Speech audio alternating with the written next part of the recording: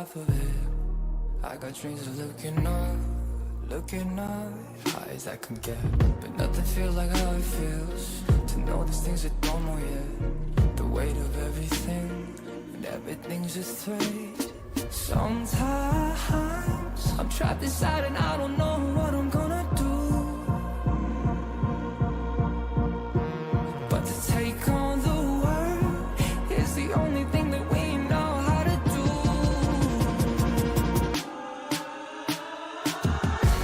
I've got dreams of finding out what all of this is for. It's you and me, and everywhere we go it leads to an open door.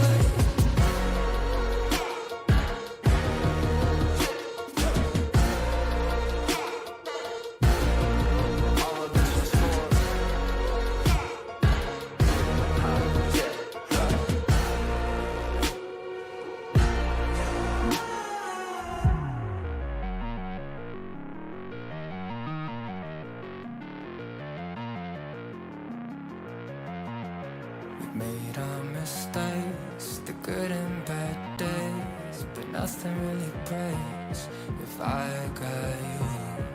Look at the sky when you go outside, and know there is nothing to keep me back from you.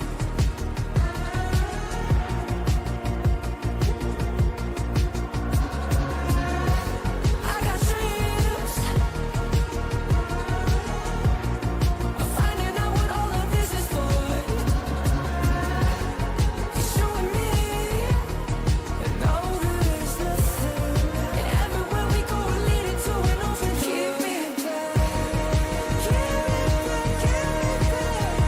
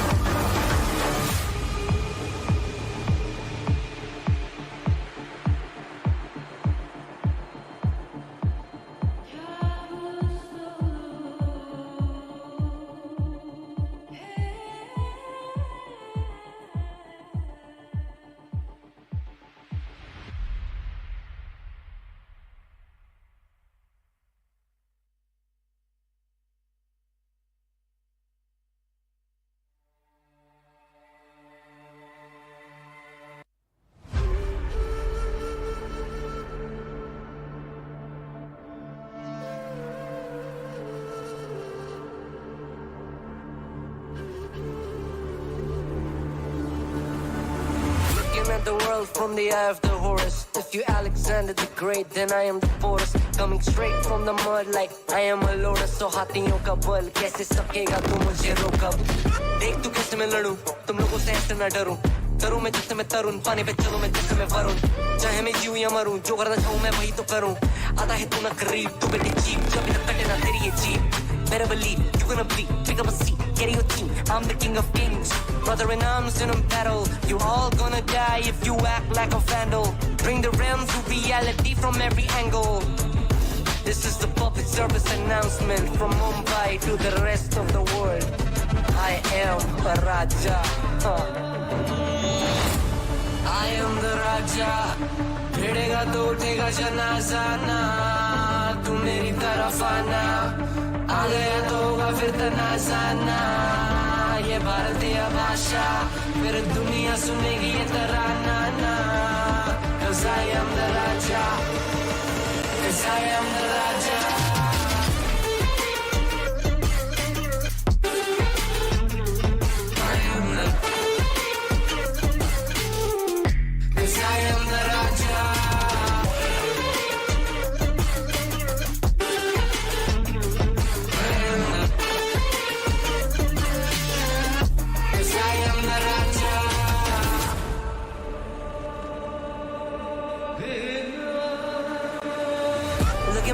What do you see? I'm more than average man. I'm a maverick, I can grow flowers on a barren land. Break a mountain with my bare hands and step back and cause a literal avalanche. Should've been about us traveling. अष्टभुजाएं मेरी जैसा मैं टरेंचुला. ना है कोई तोड़ मेरा जब से पूर्वजों का ज्ञान मिला. मेरे जैसा मिलेगा कोई ना तू और चाहे जो भी था सबकी कबर मैंने खोदी. क्या तुम लगाओगे बोलियां, कम पड़े गोलियां. चंद्रगुप्त में मौर्य या दिला तू लोरियां. Come to me and you just gonna die. That's really a given.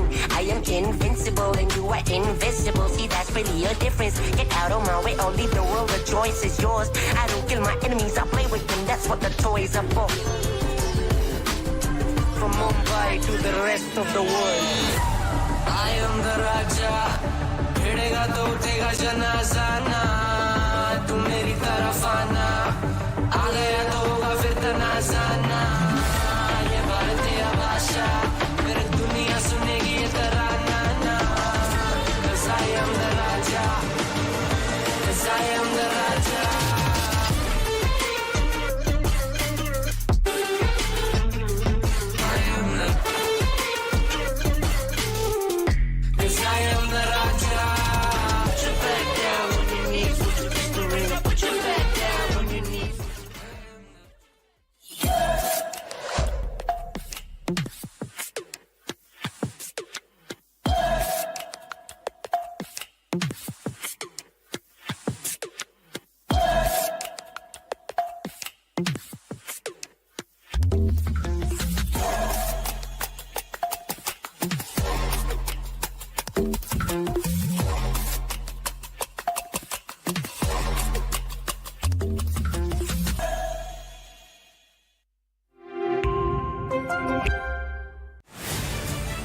To live your life the way you want.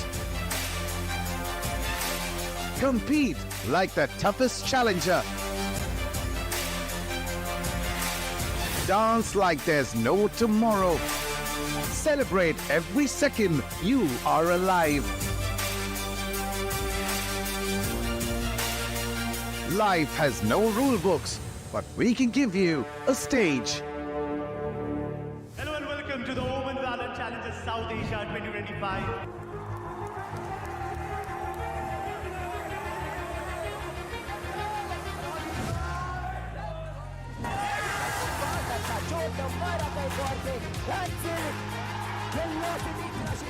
Virtually no velocity movement, right?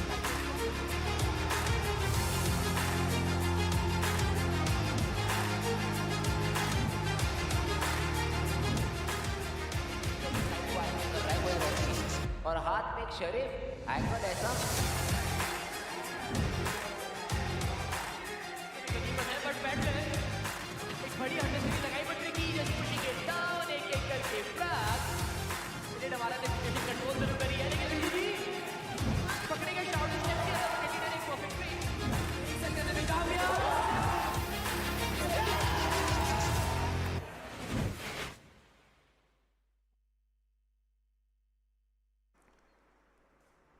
welcome to OMEN's Valorant Challengers South Asia 2025 Split 3 Day 2. I'm going to be a host of Caster Nick Rojan. Alongside with me on the panel it will be Shadow. And after watching a complete one-sided domination on the Day 1 of the Split 3, it feels like Day 2 as well should be the same.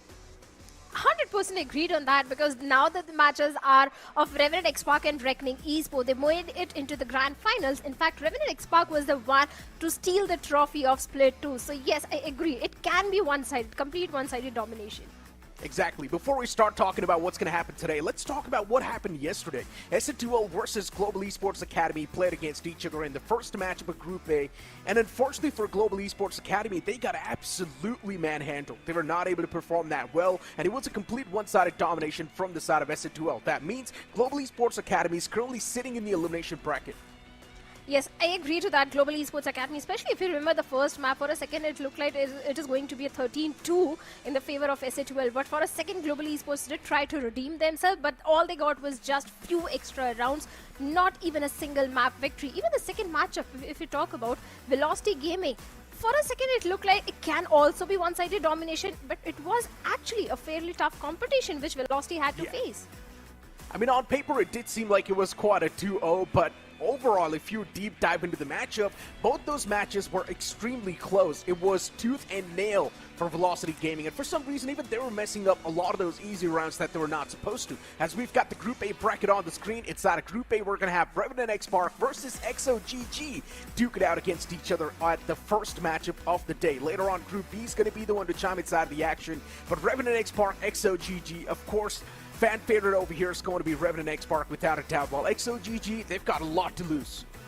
XO IND, yes, lot of pressure on their shoulder, especially the way this team has had their entire journey. So yes, it is going to be an important matchup for them as well as for the Asterisk, as both these teams have made their way into Split 3 through the promo relegation. It was not an easy journey at all, but now they have got everything to prove, and maybe if they win Split 3, they can also qualify for the Ascension qualifiers. Yeah, both these teams have duked it out against each other in the Split 2 as well, and Revenant XSpark came through with flying colors as expected, 2-0ing the likes of XO IND. But the Game 2 is going to be between Reckoning Esports and Asterisk. Once again, Reckoning Esports, the fan favorites in the second matchup of Group B. And as we all know, Asterisk, it's one of those teams that's been struggling since the start. But hopefully this time we might see a bit of that improvement, because .exe against Velocity Gaming, they did show quite a stark improvement. The improvement was definitely there from the side of .exe, but I was expecting much bigger improvement from the side of Velocity Gaming as well, but that didn't happen. The mistakes which did happen in the grand finals of Split 2, seems like the mistakes are still happening from the side of Velocity Gaming. The Mara going aggressive for the solo frag, there is no one to trade him off. So many mistakes were there, but few individual good plays were also there, Neeraj, especially the 4K from the side of Trinity. Of course, without a doubt. I mean, Trinity was the man who was single-handedly carrying the flag for his team in some of those major rounds, and we did see .exe do quite good, especially in the eco rounds, where they just had the sheriffs in the hand and the pistols in the hand. That's when .exe was able to perform. But you know what? Let's keep yesterday aside, and let's talk about today itself. Revenant XSpark's playing 5 is on the screen. Antidote, Wenka. You've also got Raw Fuel, Georgie, and Aziz. Nothing really changing in the playing 5, pretty much the same. You were mentioning about the eco rounds, and we have a team which is known for the eco rounds, Revenant XSpark. Every single time this team shines the most whenever they have a save round. Those sheriffs are literally brutal in the hands of the players of Revenant XSpark. And looking at their entire history in Split 2 as well, they were undefeatable, especially the way they had their entire upper bracket run. And seems like Split 3, maybe history can repeat. At this point for Revenant XSpark, just the pistol rounds are not going to matter, especially when we know inside of the Split 3, the competition is amped up by a mile. And let's talk a little bit more about the circuit points, right? We know in the Split 3, the circuit points are the most. So every single team over here at this point is aiming for that victory. That's the only way the teams at the bottom will stand a chance to move on towards the Ascension qualifiers. And speaking of one of the teams at the bottom, it will be XO IND. Trist, Scar, Roster, Last River, Snipist. Once again, if you talk about players like Trist, Scar, and Roster, these guys have been there inside of the pro circuit for such a long time. But once again, the team that they're playing with, it seems like it's not really able to give them that performance that they want. Let's see, last time when these two teams went against each other, the map veto was Pearl and Split, and on Pearl, they were thrashed by the players of Revenant XSpark. That was a 13-2 victory for Revenant. So yes, Pearl is definitely one of the weak map for the players of EXO IND. At the same time, Split, yes, they try to give us tough competition to the players of Revenant on the map of Split, especially Roster. He was the guy who was top fragging as a race, as a duelist. He was getting those opening frags, but somewhere Gorang was lacking behind. Even Trist was also lacking behind. That's the thing, right? Everyone needs to perform pretty much on the same level. And even if one player's not really feeling himself, that can really cost the team a lot. Unless if you're someone like Velocity Gaming or Revenant XSpark, then there will always be someone that steps up as a major hero. But especially when you're a team that's already struggling with mental confidence, that does not really have a lot of circuit points, and you're pretty much just down in the slumbers, you need the split 3 no matter what. See, whoever wins Necro Split 3, they're going to get 135 circuit points just for Split 3. So that means currently, if I'm not wrong, Revenant XSpark, what they have is almost close to 155 points. So if EXO IND get that 135 points, they can be in the top 4 and they can qualify for the Ascension qualifiers. As we all know, the top 4 are going to move on towards the Ascension qualifiers, so everyone's going to be desperately counting on the Split 3 as we move on towards the map veto. Icebox going to be the first pick, once again picked by the players of EXO IND, and then Revenant XSpark is going to be picking up Split. Interesting pick. I'm happy to see that EXO IND, they have gone for a Pearl ban, because what happened in the previous matchup, still they have not recovered from that sort of a defeat. Icebox, interesting pick. Split, last time also they did give a tough competition to the players of Revenant XSpark, so maybe there is a chance if they get Icebox and Split, maybe they can go to a decider as well. It'll be fun to see who comes out on top in this series, but as I mentioned, the heavy favorites over here, without a doubt, will be Revenant XSpark. And once again, we've got a bit of a Map 1 data on our screens. Revenant XSpark, they have managed to win 1 Icebox so far, while EXO IND, they have managed to win 2 and lose 1. They've played 3 in total. EXO IND on paper, they have played more Icebox than the players of Revenant XSpark, so they pretty much do have a lot of experience on this map compared to the players of Revenant XSpark. But since Icebox is such an OG map, I highly doubt Revenant XSpark will be struggling. Revenant has not been struggling in any of those maps. They have a 100% win ratio on most of the maps. So that is for sure Revenant XSpark, they are going to feel pretty much comfortable on Icebox as well. But speaking of the stats of EXO IND, the thing is, Necro, that these 3 victories are there in their favor, but those were the easy matchups. We can't ignore the fact those were the easy matchups as compared to this one. So it is going to be a tough nut to crack for the players of EXO IND to get victory against Revenant XSpark, be it the strong map.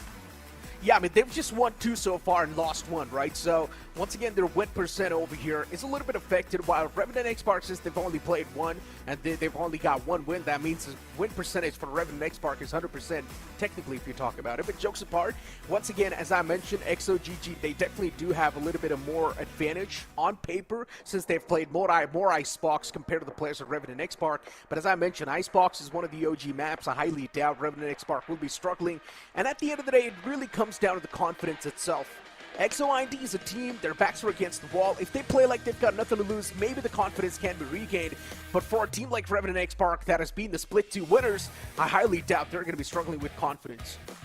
At this point, I think EXO IND, they should not get intimidated by the players of Revenant XSpark. Yes, they are one of the best top teams of our country. They have got the trophy of Split 2, but EXO IND, they need to forget everything and just play their natural gameplay with confidence. But looking at the agent composition, no big change coming in. EXO IND once again going for the double initiator composition, that Sova Gecko combination, and Jet has always been the go-to duelist when it comes to the map of Icebox. Revenant also sticking to the double initiator, but instead of Gecko, they are going for a KO pick. Interesting. Once again, for XOGG, we're not really seeing something completely new. It's one of the compositions that we have been seeing work on the map of Icebox. While you talk about Revenant XSpark, pretty much the classic composition, nothing really changes for Revenant XSpark either. And here we go. The first matchup of the series boots up on the screen now as Revenant XSpark, they kick things off on the attack, and XOGG, they start off on the defense. Exactly, Revenant on the attacking side, and already I can see a Sheriff investment coming in from the side of Georgie. And just by seeing the Sheriff, I remember one of the match which Revenant XSpark played on Icebox. Georgie was the hero of that pistol round as well. He got a 3K, and if he's thinking of replicating the same performance, EXO IND, they need the pistol to have a good start, but okay. We already have a technical pause. Good thing Oh, we it's have it never a at the good start. It's never a good start. Whenever a map starts with a technical pause, it's never a good start. I've had a long history with technical pauses, and yeah, I do not really want to recall those memories, but hopefully this time around, the technical pause is not going to be lasting for too long. The issues will be resolved as soon as possible. But once again, talking a little bit more about the possibilities that might just happen on this map of Icebox, Revenant XSpark. One good thing is that now the tally of Icebox is going to amp up to 2, so they are going to have a little bit more experienced.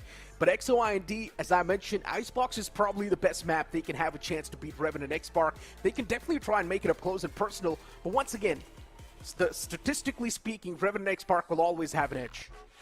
Of course, that is obvious that Revenant XSpark, they are going to have a certain edge onto the players of XO IND. But looking at the history of the players, let me remind you, Necro, that Georgie is one of the guys known for those clutch moments. And if Damara is one of the best Neon in the Indian circuit, Raw Fuel is one of the best Sova in Indian circuit. I have seen this guy do wonders with that Hunter's Fury, especially on the map like Icebox, especially on map like Haven. So Raw Fuel, Georgie, these are the two guys which XO IND need to find a way to shut them, especially need to find a way to counter that Hunter's Fury of Raw Fuel, because this guy every single time he gets a value out of that ultimate. Yeah, and speaking a little bit more about the imports, right? They've always been the backbone of these tournaments, and they've always been the backbones of these rosters. And even the same thing can be said for Revenant XSpark. When things are not really looking that great, things are looking crooked, that's when Georgie steps up. And even Aziz steps up. Aziz has been the most consistent fragger for Revenant XSpark since the start. Before now, Revenant XSpark, they kick things off with a flying color. Antidote able to find that quick 2-piece, but Scar does get that trade. At the end of the day, though, still the man advantage in the hands of Revenant XSpark, which is, of course, a great thing. XO IND start off with a bit of a disadvantage. Sniper pistol by himself, behind the yellow containers, position noticed. Aziz is probably looking to cut off his head, and at this point does spot out the peak as well. That's taken down extremely low. The Killjoy cannot really stand behind the yellow containers for too long. Gets spotted by the 0.2. Revenant XSpark taking things as slow as possible. While XO IND as well, not really someone that's going to back away just because of the fear. And what a shot that was from Scar. Deletes Ventka. Takes it down with 3v3. Revenant XSpark still, they're quite vulnerable. They seem like they might just lose it, but no, Aziz! He gets things under control as they get the A plant. Spikes planted, everything in control for Revenant XSpark. But it's a 2v3 retake, still a possible chance for the players of XO IND, because look at the HP of Georgie and Raw Fuel, 13 and 23 respectively. Even Aziz is down to 67 HP. It's one good shot to the head and things can fall in the favor of XO IND. But look at the position where Georgie is already having an off angle. The 0 point goes in to get some information, and Scar with the 3K gets a perfect shot onto Georgie. Now it's down to a 2v2 situation. The Ultra goes in and a close battle. Aziz gets snipped. And the round goes in the favor of Revenant XSpark. A 3K for Aziz, but this time the IGL himself did step up by getting the first few kills in his favor. Antidote. As I mentioned, Those two frags were very crucial for Revenant XSpark. of course, towards mid just clears out the entire push. Antidote was definitely the main man in that previous round, but still got a little bit too close for comfort. Shouldn't have been that way. Revenant XSpark should have made things a little bit more clear. But unfortunately for them, that B-take did not really work out. They showcased a bit too much of that hesitancy, and that's why it got real close. But now, as we know, Revenant XSpark will definitely have the better weaponry.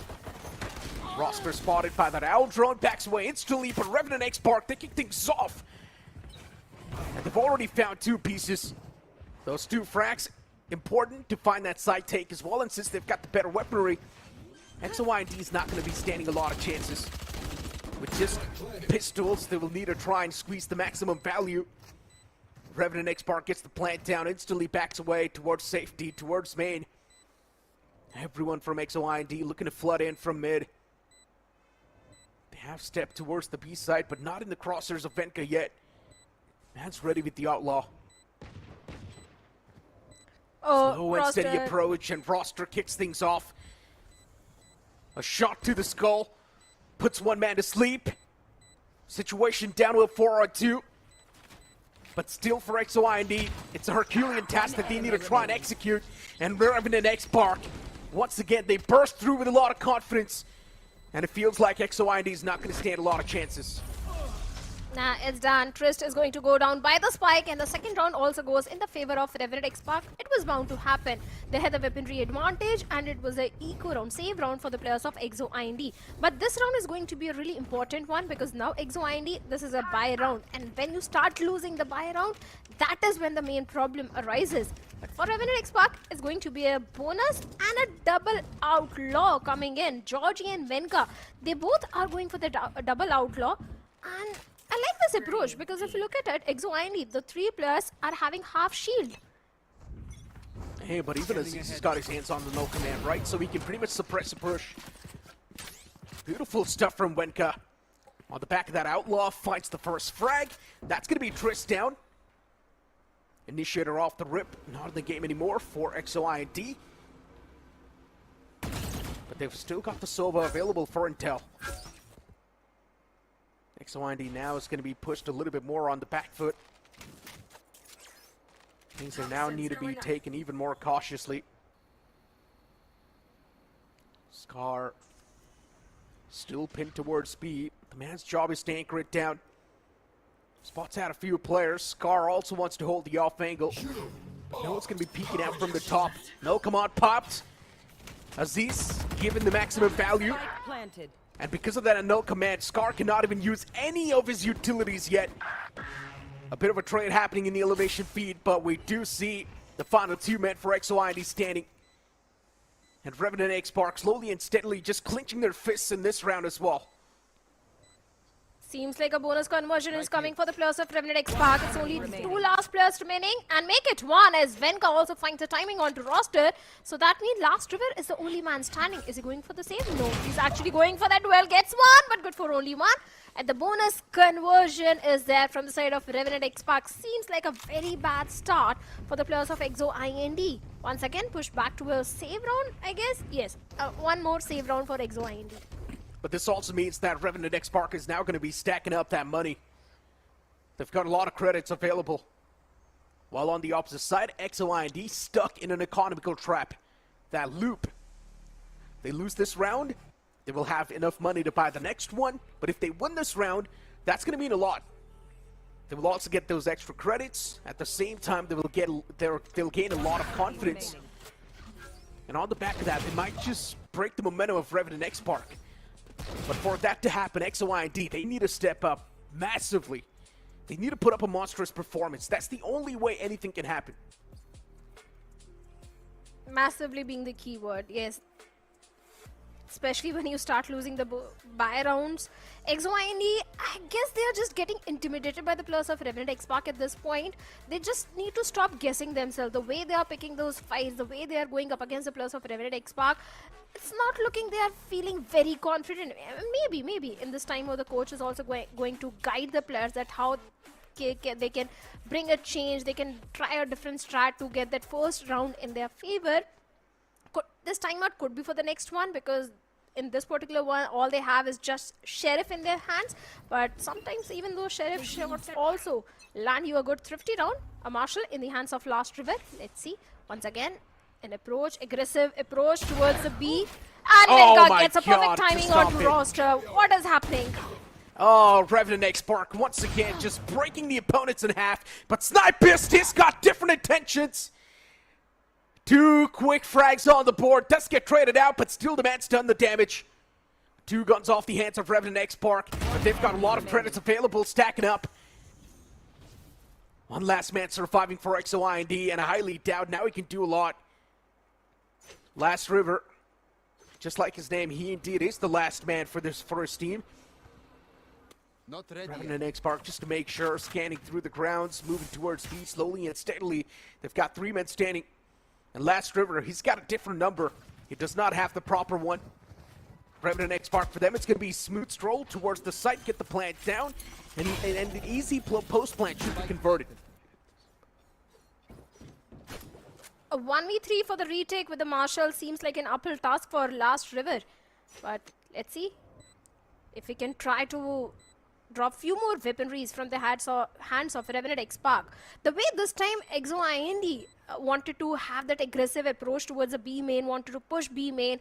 Seems like Revenant XSpark, especially Venka, was just prepared for that, and that outlaw in his hands did land him few good shots. Snippers tried to do some damage towards the side of Revenant XSpark, but that was not enough because weaponry advantage was already there, and once again Raw Fuel getting a 3k and a 4th round for the players of Revenant XSpark. But the timeout was for this particular round, Necro, because once again EXO IND, they are going to have enough credits to go for a bye. Very important round for them. Let's see, though. I mean, Revenant XSpark could definitely bring in those variations.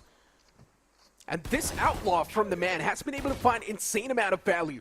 Somehow, Venka's outlaw was surviving for the 4 rounds back-to-back. Eventually, he did get taken down, though, so once again, that outlaw is out of his hands. But now he gets an upgrade. A Vandal in the hand, which might just prove out to be a little bit more destructive. Slow and steady approach, but this time I like what Tristan's doing. Pushes up way too deep. Gets a lot of intel too, knows exactly where now the foes might be. This turret, though, might just spot him out if he overextends. Aziz slowly and steadily moving back. Aziz can be caught off guard. He's got no clue what's going on. The knife is for the deep. Aziz backing away. He does not have himself facing to the foes, and eventually Trist breaks through and finds that kill.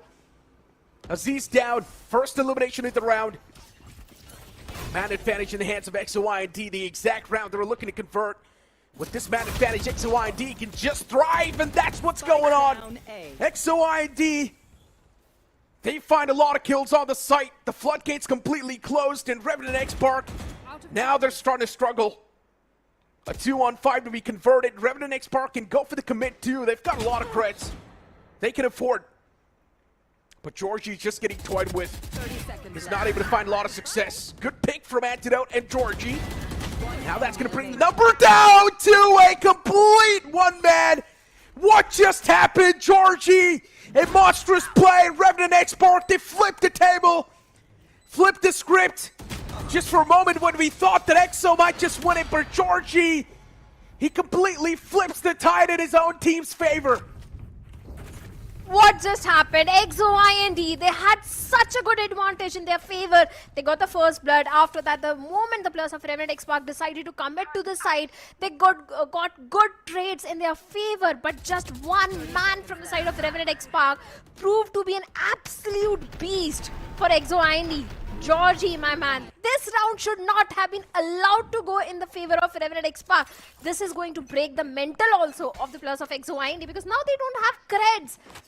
What just happened, Necro? That should not have been allowed. Yeah, that monstrous 4K from Georgie. And this is what I said, right? The imports, they've always been the backbone for a team. And once again, Georgie, now he's tasted blood. I highly doubt this man's going to be stopping anytime soon.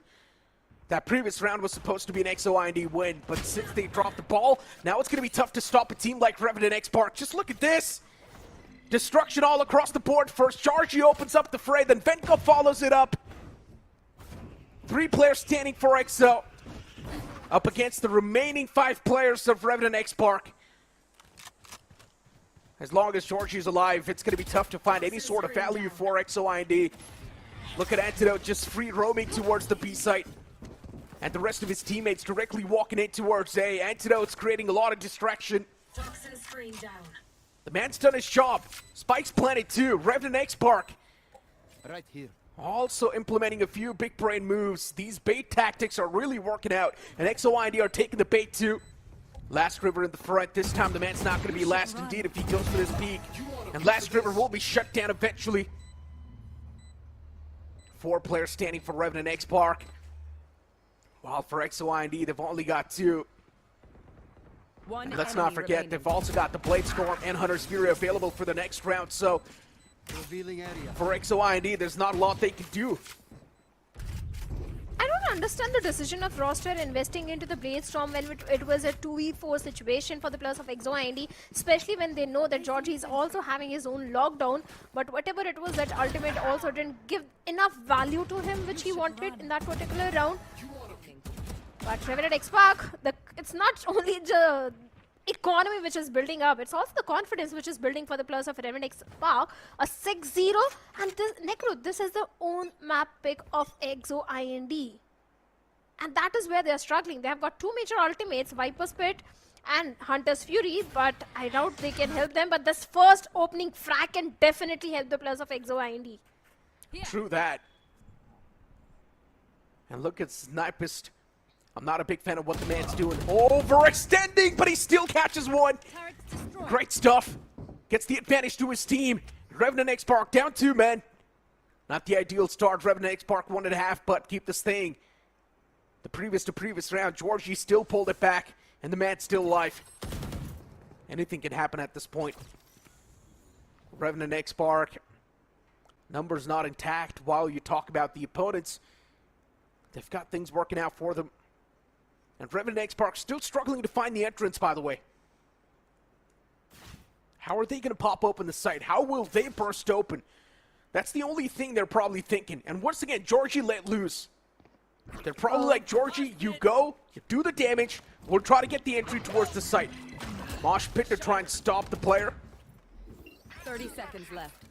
Tristan's got the number of Georgie. There's not a lot of chances Georgie will have to try and stay alive from that spot. Spike will be planted soon, so for Revenant XSpark, once again, Georgie towards mid was creating a lot of distraction, and Georgie is now able to roam around quite deep, which is not a good thing. Georgie from the back lurks up, gets an important frag, Scar down. The Viper's not in the game anymore, but EXO IND, they still reply back. Aziz all by himself, but since there is a lockdown available, he needs to back away. Gets caught though. Aziz is not going to be able to stay alive for too long, will be eliminated in the end. Ouch. The knife. EXO IND finally getting the first round in the backpack. A good round conversion, but I have few complaints. EXO IND was very much aware that what sort of play Georgie is trying to make. There is a possibility of him making a lurk play, and despite that, that guy was allowed to have 2 frags onto the players of EXO IND, and after that the lockdown was there in which Aziz was caught.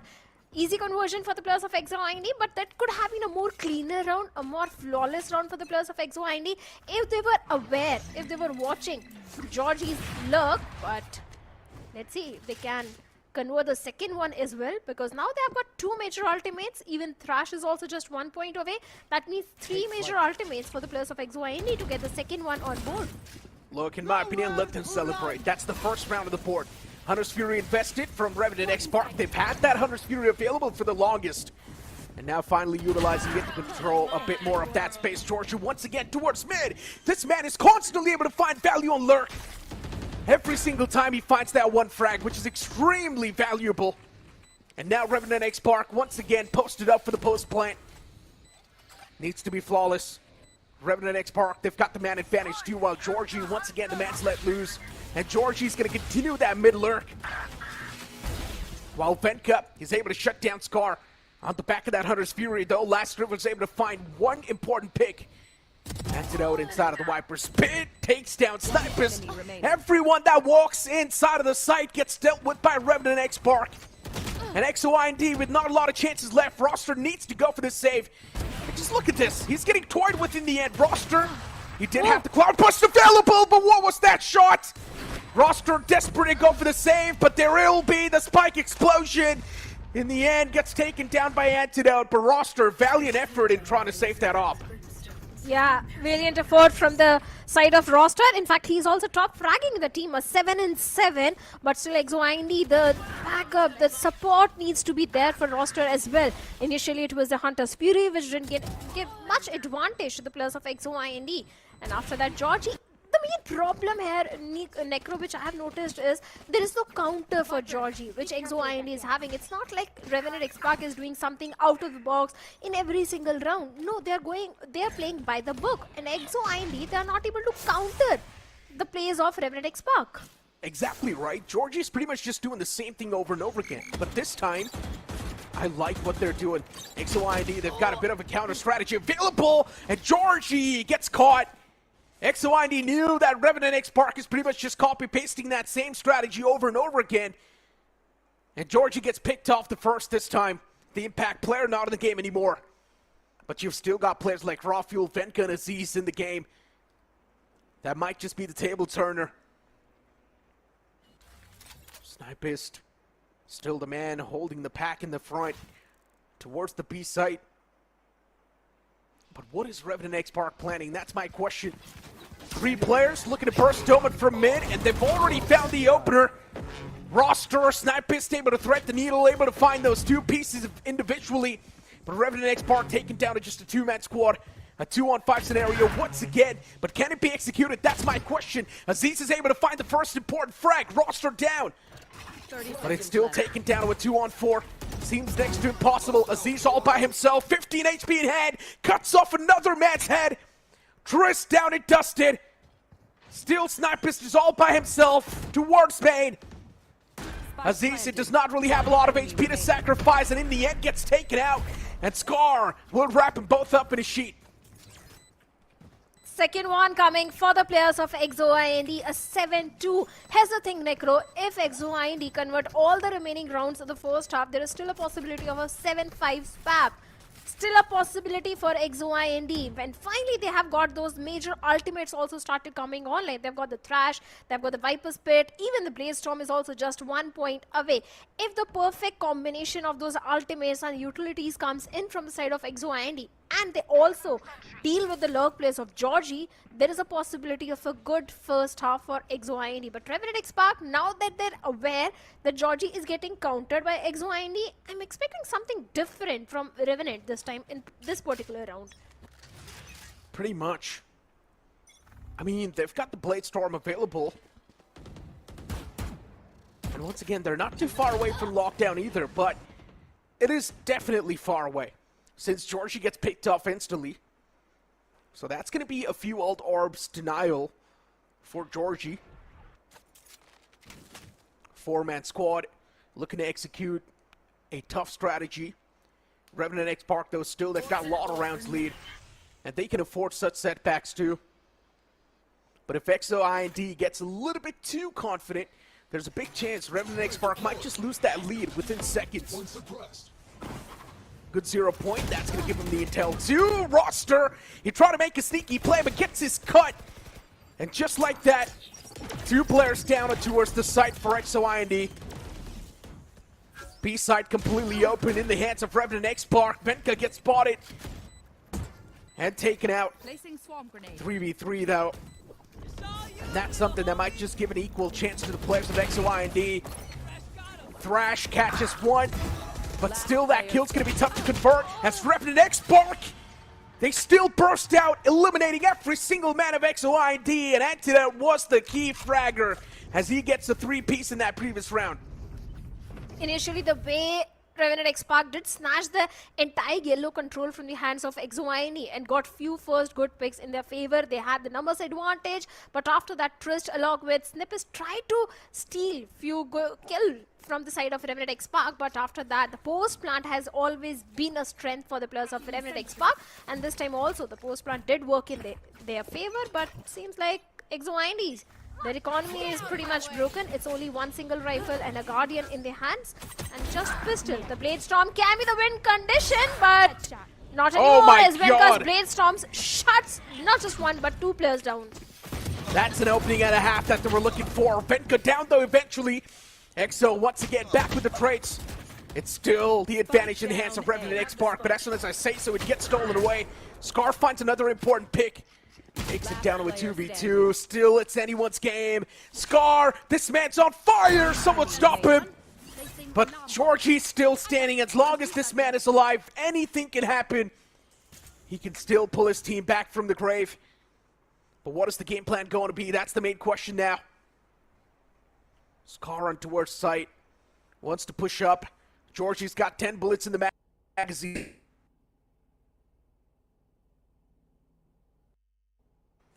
The first contact will happen, and it will be Georgie who takes him down in the end. Another round on the board for Revenant XSpark. 92 is the scoreline, and now it's looking completely one-sided. Correct me if I'm wrong, did Scar actually whiff in that moment? Because the moment Georgie took that swing, for a second it looked like it might go in the favor of Scar, but that didn't happen. But Like I said, these rounds were really important. Still, if the next 2 rounds go in the favor of EXO IND, I'm still keeping that copium alive, as Scared like to say it. A 8-4 is still a good swap for the players of EXO IND. They need the next 2 rounds extremely, desperately, whatever adjective you want to put in, but that's the gravity of the next 2 rounds. They really need, actually it's only 1 round, my bad. 9-3? A 9-3 course? Let's see. I mean, for EXO IND, it's still a Herculean task. Roster's only got his hands on the Sheriff, so that's already a tough beginning. Tough luck. Done. Revenant XSpark, look at what they're doing. Sneaky plays! Snippus catches him, though. As he's down off the rip. Scar spots another man. Venka taken care of. Revenant XSpark starting to fall apart, but that Viper gets...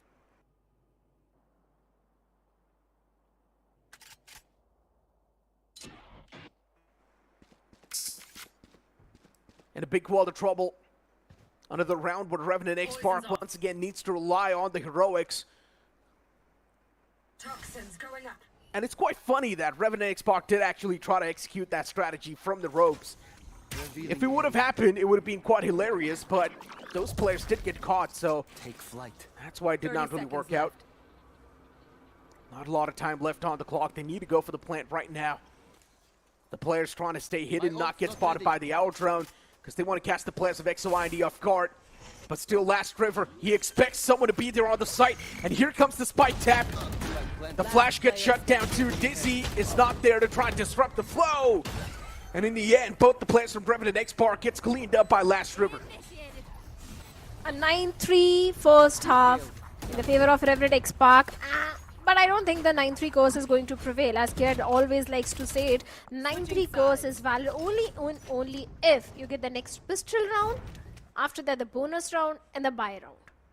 And the situation in which EXO IND is right now, the way they played the entire first half, I don't see that happening. Maybe they can get the pistol, but the bonus conversion is still going to be an uphill task for the players of EXO IND. But also we have a quiz for our audience. And the question for quiz today is, which team had the longest winning streak in OMEN VCSA 2025 Split 2? Was it Exe Esports, RevenantXSpark.exe or Velocity Gaming? And all you have to do is just scan the QR code and answer the question. I know the answer. Do you know, Necro? Yes, I do as well. But hey, it's not for us to answer, it's for you guys to answer. So scan that QR code and give us your answer right now. Back towards the game, though. Revenant XSpark. Once again, pretty much looking to execute that same strategy. While EXO IND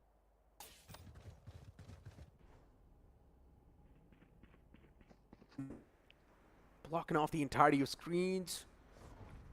A bit of that vision too if someone does try to go aggressive. Venka's positioned towards the off angle on top of the screens.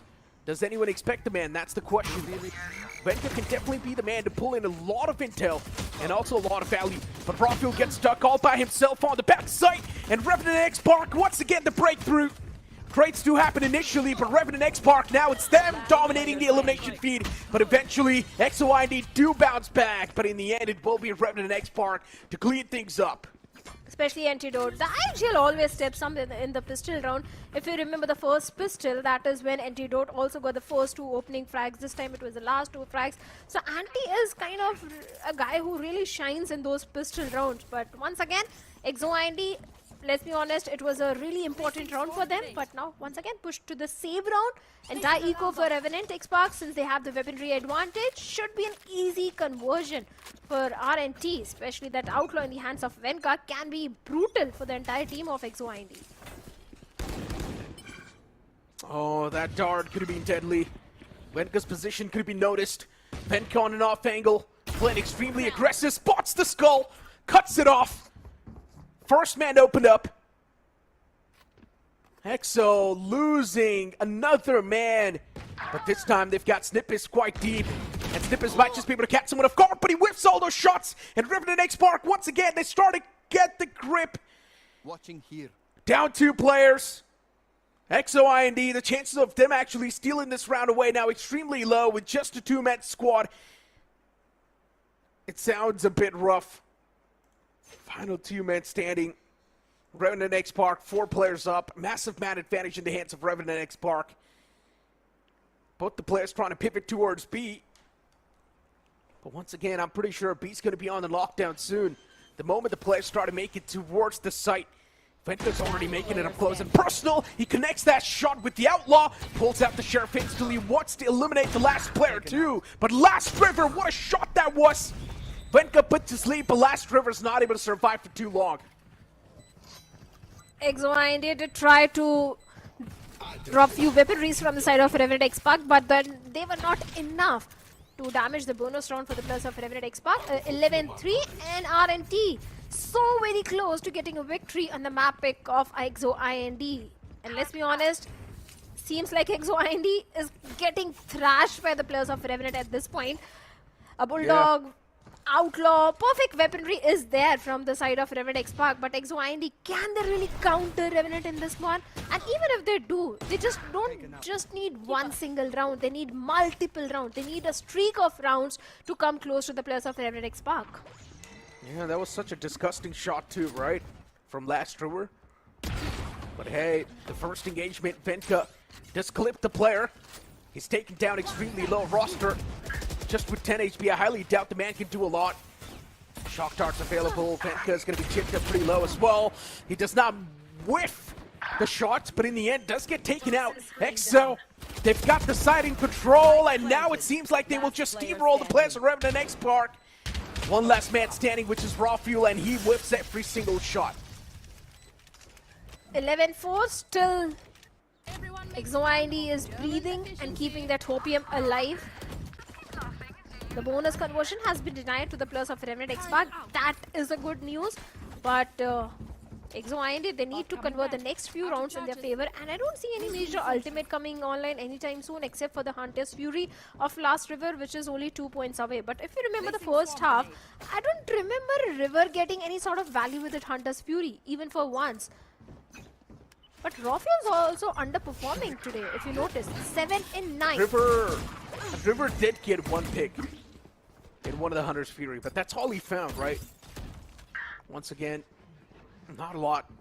Revenant XSpark getting pushed on, and it feels like the opponents have already pushed way too deep. Another man shut down. 2 players fall apart instantly. B site's gonna be tough to take. And one thing is for sure, XO IND have realized that.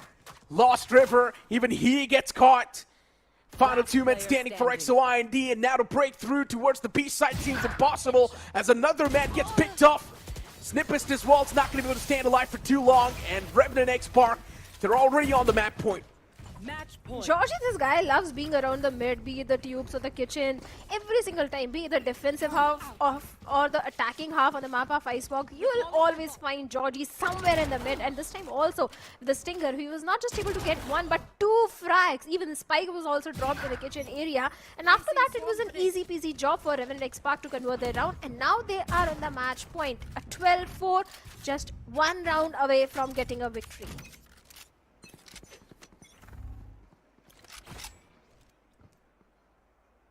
Got to be a beat take.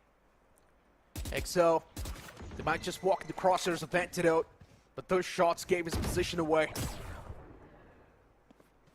XO making a bit of a sound, and what a shot that was! Disgusting tap! Snip is put to sleep. Venka on the lurk. The man's already found a lot of intel. Now they know every single person from XO is towards the B site. A flash and a peek from Antidote, should be able to catch one, but no, he whips those shots, but it's completely fine. Everyone is strapped to Earthmaid, and Georgie, he's a monster waiting to devour the players, and in the end, XO IND, they don't stand a single chance as Revenant XSpark, they devour them. Absolutely one-sided domination from Revenant XSpark, a 13-4, and that too on the map pick of XO IND. Seems like we are again going to witness a 2-0 because the next map is the map pick of the players of Revenant XSpark. There was no counter for Georgie, be it the pistol round or a full buy round, whatever it was, there was no counter coming in from XO IND for Georgie. Even in the last round, if you notice, it was a complete Georgie show in that round.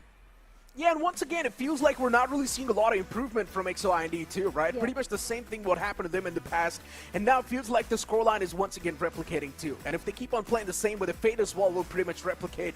We might just see them move down to the elimination bracket, which is not a good thing. And once again, it just blows for that team that they're facing off against someone that this is extremely strong, right? They're facing off against Revenant XSpark, the winners of the split too. I do understand it will be a tough conversion, but hey, at least go out with a bang. At least give a tough fight and show that you have improved a bit.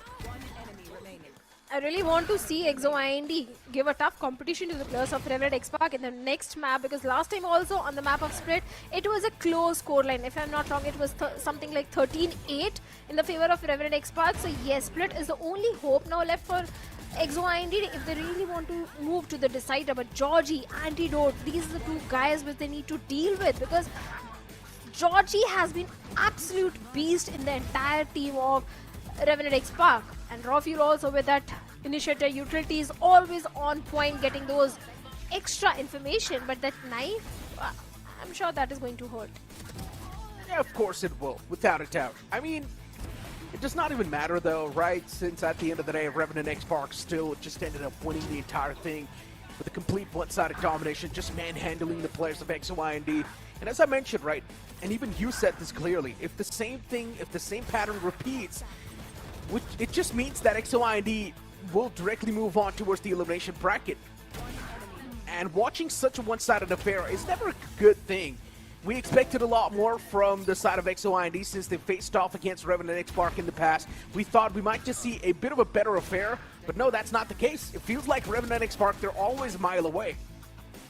Obviously, Revenant XSpark, considering the experience which this team and the players already have, they have played so much Valorant. Their journey in Split 2 and Split 1 was completely upper bracket journey. The confidence is oozing out of them. But on the other side, for EXO IND, it was never an easy journey, and especially the way they had to go through Promo Rero and then qualify for the Split 3. But this time, the MVP has to be the man himself, Georgie. Of course. We have already praised him enough. 20 kills. And the highest record has been, if I'm not wrong, 39, which SK Rossi had in Split 2 Grand Finals.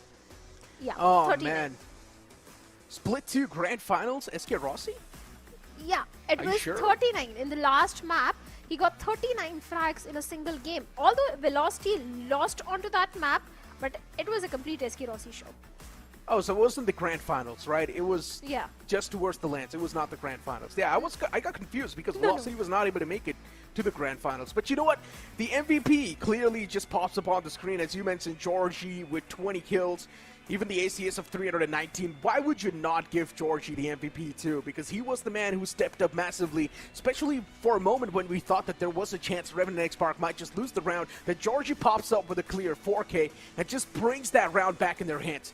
And those were some insane snaps too. For a moment, both the players of XO IND did go for that double peak, but Georgie just snapped onto their heads and instantly eliminated both of them. We've got the stats as well. I mean, even when you talk about the first frags, Revenant XSpark, they've got the lead over there. It's a clear disbalance. Yeah, 11 and 8. But looking at the player stats also, the MVP from the side of EXO IND is Snippist. Yes, he was getting few good frags, especially with that Sheriff in his hands, but that was not enough. You need the backup of your teammates, you need to have the trade game, you need to find counters to your opponent, but that was not happening for the players of EXO IND. But still, Snippist, a good performance, 13 in 13, 2 assists as a KJ.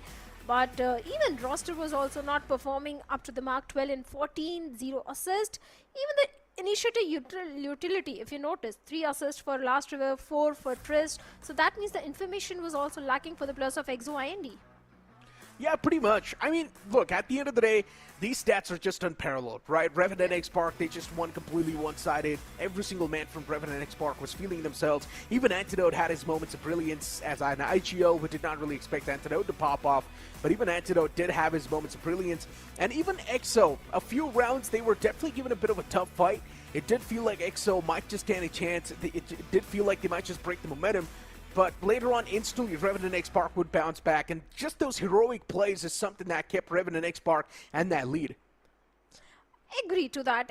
Revenant XSpark was constantly in the lead, especially Georgie B, the attacking half and the defensive half. He was always lurking around the mid, having that entire kitchen control, and EXO IND was not able to find any sort of counter to that. Even the lurk players were also there from other players. It was not only Georgie, the other players were also going for those lurk plays. And even if the players of EXO IND knew that, if you remember in one of the rounds, Georgie was spotted around the kitchen, and despite that, he was able to get 2 frags onto the players of EXO IND by going all the way towards the spawn, and that should not have been allowed at all, because EXO IND was aware that the player is already there.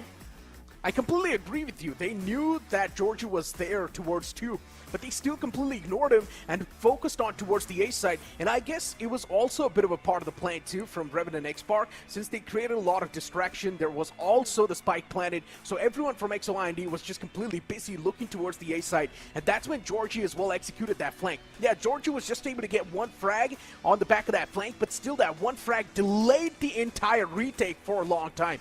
But with that being said, for now, it's time for us to toss to a short break before we move on to the second map of the series. Here we go! What's this?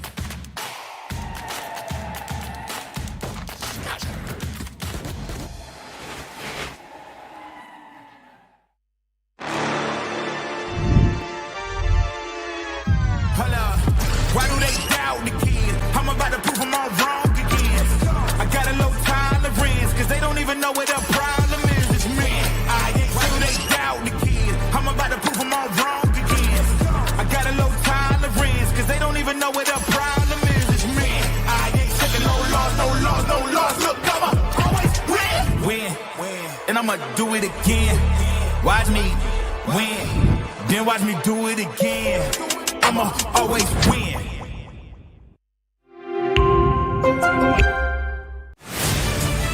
To live your life the way you want. Compete like the toughest challenger. Dance like there's no tomorrow. Celebrate every second you are alive. Life has no rule books, but we can give you a stage.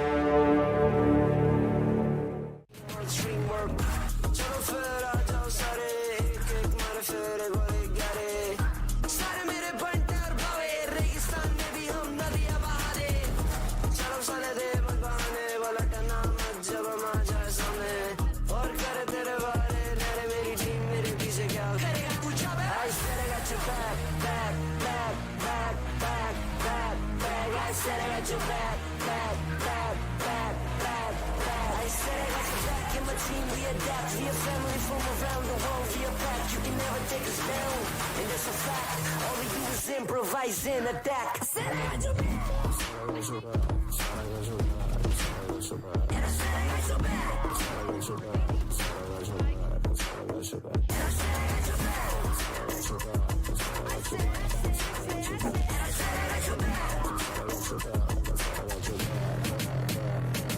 हम खड़े से यहीं ऊपर आसमान नीचे जमीन पूरा है अब हमें यकीन बढ़ते रहना आगे और चढ़ते रहना ऊपर साथ मेहनत है और हमारा जमीन खुशी होना कमी जीत की तरफ है बढ़ते जाना लड़ते जाना कभी माननी है हार नहीं we work hard and we play hard चाहे जितना भी दिखे हम गंभीर चलो करें मजे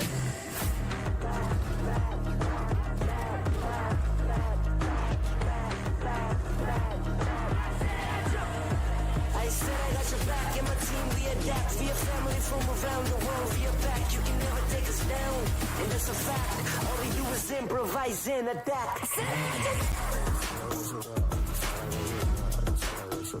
said I got your back.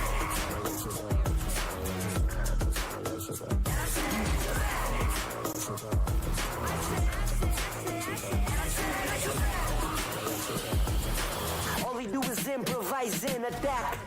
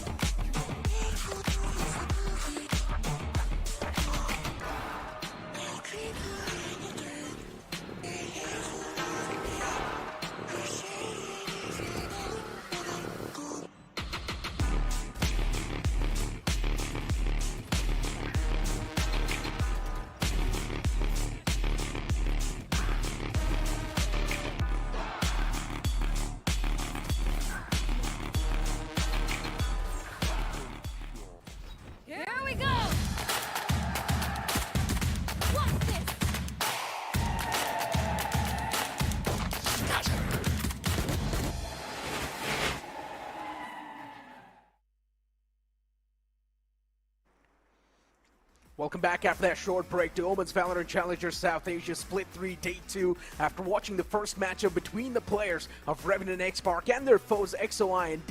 It was a complete one-sided affair on the map of Icebox, but still the series remains as we now move on towards the map of Split, which will be the second map of the series. And Shadow, what are your expectations towards Split? A close matchup. That is what I want to see, and I'm up for any sort of a disappointment or anything because I really want to see XO IND win against the players of Revenant XSpark, because last time when they went against each other on Split, that was a 13-8 affair in the favor of Revenant. But this time I really want to see XO IND go for those counter strats against Revenant XSpark. Maybe you want to see something like what happened to Velocity Gaming yesterday. The second matchup was extremely close. Velocity Gaming, it felt like they started to sweat. And maybe you definitely do want to see Revenant XSpark as well being pushed to their absolute limits. There's definitely a big chance it might just happen on the map of Split. But as you mentioned, even for Revenant XSpark, since that was a bit of a close affair against the players of XO IND, Revenant XSpark might just come in prepared. What do you think? There is a possibility, a strong possibility, because last time also Aziz was popping off. In fact, he was the guy to get 31 frags against XO IND on the map of Split, and maybe he can also feel himself again. But we also have something for our audience, a quiz. And the question is, which team had the longest winning streak in OMEN VCSA 2025 Split 2? Options are Revenant Esports, RevenantXSpark.exe or Velocity Gaming, and all you have to do is just scan the QR code and answer the question. There is something for everyone, for the casters as well. The enjoyment is there, and for the audience, the VP points and everything is also there. The only reason I was laughing is that .exe was an option.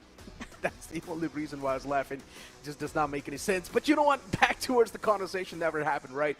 Since now we know the upcoming map is also going to be the map of Split, I generally do expect, I don't really think there's going to be a lot of possible changes, especially when it comes to the Asian composition too. I think both the teams will try to stick to their comfort zone, which makes a lot of sense too, especially for XO IND. It's better to stick to their comfort zone, because if you are going to try and get new things on the board which you're not really properly prepared for, Revenant XSpark will definitely punish you. I agree, and at this stage I don't think XO IND can afford any sort of experimentation. Revenant XSpark on the other side, since they have already qualified for the Ascension qualifiers, I would love to see any sort of experimentation from the side of Revenant XSpark, because this is a stage where they can try to do something, try to go for a different composition. But looking at XO IND, previously they loved to go for the Breach Teho composition on the map of Split. Yeah. Maybe there's a big chance Revenant XSpark will take this matchup extremely lightly, and they might just go extremely aggressive, not really think a lot before making any sort of pushes. So there's definitely a big chance that Revenant XSpark will not really think through a lot of the decisions they might make on this map of Split, since they already won the first map completely one-sided with a 14-13, with a 4-13 scoreline. But as we move on towards Split, XO IND is going to kick things off with defense, and Revenant XSpark once again will kick things off on the offense. In the previous map, Georgie was a pain, and now in this one, I really do want to see what sort of a change we're going to see from Revenant XSpark. One big change is going to come. The two duelists, Aziz and Venka, they are going to pop off. They are not going to give any sort of kill to Georgie, because last time also a similar thing happened. Georgie loves to play Teho on this map, and his utility, those assists are definitely there from his side, but is there any change? Actually, yes, there is a change. This time Revenant XSpark, they're going for a deadlock pick. Interesting composition. Hey, you wanted to see some experiments, right? And there we go. Revenant XSpark bringing in a new composition on the board. It's going to be an interesting one. Let's see how Venka is going to be suiting up with that deadlock, since now the man needs to play a little bit more passive. He cannot really have those aggressive instincts take over. But since Revenant XSpark is one of those teams that's already qualified towards the Ascension qualifiers, maybe they can afford for a bit of that risky play too. We might just see Revenant XSpark just go completely guns blazing, not even care about a thing, just go extremely aggressive. That might just happen. There is a strong possibility. In fact, I like the pick of Deadlock as well on the map of Split, because we know this is one of those maps where you need to have that entire mid control, mid setup in your hands. And Venka with his utilities, those barrier mesh, sonic sensors, he can definitely go for that entire mid block for the players of XO IND in the attacking half. So many possibilities are going to be there, but this time towards the mid we have Astra from side of XO IND, but the entire focus of Revenant XSpark is towards the B side, where we have a solo anchor, that is Scar, and of course those tripwires, those camps are already there. I like the approach. Revenant, instead of going an aggressive stance, taking an aggressive stance, they're taking their sweet time to go towards the B hit. And makes a lot of sense too. Looking at the agent select of XO IND on paper, they're the ones supposed to be extremely aggressive. But Revenant XSpark this time, on the back of that double satchel, they directly move on towards the site. Trades happen back and forth. Situation's taken down to a 3-on-2. Revenant XSpark with the man advantage, but XO bringing in that Reyna, which is definitely quite interesting. A Reyna pick, it's not really something that is that common, especially when it comes to the competitive scenario. And well, I guess now we know why people do not really go for the Reyna pick. Yeah, a change in composition from the side of Exo IND. At this stage, I was not anticipating at all. But since it's already there, a double duelist composition from their side, Astra also in the mix. I do understand the pick of Astra on such map. The gravel, those smokes do come handy for you. But you also need to execute the composition. Picking the composition is an easy job, but executing the composition is a difficult job. And seems like in the pistol round, at least, Exo IND was struggling. And now, better weaponry in the hands of Revenant XSpark. A cipher cam towards the A ramps to give all sort of information. But looks like this time Revenant XSpark, they want to explore mid.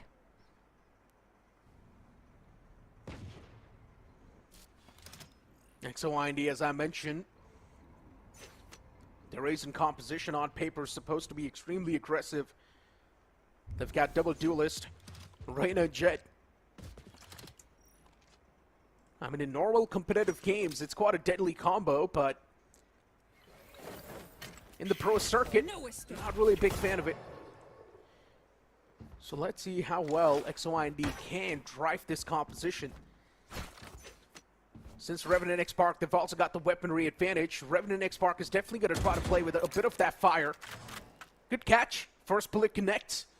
Instantly the man backs away. Aziz with his Vandal. This man is definitely looking to disrupt a few flows himself. And now Aziz, he finds the first man too. Snippers down, Aziz! It's a chain reaction as the man finds two pieces instantly. Does get traded out in return though, but it's still not going to be that big of a disruption. The spike gets planted. Revenant XSpark with all the advantage in the world in their hands. One man's already crossed on towards the site. Roster, this is a sneaky man right here. All the way towards the site, gets shut down in the end. Revenant XSpark, smooth sailing in the second round too. That was bound to happen. They had the better weaponry, and Exo IND, all they had was just pistol. But this is going to be an important one, and seems like a glass cannon operator in the hands of Sipist. A major buy coming in from the side of Exo IND. Let's see if they can get the perfect value out of that operator or not, because this is a really important one for Exo IND. If they lose this one, seems like we are going to witness a deja vu moment of the previous matchup. They can't allow Revenant to convert a bonus round at this point. This is a nice spot.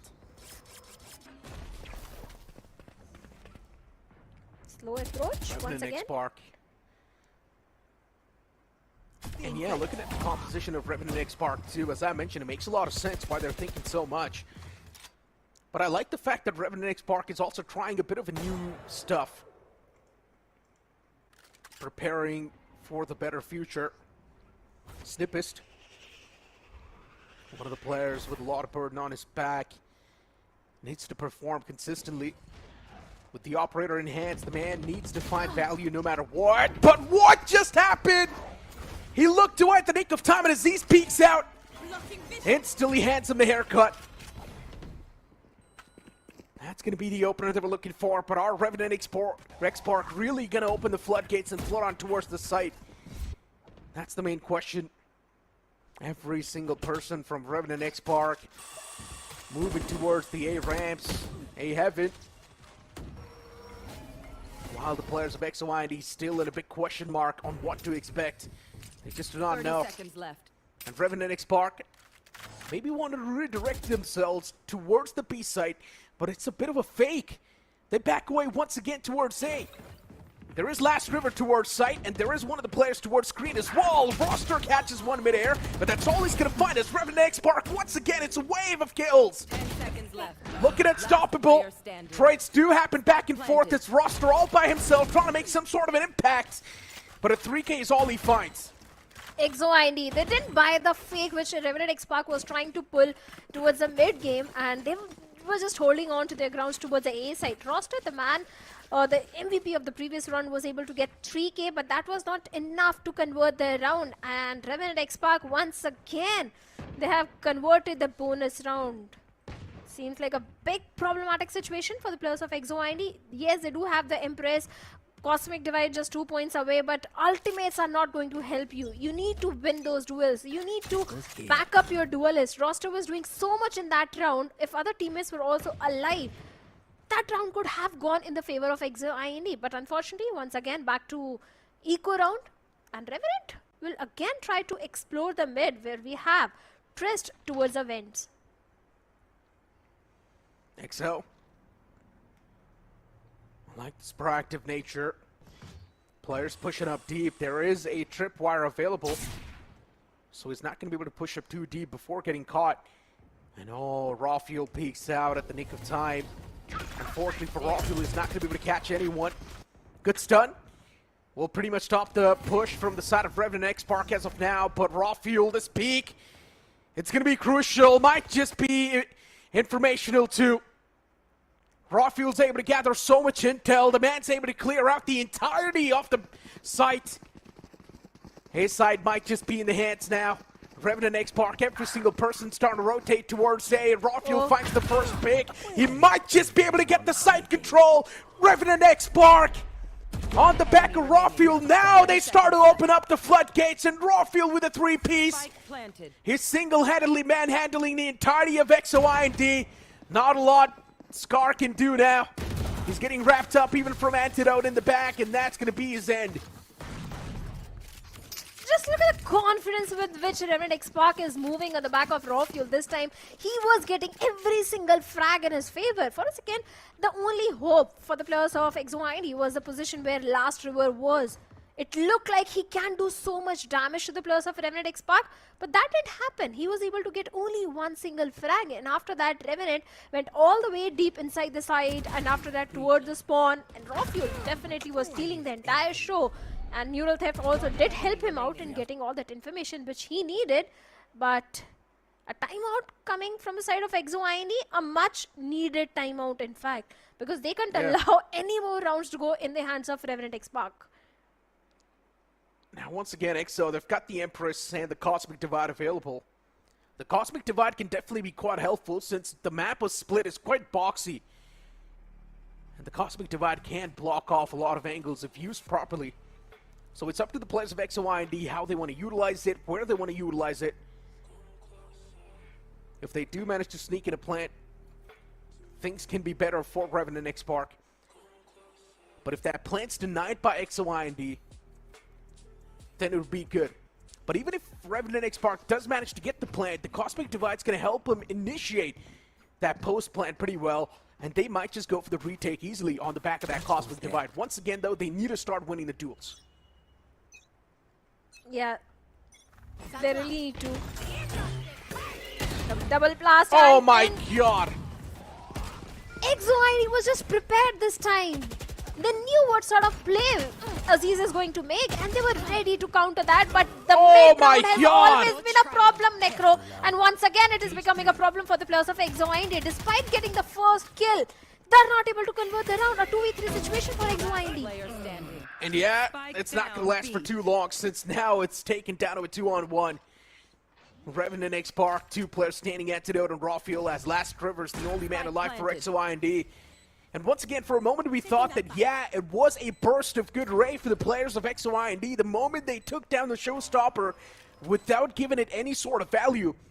But then they messed up big time, and Last River's now taken down extremely low. And in the end, even the concuss, even the pull gets activated. It's done. There's not a lot of ways Exe IND now can start to initiate that comeback because the wind is completely taken away from the sails. Back-to-back 5 rounds have been converted by the players of Revenant XSpark. Yes, initially Exe IND did manage to counter that, did manage to stop that showstopper, but after that, what is happening in the mid-round? And that was a problem with Exe IND in the previous map of Icebox as well. If you notice, despite getting the first kill, they were not able to convert the round. The mid-round conversion has been a problem for Exe IND. Where are those ultimates? Where are the pairing of those utilities? these sort of things are missing completely from the side of XO IND. And now a judge in the hands of Trist. Can he get something? And the answer is no. Oh Aziz my gets God. 2. This man's an absolute monster. On the Duelist, he is always exceptional. Outstanding performance from the man every single time. Spike planted. They've got the Blade Storm and the Empress available in this particular round, but since Last River's taken down, they cannot even initiate the retake properly. There's no Cosmic Divide to do so. Scar's going to get his hands on the Neural Theft only if he manages to get a pick over here, which is going to be extremely tough. But there is Antidote available, and he's challenging every single person for a duel. A flawless round conversion from Revenant XSpark yet once again. 6 rounds back-to-back on the board. XO IND still yet to open up their account. Once again, XO IND getting stuck in that economical dead cycle. Important round once again, but can they convert? That's the main question. A glass cannon operator we saw previously also in the hands of Snippest, but he was not able to get anything out of it. But seems like he's once again going for that buy. But buy rounds, save rounds, everything has been a problem. Where are those ultimates? Cosmic Divide, Empress, Neural Theft. They need to pair them up. Revenant XSpark once again going for an A execute. The tripwires, the Cypher Cam. Cypher Cam is going to give all the information which XO IND needs. But they can they counter that with that information? Can they counter Revenant XSpark? Finally, the Cosmic Divide has been invested. Yeah, once again, that's the thing, right? The communication, it feels like in XO IND is not fluid enough. And what am I watching? You blink it and you miss it instantly. 3 players down will make that 4. Georgie, Aziz, Profil, every single player is just popping off. Another flawless round. XO IND is getting absolutely disrespected.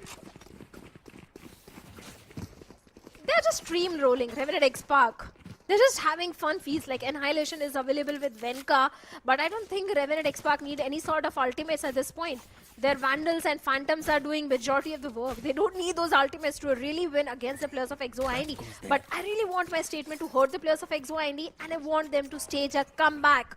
This goes here. Oh, this is Now only. Get the next 5 rounds converted in your favor and get the map victory of Split and move to the decider. But seems like I'm being highly optimistic at this point, to the point of being delusional. Because they don't have weaponry. It's only a judge in the hands of Trist. Oh, here we go. Annihilation utilized.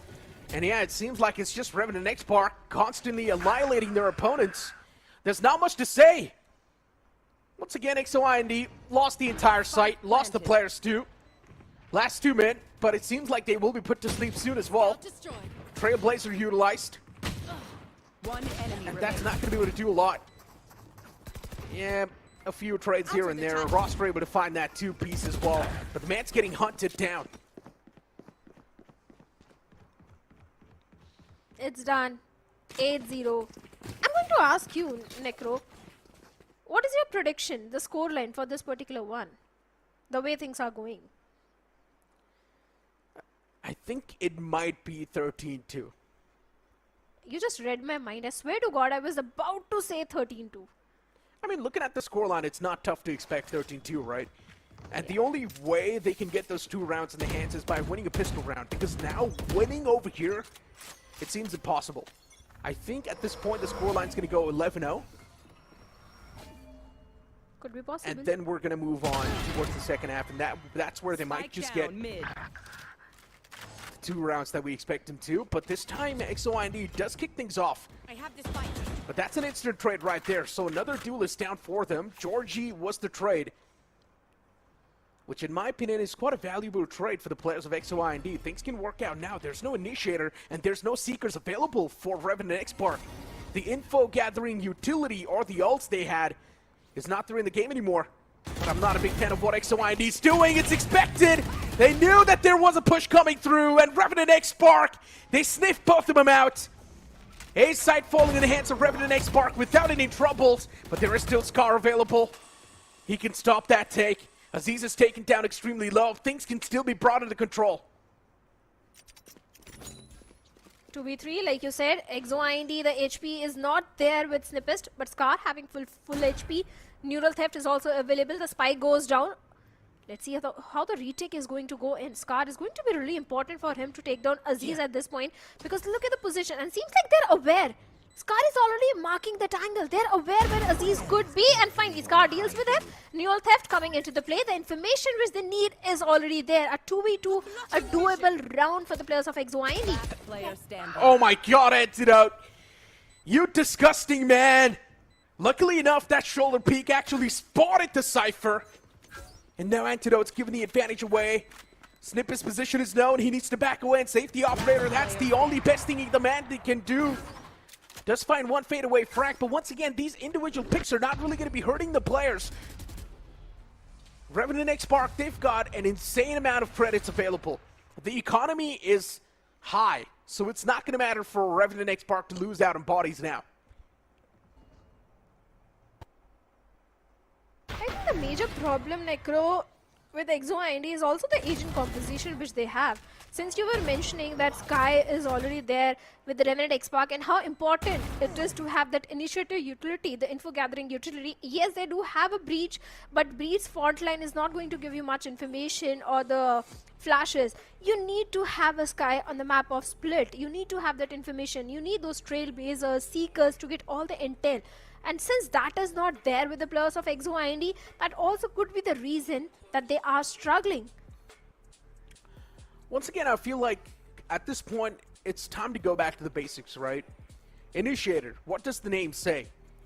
Initiator, which means you use it to initiate things. And when the initiator is just not there in the game anymore, that means you're playing with a lot of unwanted risk. And that's what Revenant XSpark did in that previous game. They did not have the proper initiator abilities to use. They did not have the initiator that was supposed to gather the intel. But Revenant XSpark still, just on the back of that firepower, they moved in towards the site and they directly got the control in their hands. And at this point for EXO IND, no matter what they're trying to do, it's just not really working out. A 9-0. Only 3 rounds left in the first half. And if EXO IND doesn't convert either of them, it is going to be a 12-0.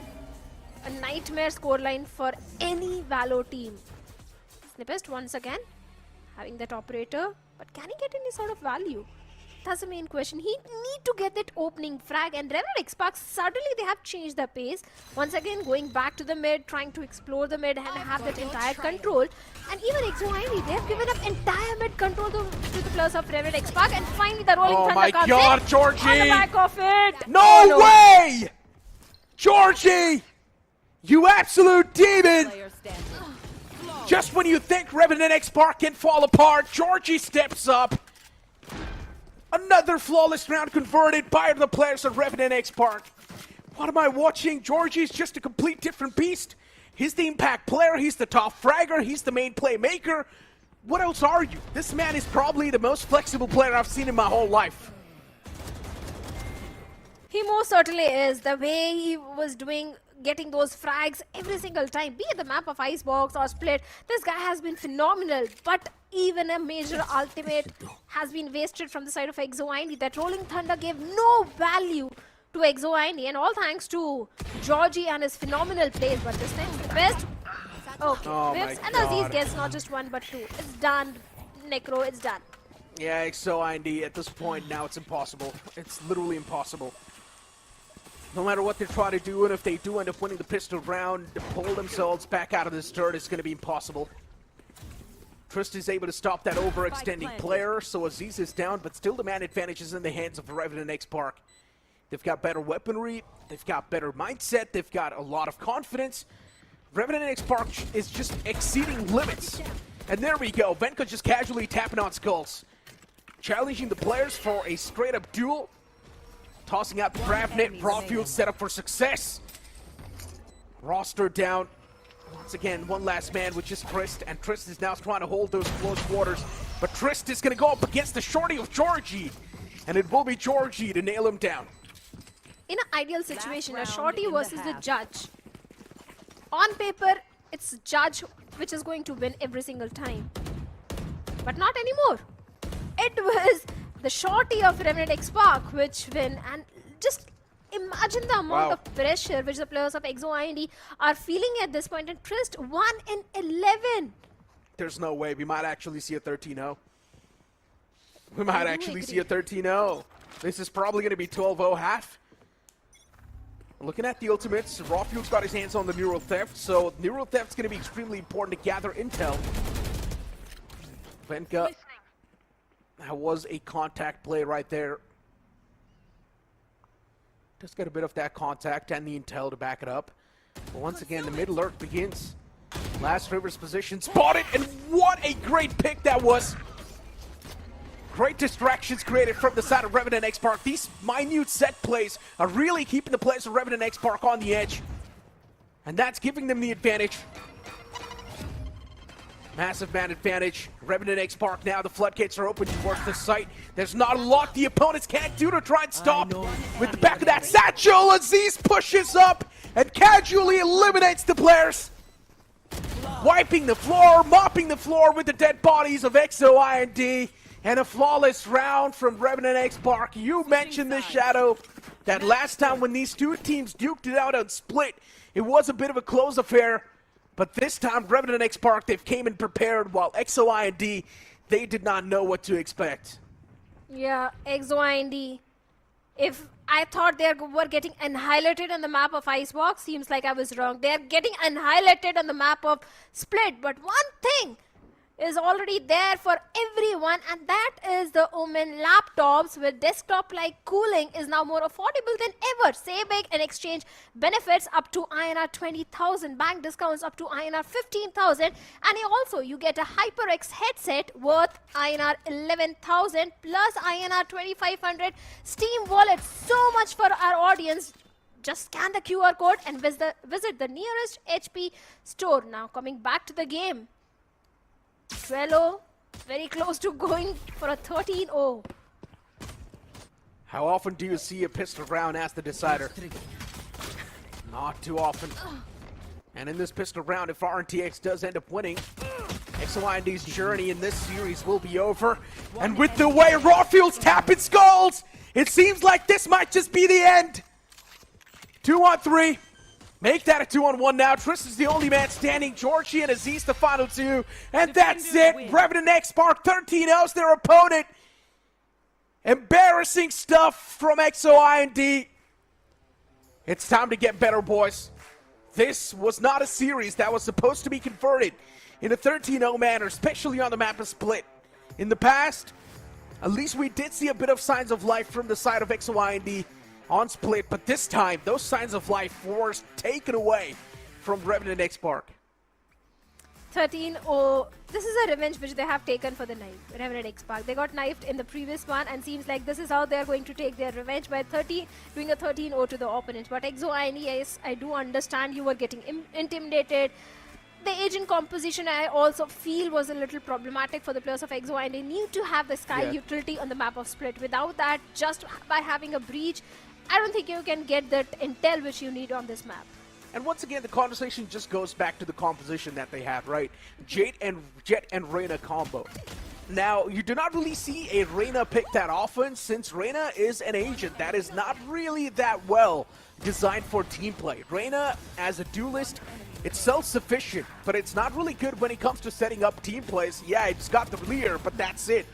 That's the only thing you can utilize to try and support your team, while the rest of it, you can't really do a lot. So in general, for Reyna to be activated, you also need to get those picks, and that right there was not too good, because XO IND was just not able to find those initial picks.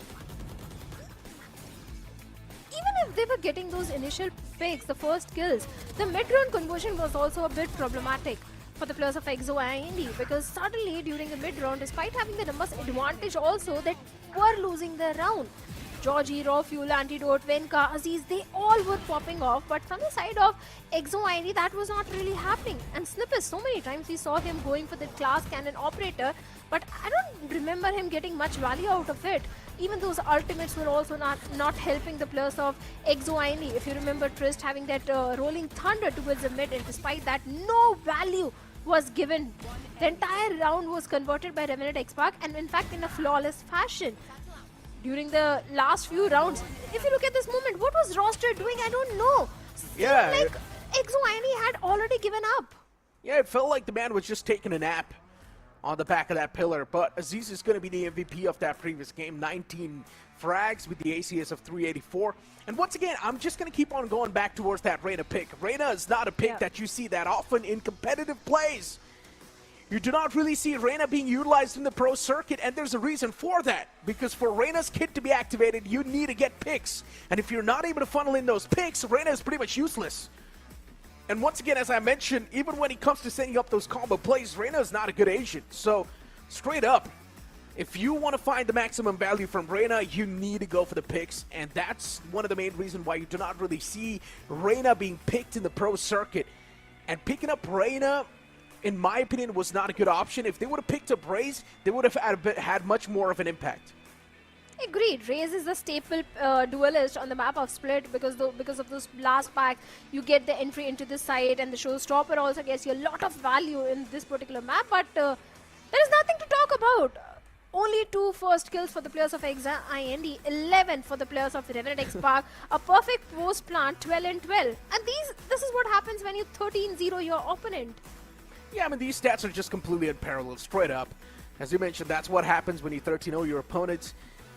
There's just no way in the world you can try and compare these stats to each other. This is just embarrassing for XO IND, and in my opinion, you should just be back a little bit more prepared. Now they're going to move down all the way towards the elimination bracket, which is of course going to be another sword on top of their necks, and if they do not perform over there, they will be eliminated, and they're also not going to move on towards the Ascension qualifiers because only the top 4 from the circuit points will move on towards the Ascension qualifiers, and this team is not even close.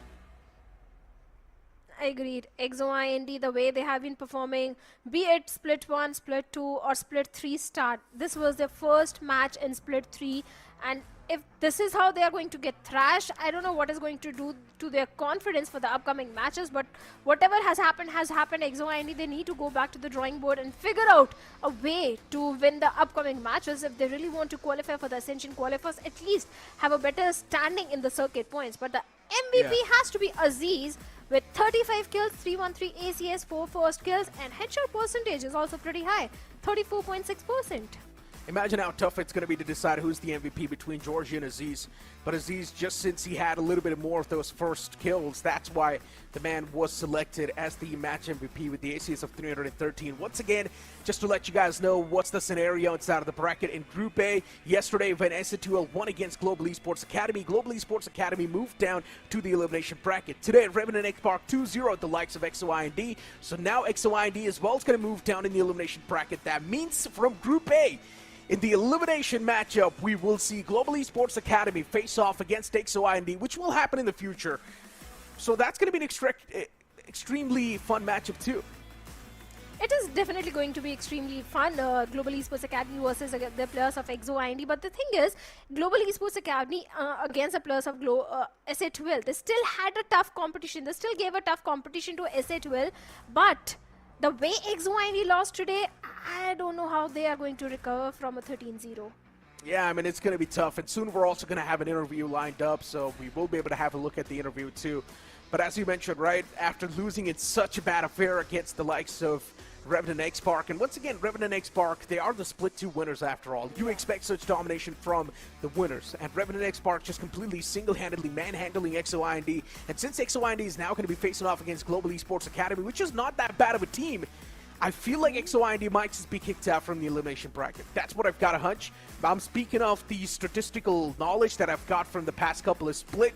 One thing is for sure, Global Esports Academy on paper is better than them. Before now, let's move on towards the interview. कैसे हो? Thank you for having me. I mean, it's always a pleasure to have you. मैं बहुत बढ़िया हूँ. काफी time बाद हमारी बातचीत हो रही है. आज गेम में सब लोग बहुत ज़्यादा ही relaxed थे, and you still ended up 13-0ing the opponents right now. तो ये feeling कैसी होती है? क्योंकि competitive setting में 13-0 होता है तो अलग confidence आता है सबके अंदर. I mean, yeah, confidence तो रहता ही है कि अगर इतना score line से अगर जीतते हैं, but that being said, ये score line एकदम भी justice नहीं कर रहा है. Opponent जो आज जिनके साथ हम लोग खेल रहे थे वो काफी potential है उनमें, and they are very young people, and I hope कि जो भी score line है इससे वो लोग walk down ना हो जाए और next match के लिए fight करे. And yeah, काफी close rounds भी था कोई rounds, तो yeah, I'm happy and my team is happy with the win. ये आपका स्पेशल ट्रेट है कि even after Yeah, dominating the humble. Opponents young talent को आप मोटिवेट कर रहे हो, तो मोटिवेशन के साथ साथ I think since you have it all the trophies, all the experience, और अभी आपने बोल भी दिया है कि अगले मैच में फोकस करो, तो आपसे आपके बारे में ज्यादा सवाल नहीं पूछूंगा। मैं बोलूंगा अगर एक्सो आईएनडी को आपको ग्लोबल ई स्पोर्ट्स एकेडमी के लिए कुछ टिप देनी हो तो क्या दोगे? Yeah. आई मीन ज्यादा ज्यादा कुछ नहीं है। आप जी रिजल्ट्स के लिए मत सोचो। मैं उनको यही बोलूंगा कि आपने जितना प्रैक्टिस किया है, जितना आपने तैयारी किया है, उतना ही दो। अगर वो काफी है तो आप जीतोगे, अच्छा करोगे। अगर वो काफी नहीं है तो आप नहीं जीतोगे, आप सीखोगे। सो बेसिकली वो रिजल्ट्स या क्या ऑनलाइन, मतलब क्या ऑनलाइन है, प्राइज है, जीतना है हारना है, उतना जितना सोचोगे उतना प्रेशर एडअप होता है। जस्ट रिलैक्स खेलो, you have nothing to lose तुम लोग के पास, and you have nothing to throw away. Just play your heart out and let's see, जो भी होगा देखा जाएगा। मैं तो इतना ही बोलूंगा उनको। एक्सपीरियंस और लर्निंग एक्सपीरियंस के लिए बेसिकली आप कह रहे हैं। Yes, absolutely. ऑलराइट, मेरे पास भी 2-3 सवाल है एंटीट्यूड। फर्स्ट ऑफ ऑल कैसे जरूर। आई होप मतलब बढ़िया बढ़िया भाई। बड़े होगा। ये जो आज आपने कॉम्पोजिशन खिलाया है, वेनका को हमने देखा है डुएलिस्ट खेलते हैं, ये इनको डेडलॉक क्यों खिलाया गया एंड किसका प्लान था ये? वैसे ये टीम का प्लान था, क्योंकि अभी अभी वैलोरेंट ऐसे जगह पे आ चुका है कि मैप एजेंट पूल बढ़ाना पड़ता है सारे प्लेयर्स को, एंड थोड़े क्योंकि फिर अपने पास ऑप्शंस रहता है कि we can try out new composition, we can try out new things, because कैसे कंपटीशन बढ़ता जा रहा है सारे रीजन्स पे इंक्लूडिंग एसए। तो इसके लिए ये हम लोग ने प्रिपेयर किया है, हम लोग ने ट्राई किया है। अभी और भी कंपोजिशन है, बट वही है कि जो टीम के अगेंस्ट जो कंपोजिशन सही फिट बैठता है, रिसर्च करके वही करने की कोशिश करते हैं। We have amazing support staff, we have gobs, you can see him relaxed, तो वो बढ़िया काम करते हैं। पीछे भी है राजा भाई, who is also helping me, and the coach with vetoes and everything, जो भी है। सो सब मिल बैठ के एक पकाते हैं और कुछ करने की कोशिश करते हैं। I mean, ये कुकिंग जो है आपकी, ये बहुत बढ़िया चली। मेरे को एक चीज आपसे जाननी है। अब मैं काफी टाइम तक वैलोरेंट से दूर था, तो मैं ना सोच के आया हूँ कि जब भी हमारे इंटरव्यू होंगे तो मैं जो मेरे डाउट्स है गेम के बारे में वो पूछ के जाऊंगा। आज आउटलॉ चलते हुए देखिए हमने आइसबॉक्स पे काफी ज्यादा, तो उसका कोई स्पेसिफिक रीजन था क्या मेरे को भी आउटलॉ यूज करनी चाहिए? कुछ एडवांटेज मिल रहा था उससे? कुछ वेंका को कॉन्स्टेंटली हमने काफी देर तक सिर्फ आउटलॉ पे देखा था। तो बढ़िया चीज है कि प्लेयर्स अभी इतने एडवांस हो गए कि इकोनॉमी रीड करने लगे, कि ओपोनेंट का इकोनॉमी कितना रह सकता है, क्या बाई हुआ है, एवरीथिंग।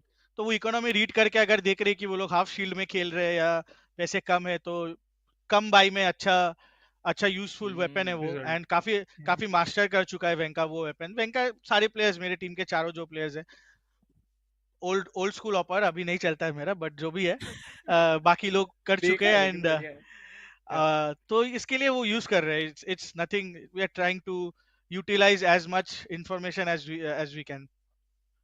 बेसिकली आप अपना हर वैरायटी में जो है ऑप्शंस बढ़ा रहे हो, चाहे वेपन चॉइसेस हो गए, एजेंट चॉइसेस हो गए सारे प्लेयर्स के ऊपर, just building that entire bank. Absolutely, क्योंकि आज के डेट पे जैसे जैसे आप देख रहे हो, जैसे जैसे टीम्स है इंडिया में, काफी तगड़े लाइनअप से, काफी स्टैक लाइनअप से, सो करना पड़ेगा। आज काम किया अच्छा लग रहा है, कभी काम नहीं भी कर सकते, तो उसके लिए भी हम लोग को रेडी रहना पड़ेगा। तो या आई थिंक वही I think we need to have more options, more variety. I mean, ये वैरायटी तो अब देखना है कि आप क्या नई वैरायटी वाली चीजें लेकर आएंगे in your next upper bracket match. But Antida, thank you so much for joining us. Congratulations on this epic win, भाई। This was a very, very wonderful dominating performance. मेरे को अच्छा लगा कि मैं आज काफी टाइम बाद आया and you guys were playing like this, so I feel loved today. And उम्मीद करूंगा अगली जीत के बाद एक बार फिर से इंटरव्यू होगी, मैं गेम के लिए कोई अलग सवाल ढूंढ के लाऊंगा तब।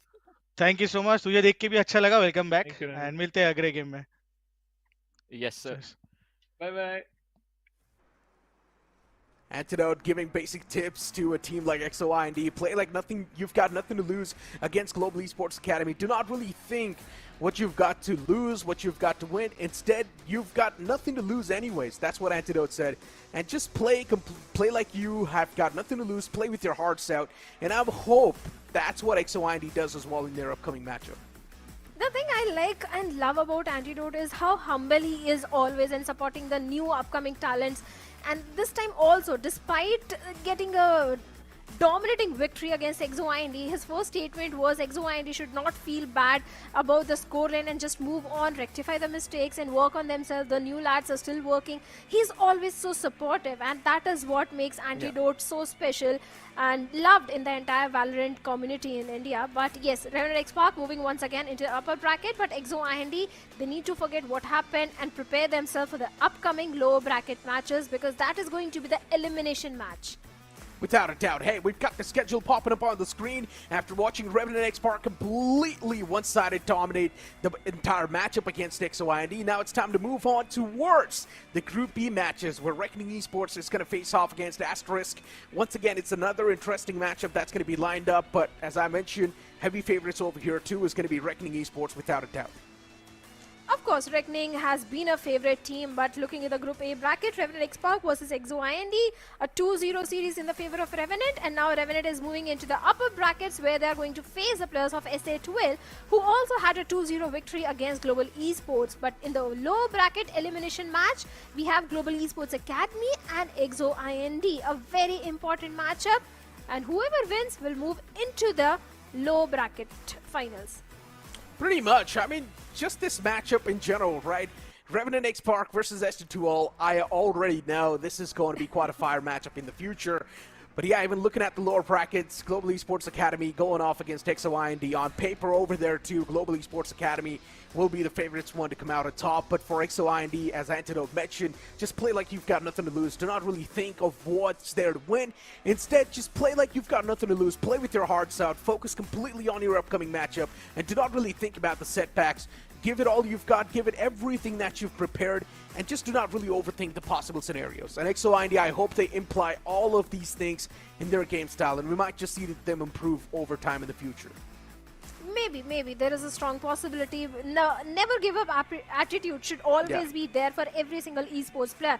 No matter how badly you get defeated, you need to get up and start preparing again and come back much stronger. That is what EXO IND needs to do, because Global Esports Academy, it's not like they are undefeatable. There is always a chink in armor for even the strongest of the strongest team. And one of our caster always loves to say even the gods can fall sometimes. So that is what EXO IND needs to keep in their mind. But hey, Shadow, with that being said, that's going to be it from me, Necro, and Shadow. For the upcoming matchup of Group B, it's going to be Spartus and Scardia joining you guys. So it's time for us to toss to a short break. You guys do not go anywhere, because the upcoming matchup is going to be between Revenant Esports and Asterisk. Here we go! What's this?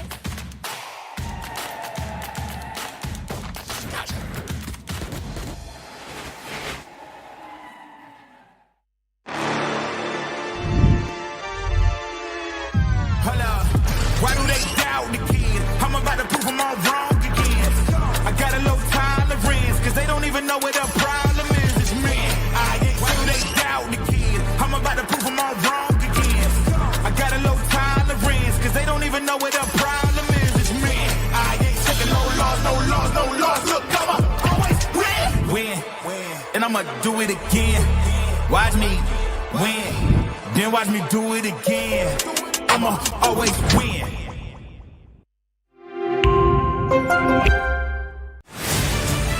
To live your life the way you want.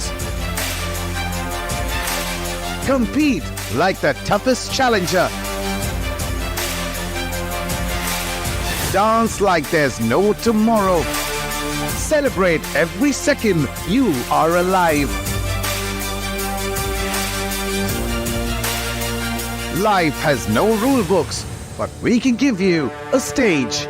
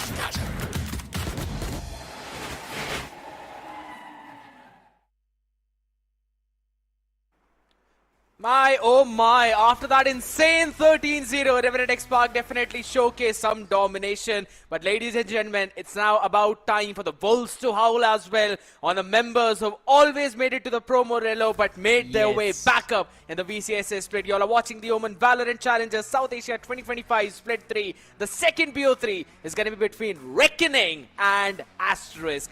The Wolves that are slowly and steadily rising in the ranks, Spardas, versus the team that never backs down.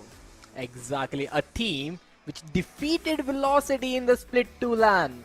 A team which were the favorites, made their way to the grand finale. Obviously that was not the best grand finale for them, but making sure that they keep themselves in the top 3 after that Split 2. And now, with the type of team they have, the type of experience these players are having, Asterisk should be very afraid of them. I mean, to be honest, at this point, I just feel like Asterisk are a team that have taken a beating by almost every other team, but they're still so resilient, they're still so reluctant that they keep on standing up time and time again. So yes, it is a fearful matchup for them. I agree 100%. But I still feel Asterisk are a team that I think so no other one can eventually rise up against their opponents. That too in the times when it's so dire, because this lineup is looking super solid. I just love this lineup. The fact that Munair and BGG are the players who are always present to clutch in any sequence. Tricky is always there to find the opening, pair up with the experience he's having. And then Deadly, the guy who stepped up at the very right moment against Velocity, making sure that SK Rossi's almost 40 bomber was negligible against this guy.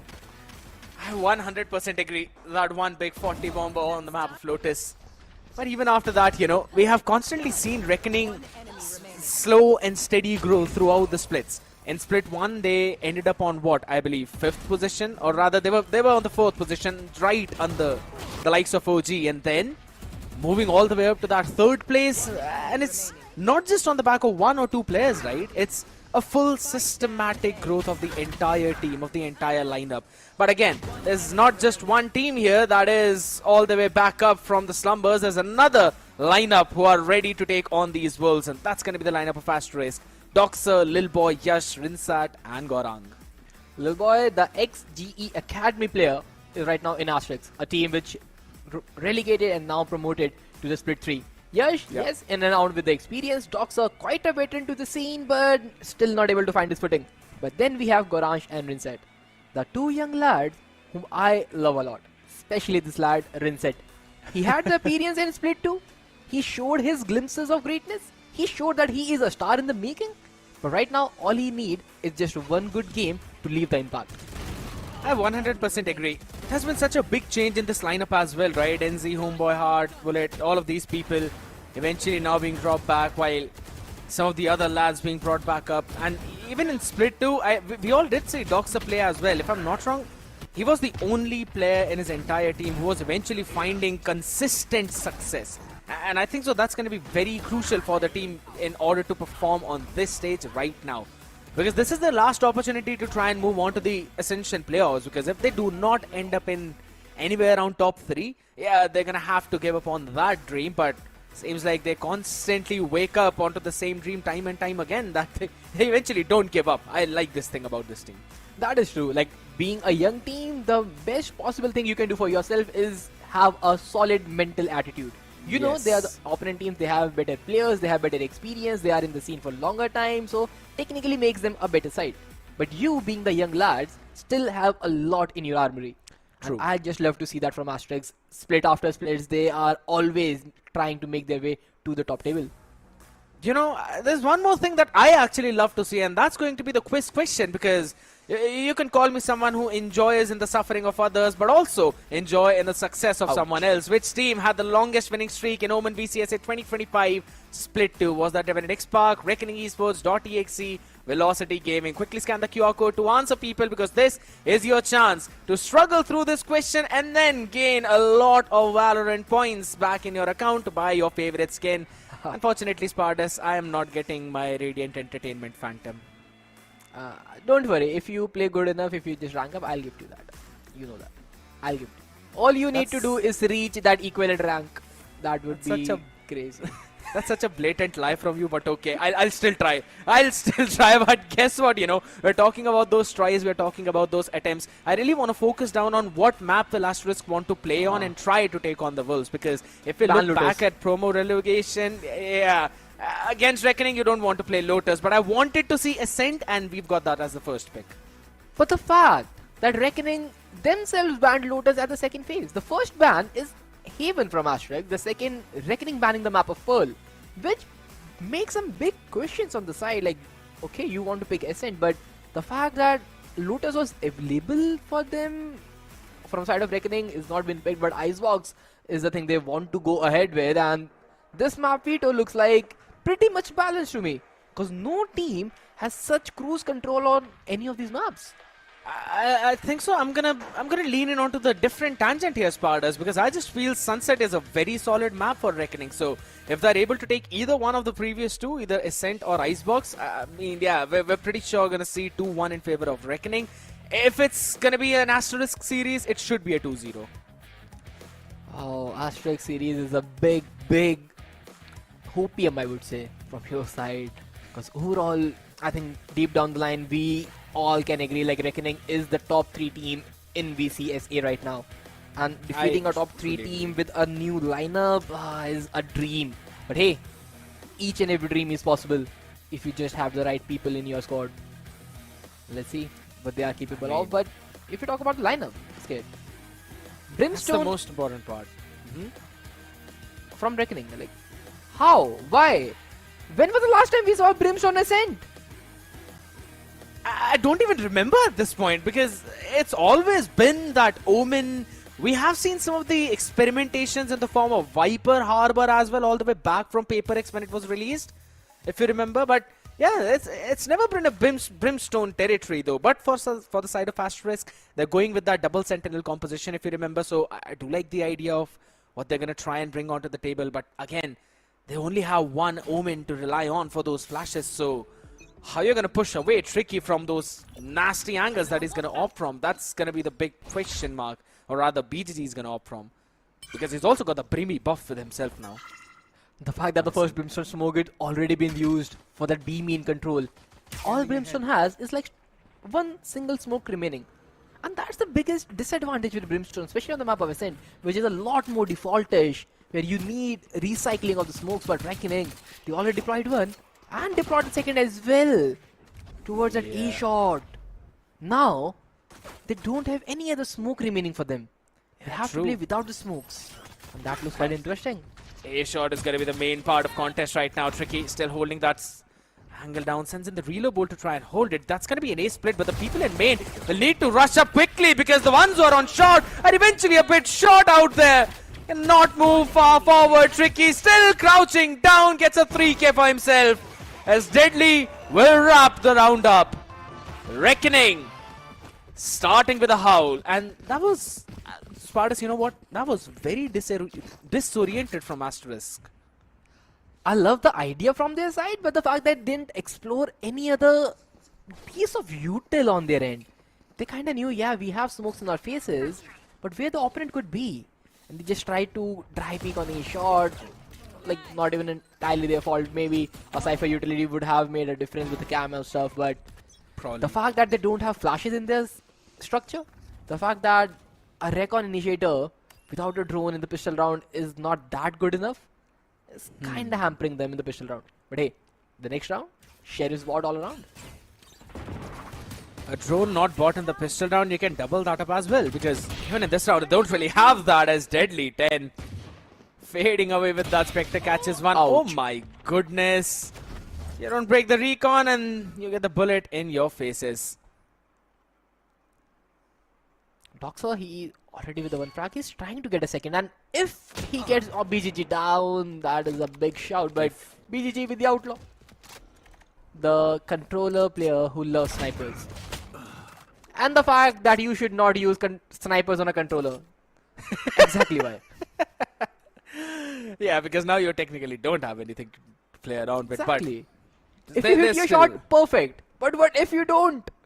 What next? One enemy remaining. This is the next thing. Monair is going to end up on that reload though. A decent amount of damage being done on this eco round, I'll have to say. Paradox should clean it up easy. No big difficulties out there. Goranch was basically left on an island out there.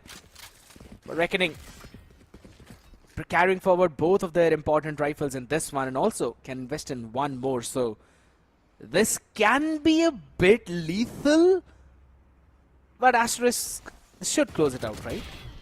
I want to see some ideas right now. They have the Cypher and Deadlock composition being Asterisk, but the fact that Cypher and Deadlock was structured around Yoru plays. They were not Jet players. And Yash being on that Jet kinda disorients the entire composition they are trying to run.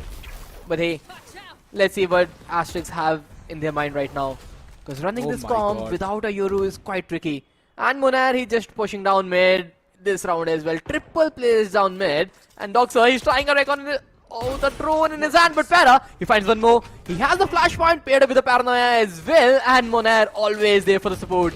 Reckoning is just toying with Asterisk right now. Yeah, they just know what Asterisk are trying to do. Reckoning have got all the control, and during that duration, look at Deadly 10 all the way out there in the spawn, and no one's gonna have any idea of what's gonna hit them. And Tricky, Deadly has just swapped sides. He's playing as a backer now. Yeah, he has decided, you know what, there's gonna be an imposter among their lineup, and that's gonna be me. The question is, how long is he gonna stay there? Because this hit is actually gonna go away, but the Molotov is gonna deny that read. Hey, what? Tricky! Hold down, my guy. And now he's just gonna push through his own molly, though, little boy. Punish him for that one. Bit overzealous out there in the open. He gets the second too, but that's a bonus round conversion for Reckoning Esports. And that is such a lovely idea, Spardas. For the past 2 rounds, they were holding it down. For the round where they did not really have the best of the best weaponry, they ended up going in for a lobby pinch. Like, that should not be the case right here. Neither Reckoning nor Asterisk has agents to make such plays. They just walked down mid so casually. They got all those frags they needed. Since they have the numbers up, they kept on pushing, and before Asterisk could even take A side, a Brimstone Molly in their faces. Oh, Reckoning's composition is definitely working right now. Brimstone's use case has not been something out of the book. It is pretty much default with the one-ways and the mollies. But the fact that Asterisk have no answer to it, it's concerning.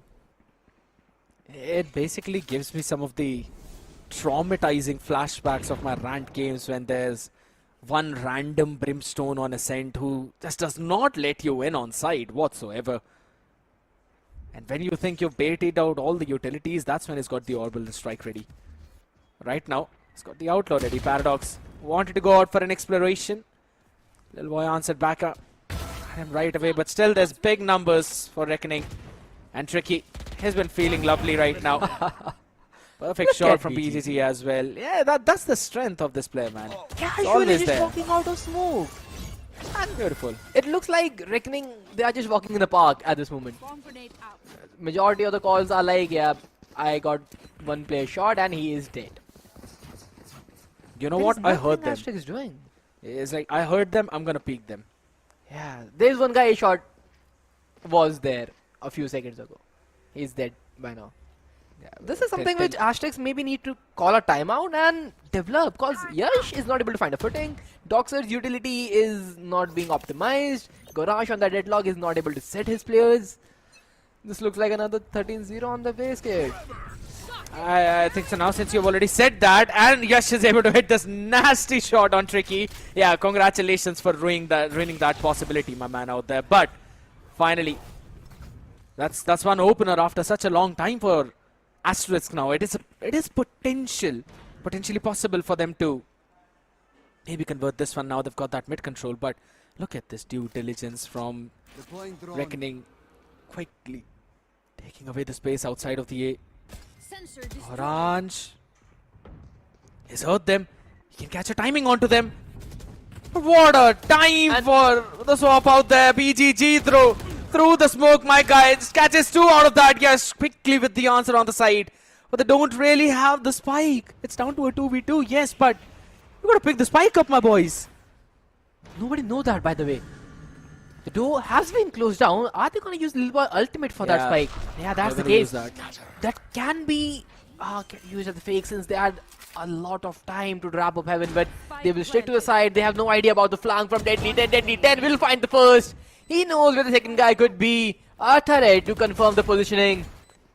Yeah, Deadly. Now they know. Yash. Just waiting for Yash to peek out. Only got an up, but just above him is the hunter by the name of Moner. And shots landed by Deadly. He'll get the defuse as well, along with the lockdown for the next round. It's a 5-0 start. And in this round, by the way, Asterisk got the first pick. That too on Tricky. The first blood was drawn from side of Yash. They had a good damage control, despite the fact that BGG found a double through the smokes. They eventually made the numbers even, but I would say they kind of rushed to go to the A side. Could have taken the spike by the Omens also. They can play late rounding. Could have wrapped around Heaven, get some more frags. Get the numbers up. But Reckoning right now, they are just a better side and they are thriving in this map. On the back of it now, look at their confidence. They're just rolling all the way down out here. Tricky has got the full aiming control on the back of that one-way smoke. They can hear everything that's happening over towards the B side too. Mid control established. Reckoning know where this hit is actually coming. And they're just so ready at the perfect possible time. Look at this beautiful pinch. Now the back of it now. The second shot being landed as well perfectly. This is absolutely amazing from Reckoning. They are just walking down Amy in mid every round possible. And the fact that Reckoning know they can just double peek out angles. The maximum they will get a trade, and if there's nobody there, you exactly know where the hit is landing. A perfect game plan from side of Reckoning, and the calling from BGG is flawless. And now look at Tricky and BGG, they're just running around the side, holding the dark covers. Funer has a anchor to his name, called Deadly 10, gets the frag down, and 6-0 on the way. As easy as it gets. Smooth like a butter. Because that's what's happening out there. And again, look at the amount of ultimates for this round. They've got the lockdown available. BGG's got the orbital strike. Paradox has got the rolling thunder. You know what? I'm pretty sure that this time they're going to just invite all the members of Asterisk in on site, only to just put them up in a meat grinder. While there is Annihilation available on the other end, though, Doxer as well with his own Hunter's Fury to maybe deny that lockdown, but that just is not happening. It's a beam bush. Should have that control yet again. There we go. Rolling Thunder now to try and catch all of them, though, but there's the Annihilation on the other side. Tricky this time. It's going to be brought back in the open grounds. Out, but BGG! I don't know how the heck did he get that. It's probably a minimap frag out there. Goranch is going to be flushed out. He's going to be taken down. BGG just farming for another round out here. Doxer the only guy remaining. Was the only guy remaining. Is Reckoning challenging RNTX for the time taken to finish a series? The last series were barely 90 minutes. And Reckoning, by the looks of things, they are in a hurry as well. Because in no world Asterisk would have expected a breach main from the side, like B main push towards ultimate, on the fact they didn't see anybody on that B main area. They just called it wide and BGG getting all the frags down. How do you even anticipate such a thing? Reads have been absolutely phenomenal right now, and look at that. There's Hunter's Fury being committed on the other side though, but it's not really catching a lot of things, and an orbital strike. Big one as well, but it's only to try and push the players a bit more back out here in the open. Here's the fun fact. A Hunter's Fury utilized by Doxer, and a ton of utility being thrown out as well, but they haven't got out of the choke point. And now there's technically 3 players to try and answer this hit. Their win conditions are already gone. They can't even move an inch from that B main area. If they try to peek in, there is a turret, and on the contactor turret, there are 2 players standing. You go mid, there is a guy named BGG holding with his outlaw. And now the 2 players have been spotted. They have the single, and Yash just trying to survive with the grab net. Yeah, it's not worthy enough of frag. The grab net from Crunch, they are not crazy, but something which can be said to be crazy is Reckoning's Tricky. Another one tap, another frag, and just 30 seconds remaining on the clock on Asterisk. 0 map control. 30 seconds left. That's a big thing now, and they're just eventually going to be pincered all the way out. We saw that Tricky. We saw that Tricky, but it's fine. You saved yourself by that one pick on that 5 HP. It's absolutely fine. 8-0 start now. Here's the thing. Asterisk used the owl drone of Doxer all the way out in mid while also smoking the archers. They did not really insert any player out there. So even though BGG was stacked up on his outlaw, he backed off but re-peeked on the angle. Thanks to that one alarm bot that was placed in mid by Deadly 10. And I think so this is one of the big reasons that Reckoning is just pushing out all the other avenues of the map, because Asterisk are not really dealing with those Killjoy utilities. They're not really taking that map space properly. And Reckoning are now just feeling so confident on almost every other peak.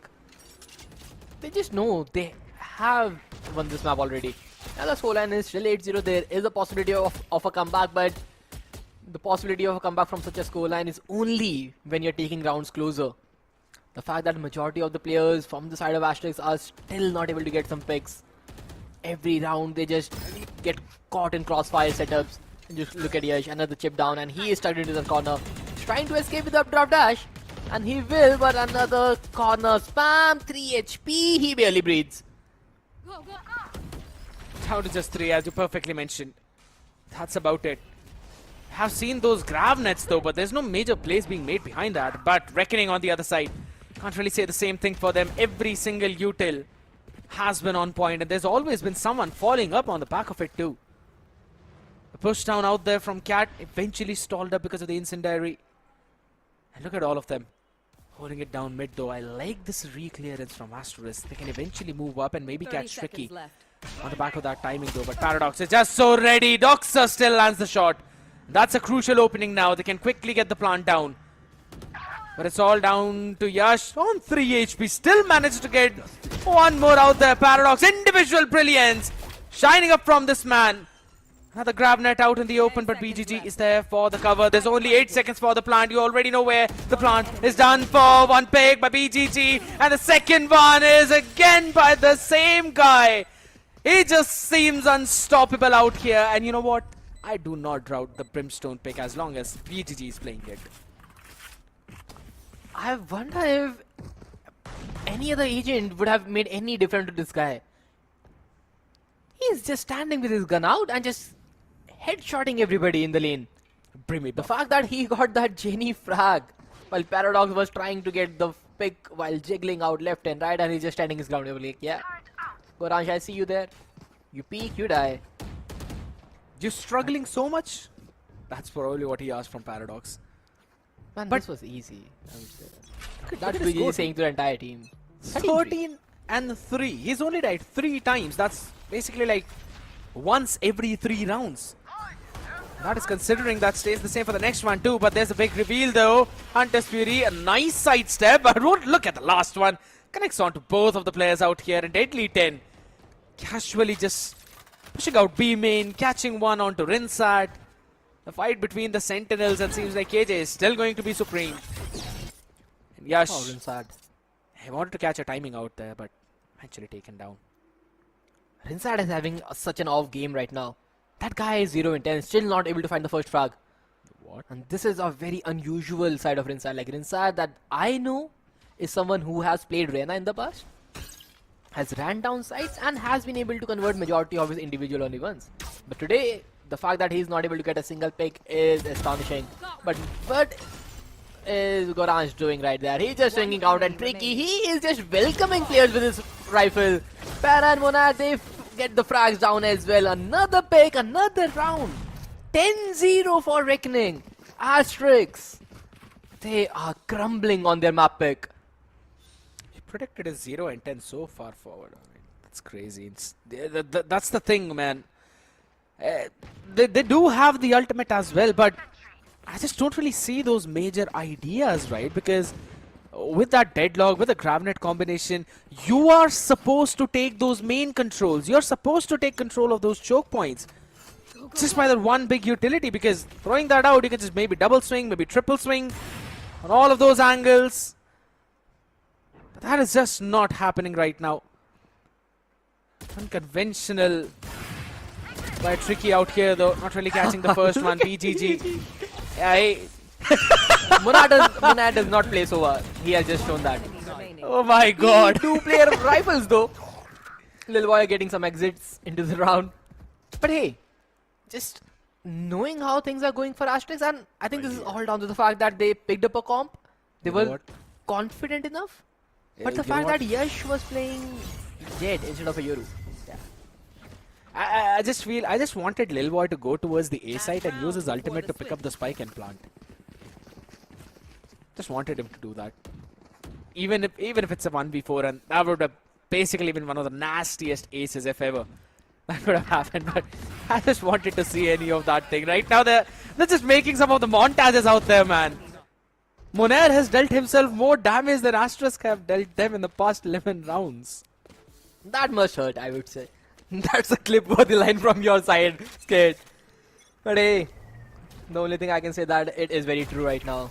Cause Asterisk, the fact that they picked the map of Ascent when they had so many map pool available in front of them. Picking the OG Ascent, running a composition that has found limelight in the past 1 year. And then changing the duelist from a Yoru to a Jet. Things are not working right at all. 11-0 already on the board. They are trying to get in, but Monad, the duels are just perfect. EDS with the Vandal, one tapping everybody who is singing. He does not need anybody. And BGG with the operator now, finally, alright. He saw what Tricky did in one of the previous rounds. He's like, give that to me. Give that to the big boy. My territory, my rules. Annihilation used up a big white peak. The Doxer finally hops in to try go for the trade, but this has basically been a an everyday trade for Reckoning right now. It just seems... Oh, Monan! my god! Monan is pinched down with the dart. He has Exactly. a dart in his right leg and he's hopping like a bunny into the faces. Oh my goodness, that's a 12-0 start, my guy. That's a 12-0 start. All the need is this one pistol round, but maybe Dr. Sheriff. Scared. Let me tell you a fun fact. You see Rinsat's score? 0 and 2. Oh my and we are like, yeah, will he be able to get the first frag right now? But the fact that Rinsat is not the guy alone. This has happened in the past in a tier 1 circuit. Oh my god, why do I remember someone's gecko? Yes, on the map of Breeze. So Rinsat, if you are hearing us, it's okay, buddy. It happens. Okay. You are not the first guy to do that. It just seems that it's not one of those days. Now here's the thing, and a fact that we technically did not really mention that much during the desk segment, and I think so we should have addressed it a bit more, is the fact that Reckoning do like to play on Ascent. And that too, quite a lot of times. Even in Split 2, they played against Revenant XSpark and Global Esports Academy. They won against GEA and against Revenant XSpark. They were going 8 and 13 probably. So that was still not bad. That was still pretty decent, considering how Revenant XSpark loves the map of Ascent. Yes, that is very true. And the fact that Asterisk is picking this map, it is just criminal. Right now, they have a chance to make a comeback, at least in the special round of 4v3 sequence remains. Lil Boy and Rinsat, they are low in HP though. And Deadly 10 is trying to explore the spawn and he will get the first headshot. The spam down is looking great. He has dealt a lot of damage, but Kuranj, after he died, the things could have been nasty, but Yash and Lil Boy finally doing the damage control. Para. A 1v3 remains. It's all onto him. In front of him. He has a fault line, he has a flash. He can get one, the first one is down. A fault line onto the face, has a flash to swing out wide. He knows spot both the players. A flash. Oh my god! Swings out, but Lil Boy there for the rescue. And Asterisk defying that 0-13. They survive the pistol. Reckoning still need just one more. That half second by Paradox holding on to that flash. Had he gone for that, maybe this would have been a very different story. But it's still Asterisk saving themselves. And I was about to say, you know, the moment Rinsat gets the first frag, or rather one frag, that's going to be the moment when Asterisk win their round. I really wanna hear the comms, man. I really wanna hear someone say it's absolutely fine, boys. Winnable. Rinsat has found the first one. He's back. Eventually get a few more. Imagine he's still doing better than the Pacific player. Exactly. Someone who is in the tier 1 circuit. So yeah, Rinsat, you have broke the curse, but now you just need to be consistent with that. Get some more frags. But Yash is in a very no man's land, and Tricky with a Stinger. He finds the first slide onto Fade Doctor with a perfect trade though. But there is an outlaw on the side, an outlaw in the hands. Can be deadly. Tricky is still holding his ground. It's half shields across all the entire board on the other side. BGG, the guy low in HP, he has the main sniper in his hand. Everybody is on half shield. An outlaw frag would be good enough. Tricky just holding the heaven with the Stinger. A paranoia combination is just perfect. The Recon has been taken down, but BGG finds the first. They still have the advantage. Deadly finds one more. Lil Boy will get taken down. The Sheriff in his hand. A 1v2 remains. Doctor, the IGL has to step up, but Deadly 10 with the Sheriff. He delivers and one chap blow, and Reckoning clears up the opponent's map pick. 13-1 in their name. A perfect game, and the Wolves, they strike yet again. Can you believe it, Spardas? For the past 2 maps, we have played a combined of 27 rounds only. For past 2 maps, my man. A 13-0 of Revenant XSpark, and now a 13-1 by Reckoning Esports. Well, I would say we have seen 26. We have seen series that go till 30 rounds for the overtime. Yes. Alright, you know what? I'm just not going to overreact onto this one now. This was absolutely domination by Reckoning Esports. They're probably going to be on top on almost every other stat in the stat book. But it just seems that Ascent really was not a playground for Asterisk, but rather it's for Reckoning Esports. This has been absolutely mind-blowing stuff from this team. And I feel that this time he eventually, or rather this time this entire team is eventually going to maybe move a bit more higher into that rankings with the performance that they've given right now. Oh yes, but I'm not sure what to even analyze or say about this matchup. This looked like a game where Asterisk were just said they have to play the map. They didn't even look like a team who has qualified for the promotions and relegations. And by look of things, like Asterisk is one of those OG lineups who has played the entirety of the 2025 season. They have played every other tournament. They are there in the constant names. They are scrimming against the top tier teams, and on the split 3 day, if this is how you're gonna start, there will be questions asked. And this is not something I expected, especially from side of Asterisk. At least a 13-6, 13-7, a close battle there. But getting 13-1, it is unforgivable at this point. At this point, I'm just gonna say that it's Reckoning's preparation, my man. It's just how well they were able to understand what Asterisk were trying to do and quickly steal the pace away from them. Normally, we see whenever these kinds of scoreline occur, we see the team who are actually in the lead on the attacking side. Why? Because they can control the pace of the game. They can slowly and steadily take control of the map. But Reckoning, after the first 2 rounds, just decided to take it all. They were the ones who were driving this entire map. And BGG, with a 314 ACS, 16 kills in his back pocket, and has got 3 first kills. For some time being, he had almost the equal number of first kills as his deaths in this entire map.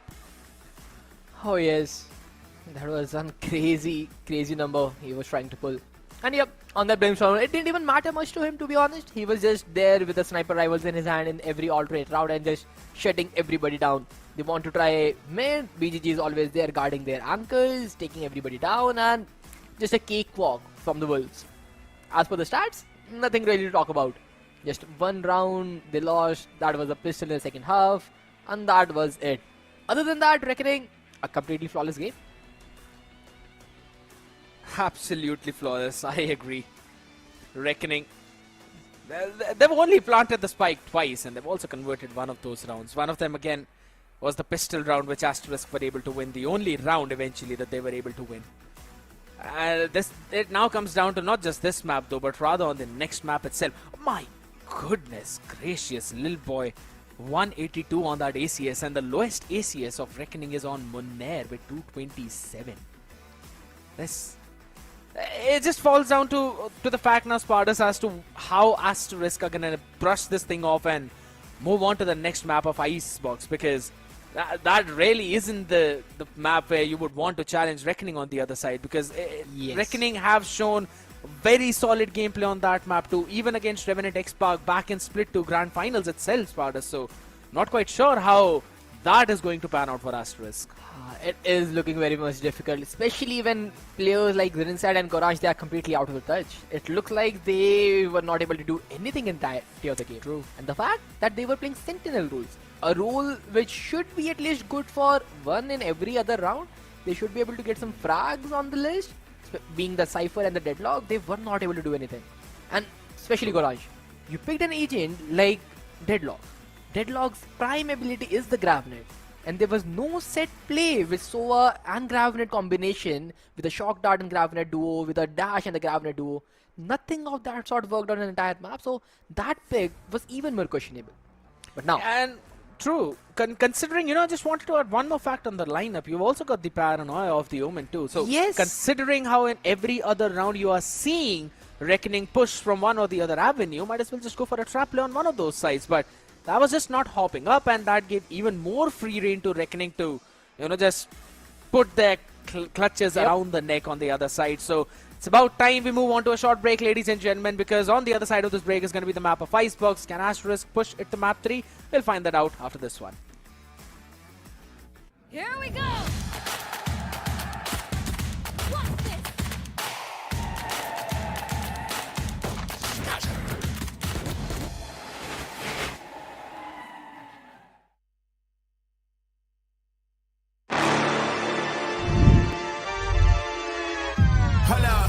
Why do they doubt the kid? I'm about to prove them all wrong again. I got a low tolerance, cause they don't even even know what the problem is. It's me. I ain't so they doubt the kid. I'm about to prove them all wrong again. I got a low tolerance, cause they don't even know what the problem is. It's me. I ain't taking no loss, no loss, no loss. Look, I'ma always win. And I'ma do it again. Watch me win. Then watch me do it again. I'ma always win. Like there's no tomorrow. Celebrate every second you are alive. Life has no rule books, but we can give you a stage.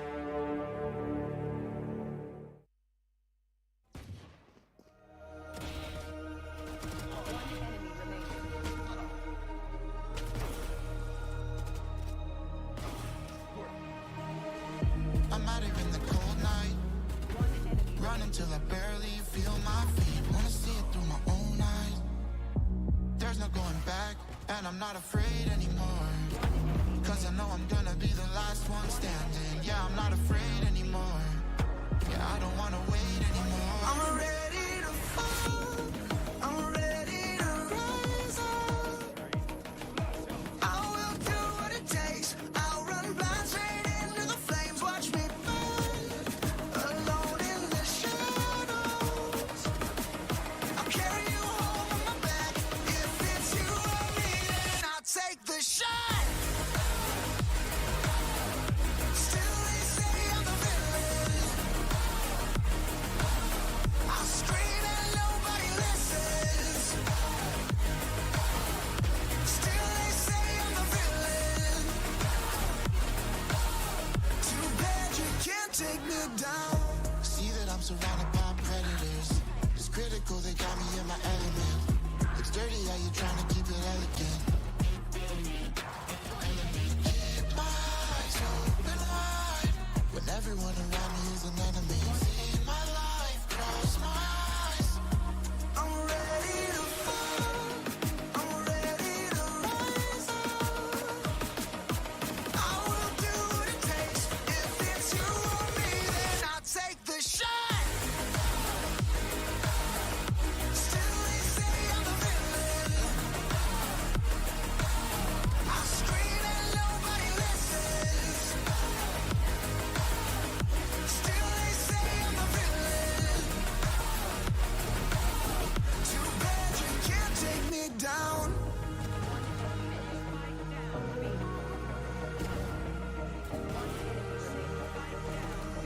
Too bad you can't take me down. You can't take me down. I'm ready to fall, I'm ready to rise up. I will do what it takes. I'll run blind straight into the flames. Watch me burn, alone in the shadows. I'll carry you home on my back. If it's you or me, then I'll take the shot. Still they say I'm the villain. I scream and nobody listens. Still they say I'm the villain. Too bad you can't take me down.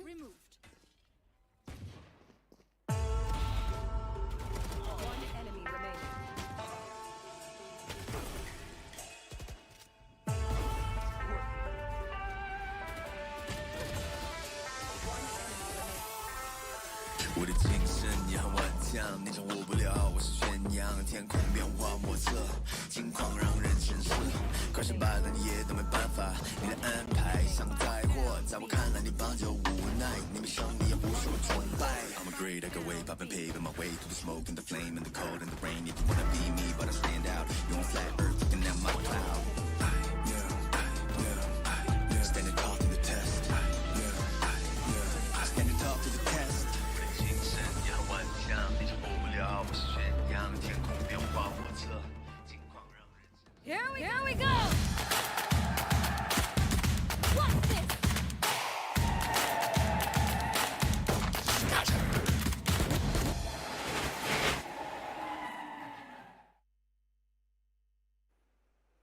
Welcome back, ladies and gentlemen, out here yet again, and this series seems to be like even more faster than the previous one, because yeah, we talked about this part as the previous map, or rather the last map of the previous series was a 13-0. This first map of this series is a 13-1, combined 27 rounds played across two different series, and that has not even lasted for more than an hour. It just blows up my mind, my man, because this is rather a strike on the confidence of Asterisk right now, because the next map is of Reckoning. That is very true, and that's the map of Icebox. If you have not prepared the map of Icebox thoroughly, that is going to hurt you a lot. So that is something Asterisk need to be very careful of, and we have to see what they have in their mindset as per the comps are concerned, because they tried to run the comp which was very different on the previous map, and it didn't work out at all. While on the other side, Reckoning was just having the party time out here, a field day, with a Brimmy buff out in the hands of BGG. But this map of Icebox, we have had the history of them. We have seen them what they really like to play, and that used to revolve around some of those Teho compositions as well, with a Viper Omen. I did like this composition, or rather what the idea behind that is. On the other side, for Asterisk, again, that Reyna Jet, you know, something that we used to see from some of the Pacific teams all the way back in Stage 1 and kickoffs though, but I'm not pretty sure how it's going to pan out against the Wolves. That is very true. But also, at the same note, I just want to say, Asterisk should pick up a comp they are confident with. They don't have to care about the meta, about the players, about the competition that is working internationally, none of them. You have 5 individuals. Which individual plays what role in their ranked games? Rinsat, you want to play Reyna? Go with that. Goransh, you want to play Sova? Just go with that. You have to be comfortable with the agent that you are picking rather than what the meta is following. Because the previous game was a complete highlight where you had good set of agents but no one was able to utilize them, and that is what they are doing right now. Rinsat on the Reyna, Goransh on that Sova, Yash sticking to that Jet, Toxer on that Viper, and Lil Boy on that Killjoy.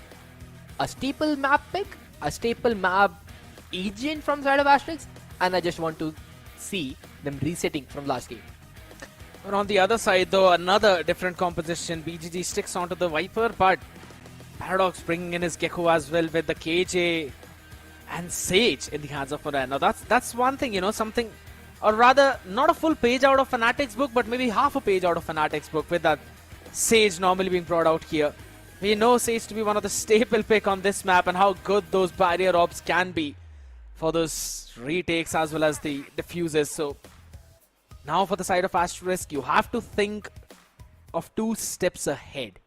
You have to worry about how Moner is going to use his balls. So you need to be either playing on site or denying some of the retakes possibility space and avenues to Reckoning. And in order to do that, you first have to take some space away from them. That didn't happen pretty well in the previous map. Maybe this time around they can pull a few shenanigans off. Sheriffs across the board. 3 to be specific, and a couple of ghosts for the side of Reckoning. Look at Tricky and Paradox. Oh, Para. Final first, but Lil Boy already getting a double with the Sheriff. And this is the start that we definitely needed. But now Deadly, he's the solo anchor on the side. He's just trying to sneak past them. He has a Viper wall in his face. Can be used as a cover, but right now, I love it from Asterisk. They're holding it, they're waiting for the drone to clear up the entirety of the side, but Deadly 10, he has been spotted, he has been darted. And now Rinsat, he finds the first, and Lil Boy will get his third. Asterisk begin things off in style. A Sheriff Demon round from this side, getting the pistol on board. And they also had 3 of the Sheriffs as well, so they clearly came up with a game plan of fighting with a very long range. And that worked out so beautifully for them. Lil Boy, normally we've seen this man on so many different roles across previous few years. I still remember there was a time when he used to play the Jet as well for some of the different lineups. Then went back to the Global Esports Academy on some of the smokes, if I'm not wrong, and now hopping onto that Sentinel. Bringing out that flexibility which almost all the players out there need. But again, thanks to what happened in the previous round, they have invested in a couple of rifles along with a Guardian as well, and there's still a Sheriff. So they're already preparing for the bonus round as well, you know, the classic Fnatic bonus that we talk about. Let's see how much of that could be implemented in this round. They have some ideas though. We'll have to find that out. But hey, before we could find anything, there is a big tech pause in our faces. And I just didn't want to say that. how strange it is that when Reckoning were on a winning streak, the game was super smooth. Looking at everything, it's probably Monair's camera maybe. We're gonna be getting that fixed very quickly though, but probably, maybe. Everybody looks in the chair to me. He's there already. Where is Monair? I guess he's behind Deadly 10. I can see five people. That's Para behind, then Tricky, and okay. Tricky, it is Monair and then BGG. He's on the left. He's on the left probably. Yep. Deadly, on the left side of Deadly 10. Yeah, he's there. It's fine. It's absolutely fine. So they're all kind of trying to, get back into their footing. Goranj, Doxer, Lil Boy, Rinsat, Yash. Doxer, if I'm not wrong, has been the one who's calling in the shots for this team. Yes. A veteran to the scene, being given the role of an IGL for the promoted team. Big shoes to fill in. Big teams in front of him. And he is definitely having a hard day, especially with the type of match they picked and the result. He definitely wants to just forget everything that happened an hour ago. Wants a clear reset. And winning the pistol on the Icebox must have helped a lot. And here's the thing, you can clearly see Lil Boy and Goranj as well having a very fun time, and I think so that's even more crucial for a team to have those good vibes around to try and make sure that you guys are fully focused on for the next map. That is showing up. BGG hitting the ass pass move, by the way. He's been hitting shots like ass pass as well on that operator and outlaw in the previous few rounds. Yeah. Give him a sniper and he'll get a double at least every round. So that is a good thing. But hey, right now we are just waiting for the game to begin. I hope all the technical issues get fixed once and for all, because the type of that the game is going on, Asterisk definitely want a momentum based game in which they can just fire in all cylinders and challenge these wolves out. That's the main thing. You've got wolves right in front of you. You have to make sure that you put up a proper competition out there. The flow is absolutely different when you're playing against Reckoning.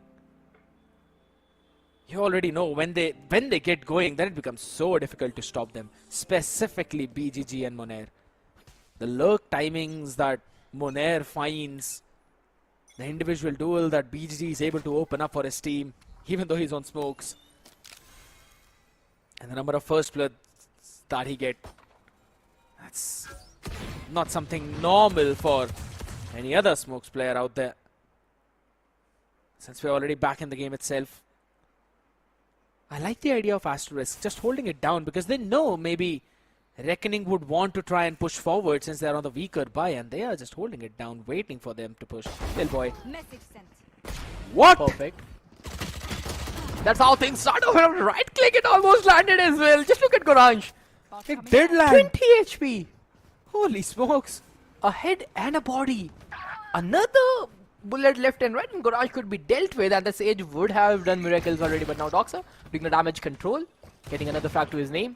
It is still a very easy round from Asterisk's side. They have better weaponry overall, but it just takes Tricky's Sheriff to turn things around, and Doxer, he will miss the timing. And Para?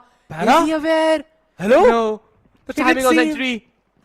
Left and right. Although Goranj is barely surviving on 20 HP, and Para, he is in a good angle, but Doxer finds Tricky. And Para, he even choose and gets the rifle down. He has a rifle to be recovered, but Yash, right there.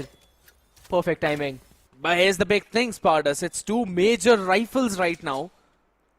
Not in the hands of the players, and make it the third one. That's an outlaw out in the open as well. But now, that makes the round very much winnable. The Viper was down mid, the rifle is in recoverable spot, and this is something Asterisk have thought of. Rinsat getting the perfect timing, because a second too late, and then BGG recovering the rifle could have turned the table around. But Rinsat, he looks like he's finally back. It looks like he's finally back, but my eyes were entirely on Reckoning in that one play, because Goranj was 20 HP and the first classic headshot landed on the skull of Rinsat. That could have gone way down south for Asterisk. Almost did though, because they lost one of their major rifles in the previous one, so the investment that they were planning on for this, yeah, it's not really working out that prettily. So they have to try and cook up some kind of play. They're in mid. Lovely shot from Lil Boy. I love the idea. I love the plan from Lil Boy right here. He knows Reckoning likes to walk down mid, break the turret, get the early default started. And he was just there. You break the turret, I'll break your skull. Oh, tricky. Toxin screen down. He'd be lucky to be left alive out here, and he eventually rotated. But look at this. Dogside, he's got the full space over towards the A side. He's calling out for his team. And now mid walled off. That's technically Reckoning slowing themselves down in their own rotations. They cannot go for any flank.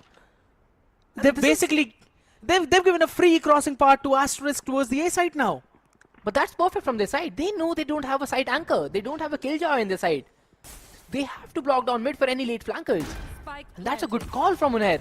He blocked down mid. He knows everybody's on the side right now. They don't have to worry about the mid flank or the late rotation from any of the Vipers. They have the mid control for the entirety of the round. But now, a 45 retake in which the opponent is kind on a lower buy has to be dealt with, and Tricky is there to get the opening duel down. He will take down Rinsat, but Doxer finds one, but Tricky is always there for the rescue.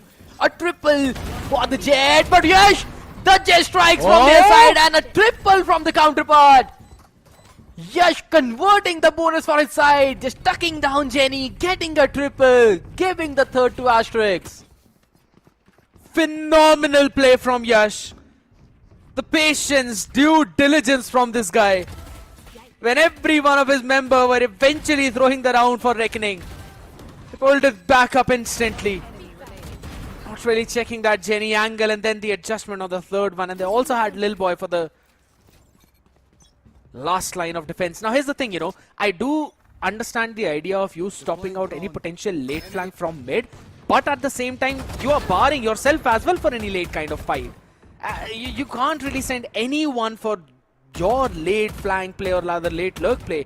So there's no pincer maneuver. It's more like you deciding you want to take a head-on fight though. But for now, Tricky on the back of that flash. A good fight out here, and the numbers are equalized. But now again, thing is, there is double player crossing on that maze. They need to deliver the headshots, but Nadoxa, he has the better angle. Will he expect a second? The answer is no, and Deadly finds one, but Goranj gets the perfect trade. Deadly could have been Deadly in that spot. But nothing to worry about since you are playing as a team and you will eventually get the trades.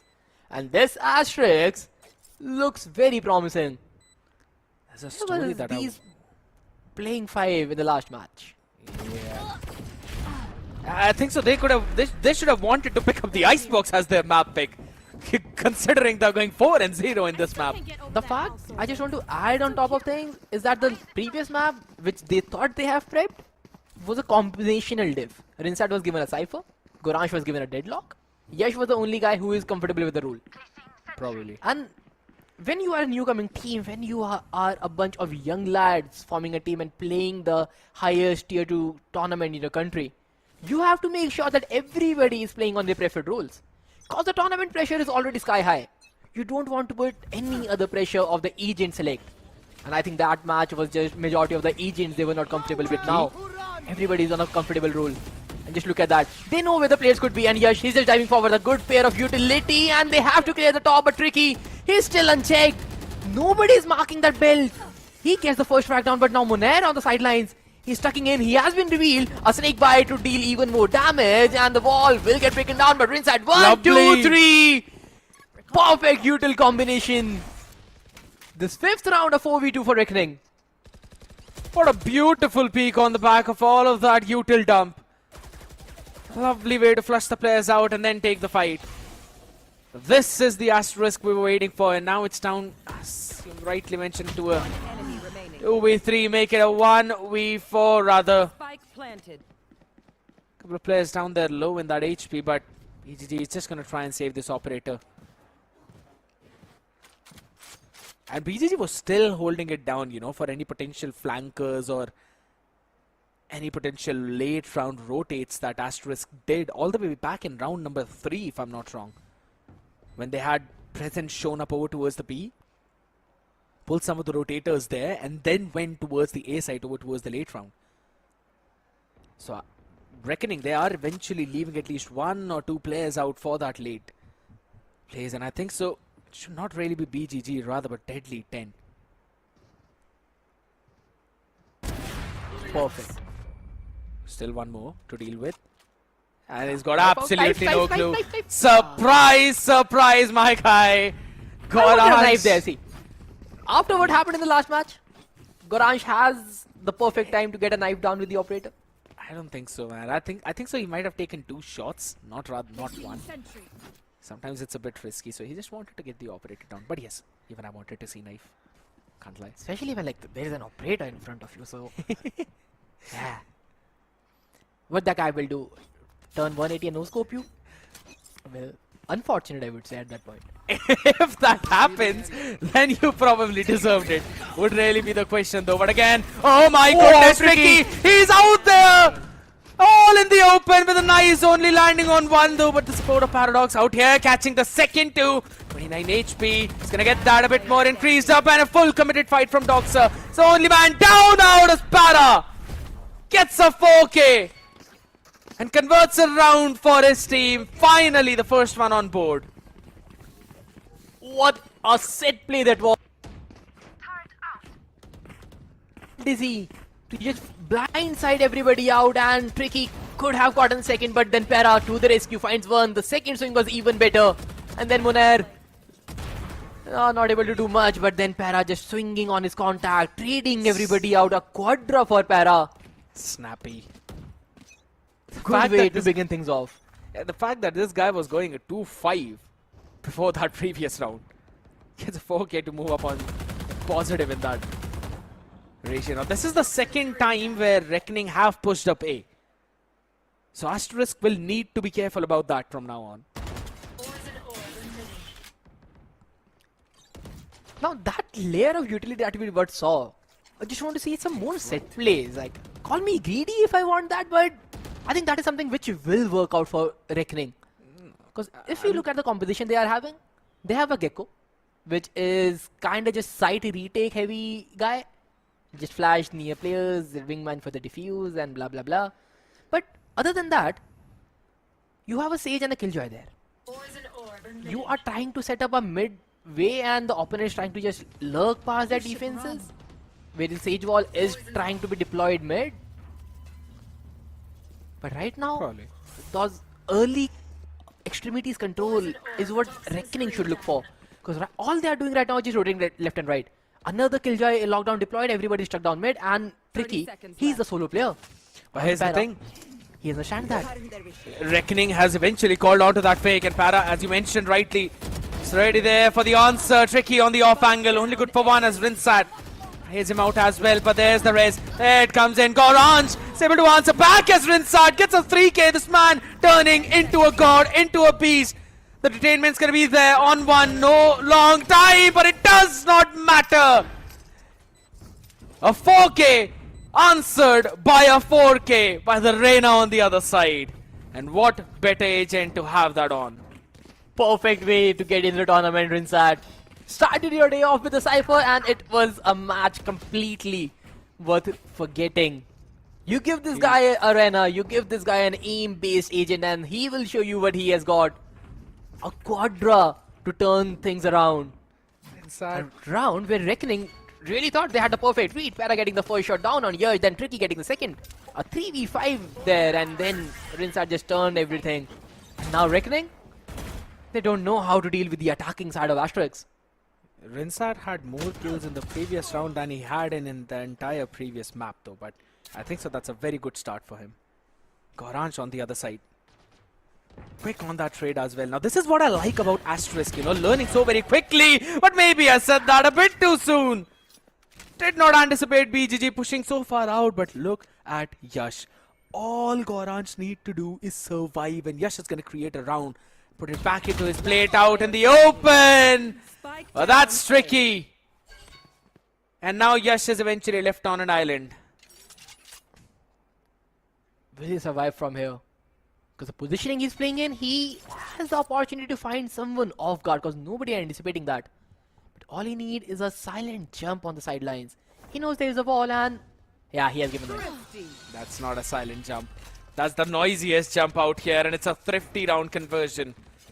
for Reckoning. To the spike sites. A big one yet again, a round in which they pushed out, a round which Munair, or rather BGG, caught for their team. Deadly 10, Munair, both of them struggling so much onto these two agents, man. It seems like Munair really is not comfortable on Sage.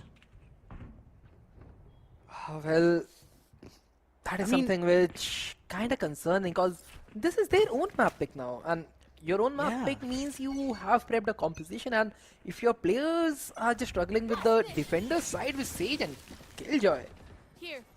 that is concerning.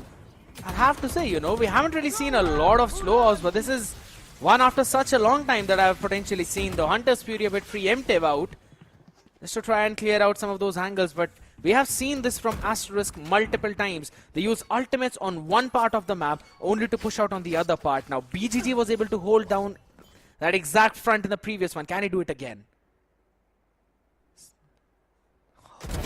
He will get the first, but yeah, good trade, and that is such a good presence of mind from side of Asterisk, and I'm loving this from them.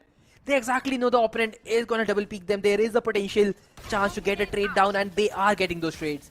Because trading the defenders players, every 4v4 will give attackers the advantage, and Rinsat just doubling that up. There is no protection from the snowman area, so he has to be careful of that, and he is surviving.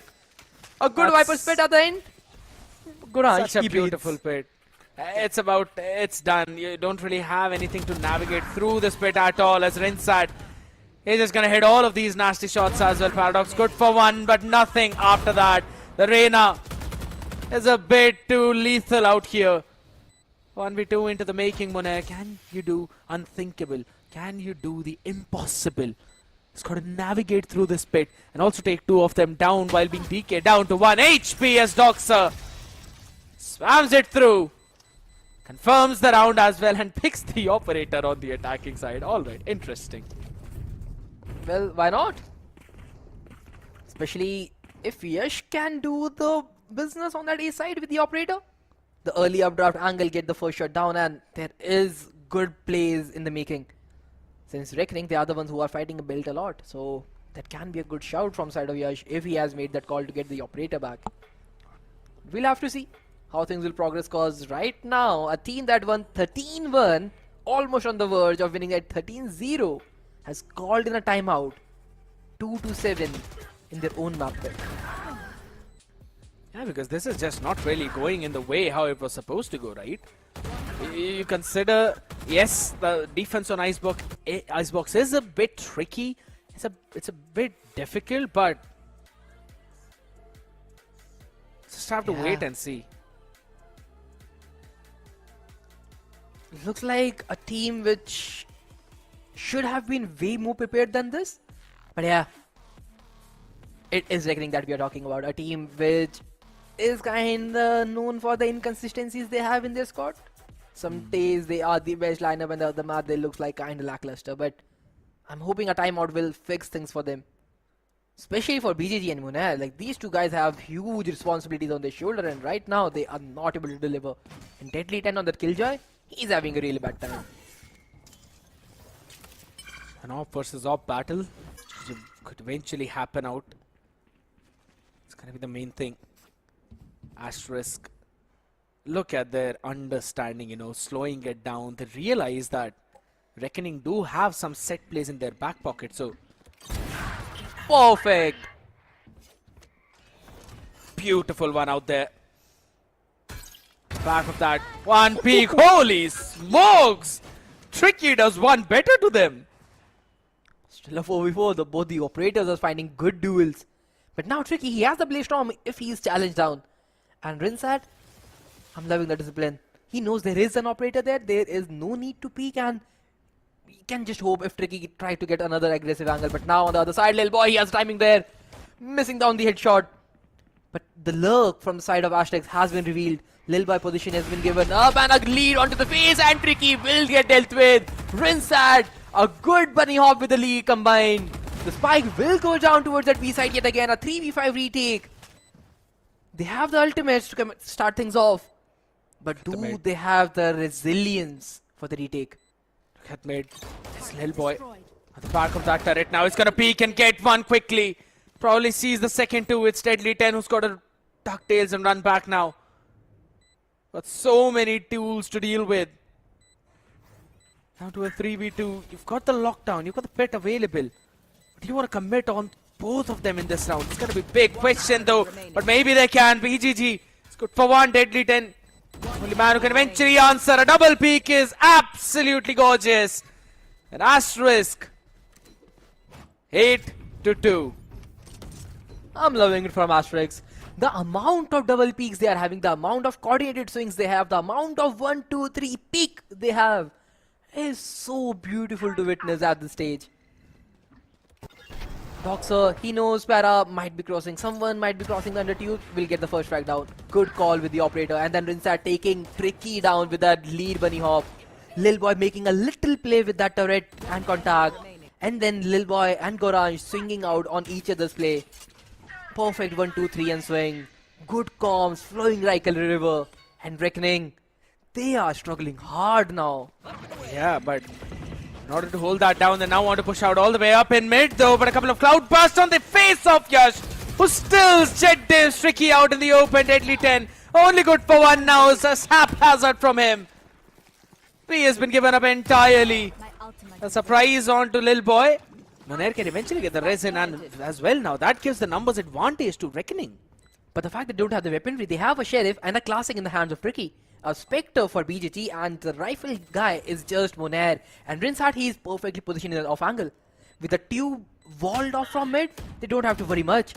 And Rinsat, he's playing a perfect right spot, but Paradox will find the right timing, but Yash is there for the trade yet again. Good trading from Asterisk. A 2v3 remains, a shock dart to the rescue, and he will get the pick. Monair gets one. A white peak remains. A 1v2 for Yash. Will take the first blood down. Monair, he needs to tap the spike, but Yash will hold his ground.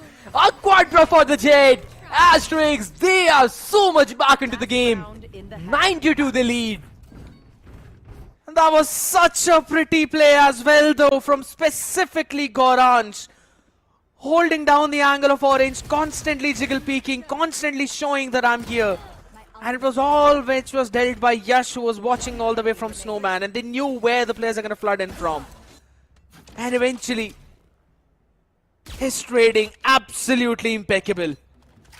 Both the duelists shining brightly on the attacking side of this map of Icebox by Asterisk. There we go, another set play, a phenomenal one as Monair was blinded as anything. Tricky, but just walks up, tries to answer, but there's two players. A big mess up though, but Tricky stands tall. Took Yash to finally stop him down as he is now in a 1v3. A very big ask from the Jet. His position is definitely known, and Deadly 10, he is playing a rat, a Kirby. He peeks and he dies. Deadly 10 with the cleanup and Reckoning, hoping for the 9-3 curse to get activated in the second half. Switching sides. Tricky went berserk in that previous round though, but I'll have to say, Rinsat, yeah. That's gonna go into one of the funny highlight moments though. He's got both in this map, right? He's got one of the nastiest 4K highlight, and then he's got this. Well, I just want to see what really happened again. Yash, crazy shot, but then Tricky one, Rinsat missing everything, and then Tricky second 180 flick back. Like, that level of accuracy, like turning 180 for two players is crazy. He's showing that what he is capable of. And on the attacker side, he has a lot of heavy lifting to do from here. Wish we could have really called that 360 no scope, but yeah, that's not happened. That's not how it works. It's alright though. Reckoning at least were able to turn the momentum around in that one last round, so maybe something could work for them for this one. A simple classic Sage barrier or plant into an Asterisk 5-man retake. Tricky, Paradox. And a couple of elevated angles out there. Yes, is the first one. That's Paradox who's eventually fallen down. Up, close, and personal. Good answer from Tricky. Still controlling the 410 on the back of that Viper wall. Yash has to push it himself. Has not really checked down towards Jenny. Where Monair Still standing, is able to take one down. Lil Boy with the answer back. Down to a 2v3 now. The wall broken in mid. Moner is also broken down with a broken limb. Still striking strong as Deadly with the right click. Takes down Doxer and the pistol for Reckoning. It was just a perfect retake from side of Asterisk. At 3v2, they have the numbers up, they have good frags. And Moner, who was barely 20 HP, tucked in into a wall position revealed. All he did was a right click onto the face of Goranj. That right clicks, they have worked perfectly well, and just look at this. This right click, that is the game changer. That is something which Reckoning needed, was activating this 9-3. Getting the pistol means you can get back into the game. All you need to care is a clean second round, and BGG will kick things off. Yeah, now by taking down Lil Boy out, B side is open for business, so should be pretty smooth, simple. Rinsat, it's a bit whiffy out here, but it's absolutely fine still. Deadly 10 was able to get one, and also he's just carrying a ghost out here, so can't really expect a lot out from this man itself. Maybe you can. Maybe you can. Hold on, Deadly 10. Seems like he loves lockdown a bit more than what we really expected. Building up on the back of it. The curse activated properly. They have found the key to the curse. They have inserted it right. But can they actually unlock it? Because this round will be a lot more crucial. You convert this bonus, the entire half is on your side now. But if the opponent is able to thrive on the defender side, especially Yash, if he delivers some crazy headshots, build up to that operator economy, things will get really difficult for Reckoning.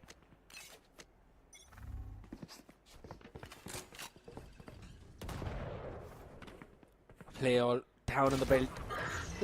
Just a small pixel on the head, and they take all of them away. Asterisk. What a beautiful start to the round. They've got the advantage out here, and it's a 5v3 now. 5v2 rather. Didn't I mention Yash just the round at the start?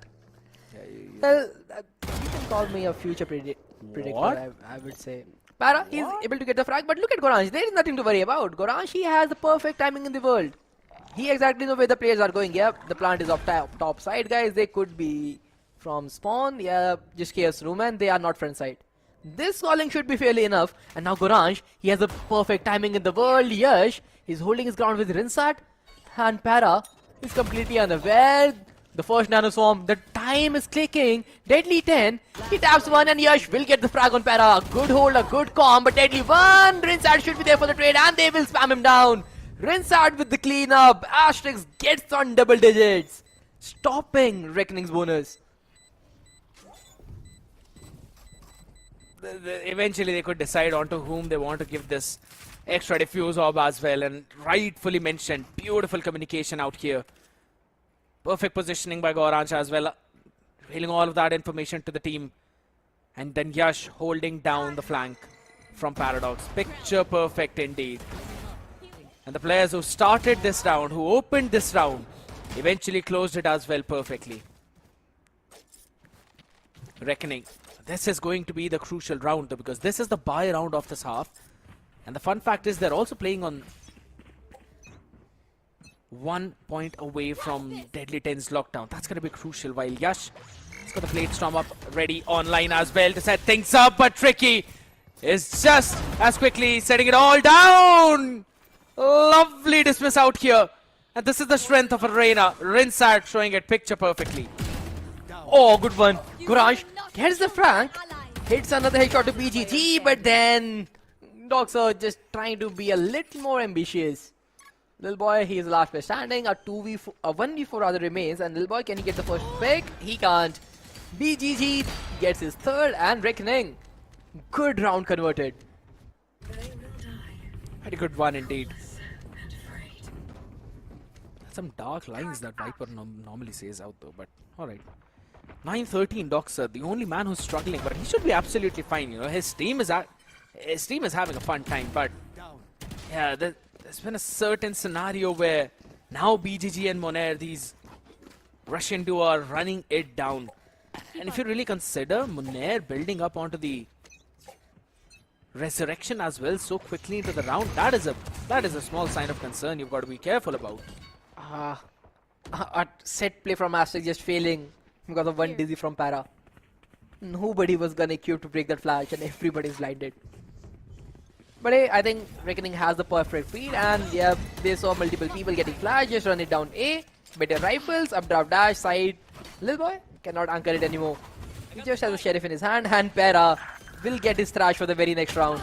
Deadly gets one, Gorange although, he's able to get rid of Deadly, and they will have a rifle recovered, and Lil Boy, if he can deliver one sheriff shot, things can turn around. He's holding a very passive angle, waiting for the team to flank in. And Para, he's trying to take spawn control, a good read. And Lil Boy, he understands that, but can he deliver the shot? He cannot. Tricky will get the better of him. A rifle is recovered, but Reckoning, they are not concerned. Yeah. Oh my goodness, look at this nasty wall as well on top of Orton. That was used up during the execute itself. Now, there are just so many things to deal with, so many corners to clear, and none of them will be checked properly. 1 for 1 though, Paradox. Even better for the answer. After building upon that thrash itself for the next one, Reckoning now slowly reaching that touching distance to Asterisk, as they've been able to close out that gap now. But this round is going to be very important for them, because if they win this, then that means they're going to move up to 11th. But if this goes out of their hands, that means Reckoning will have the potential to convert even the 9th round for themselves. Exactly, and keeping in mind, this is even more crucial from Yash's perspective. He has finally got an operator out, and the operator is the win condition.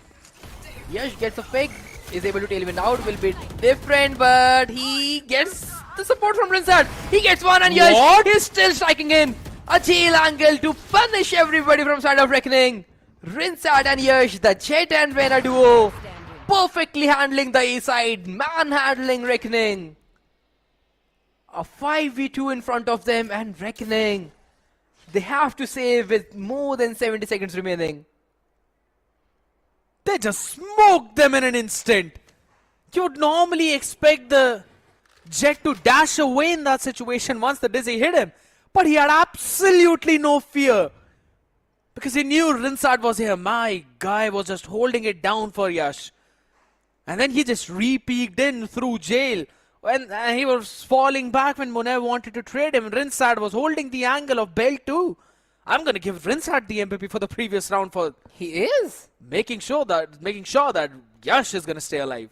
Exactly, and that was a complete play. Yash from the bottom tubes, Rinsat from the pipes, just peek out as a team. Although the earlier game plan was definitely to break the Dizzy, and Para did a good job in sending a Dizzy in such a way that it is unbreakable from the pipes. But it didn't matter to Rinsat. He had a clear line of sight, gets the first frag, stalls the push from Reckoning, dismisses out of the safety, and then Gorange taking his Hunter's Fury from his side, tucking the players even further, and then Yash finding a right timing to get the operator down. And the combination they had with those three players, it was too much for Reckoning to deal with. And Asterisk, they get to the 11th round, and Reckoning, is this game over for them? Don't think so. They've got a few opportunities to maybe pair up a couple of ultimates together. Specifically Paradox and Deadly 10 who've got their up. Their economy as well is it's still pretty decent. I don't think so anyone's gonna face any major troubles. Plus they don't really have a lot of rounds to play around with either. So just a couple of more, and Asterisk will move and force the series to a map 3. Doxa has looked so comfortable on this map, calling for his team. And their read happened right in every other round. Right now, they're looking for a mid push.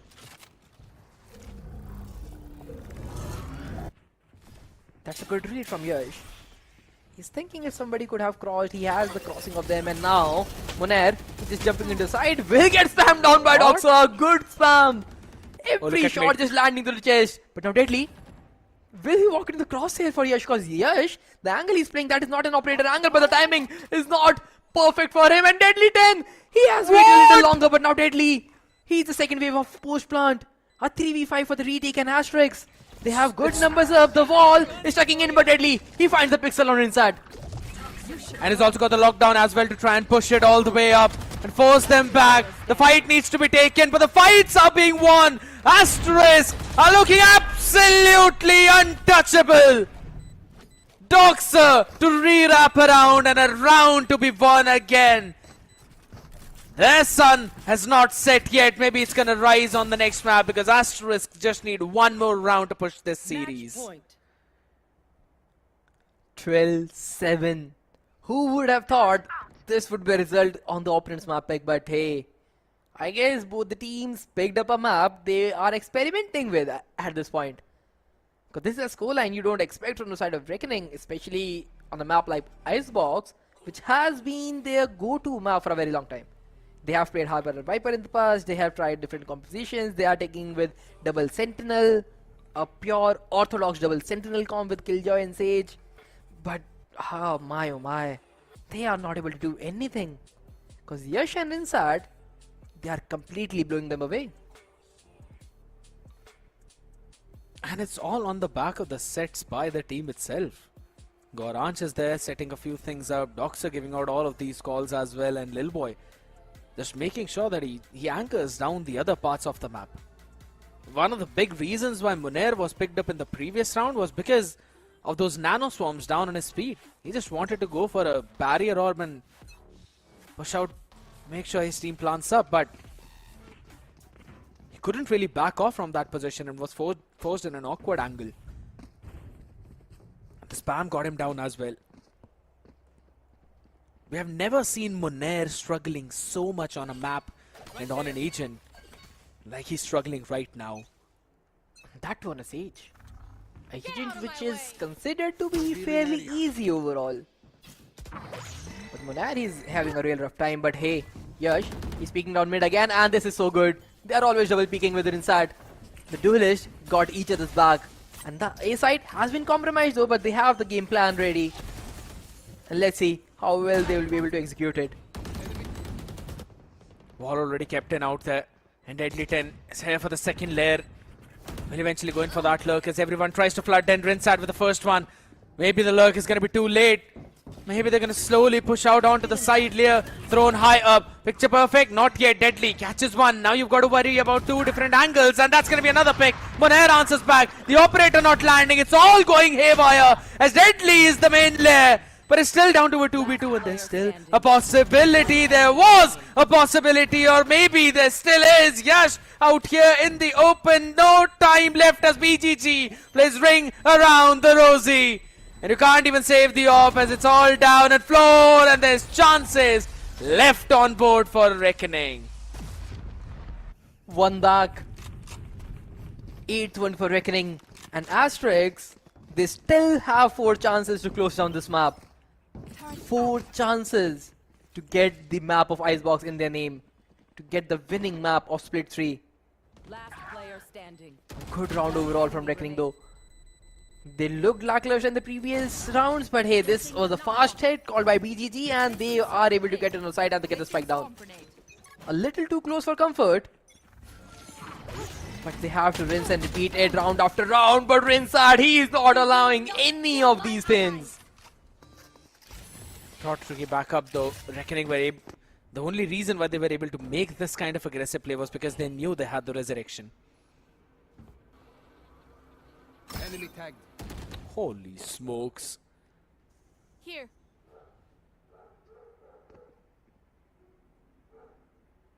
Just holding the operator and just look at Rinsat. Such a perfect angle. That is a clean one-tap angle there. You peek, you die, and he dismisses out without a scratch. And with the type of mechanical skills Rinsat has, there is no way he's losing that duel if any guy from Reckoning just swings in on him. Here's the thing, you know, you can only do this kind of stuff with Reyna. I really wish we get the replay on that shock dart, my guy. I want to see Goran's reaction. What he has said to the team, and he'll be like, all tactical. Beating the opponent with a shock dart. Your opponent won't know what you're trying to do if you don't know what you're trying to do. But alright, right now we know what Reckoning are trying to do out there in the open. Rinsat finally taking down the Dizzy. Picture perfect. The recon was absolutely immaculate as he gets 2 on the back of it himself. The dust has not yet settled. Now it probably will. Down to a 2v2 and an early lockdown to try and stop this plant from going down. Moner on an angle up, above, around the world, and he still catches one Doxer. Quick on that trade though, but ND10 still gonna try and make sure that he stays alive. The Nano Swarm lineup is there. It's gonna be used up as well. It's all the way down, wall up, Viper split out in the open, a shot being fired. Now you've got to be very spam there, Doxer. Just down to the last 36 now. All it's needed is one bullet. He's still gonna try and stick down as Deadly 10 will commit to the spray. Asterisk, they had 5 chances, which have now dwindled down to 3 chances. They are getting a strike after every mistake, and these strikes are not looking good. Because Reckoning, they have a better buy now. Although Asterisk, they still have 2 big ultimates. Rinsard with their Empress and Yash with the Blaze Storm. The type of frags these duelists are getting, things can turn around, but technically, it should be a game where Reckoning should get one more round in their backpack. And Yash is trying to set play, trying to get to the built area. Finds nothing, and Deadly, he is just holding his ground. He is happy, and he is dead. BGG, he's there for the trade though. Still a 4v4, the spike will go down, and now the big threat Yash, he's out of the picture. The spike is planted in Moner. He's just getting the better of every other player. A bit of an overzealous play out there from Rinsard. Confidence getting a bit higher than what it's supposed to be. It's down to Goranch now. He's the first one. Spam is there. Guardian in the hand. Maybe he can get the second. Moner says no. Double digits now reached for Reckoning. In the touching distance one more time on this map. 3 straight rounds from the past 5 they've got. So it's going to be a timeout now finally called for Asterisk. I'll have to say though one thing, Spard, is that I think this timeout is helping Reckoning more than it's helping Asterisk. I guess so. And that has been a case with so many teams. You take a timeout to fix things up, but Reckoning, the type of flow attack they have in the last few rounds, in the last consecutive 3 rounds, they can dig up another strategy. And Yash, he has his operator out. And Reckoning, I'm 100% sure they are aware of that fact. And if they deals with Yash operator, the win condition will be thrown out of the picture, and then an overtime will await us. Asterisk had 5 chances to close down the opponent map pick. They have lost 3 of them.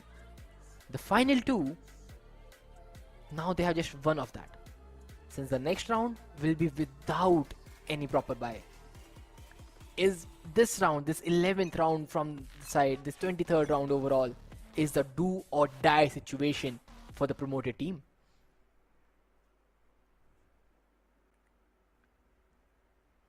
It's going to be an operator versus operator battle. Deadly on one side, Yash on the other. And we have seen Yash getting some cracky shots out here. One chance for Asterisk to potentially close it out. Because if this one falls away, and they don't have the eco for the next round to get it down. Reckoning. Seeing that there's no aggression, at least in the first 20 seconds of the round, will now eventually try to take the space away from the other side. That Dizzy has not really caught on Yash, so it can't. He's still going to be tucked in corner. And Exactly. that line of sight, you have to come into his crosshair if you are trying to go towards B. But Yash, the discipline has to be there. Nah, he has left the major line of sight, and now the Dizzy will flush him out, and he will still deliver the shot. He is completely blinded, but does not matter. He will run away with murder. The Jet gets the better of his opponent. With Tricky out of the picture, Reckoning spearhead is already broken. Hunter Fury being used out to try and check onto one part of the map. But now it eventually ended up catching nothing.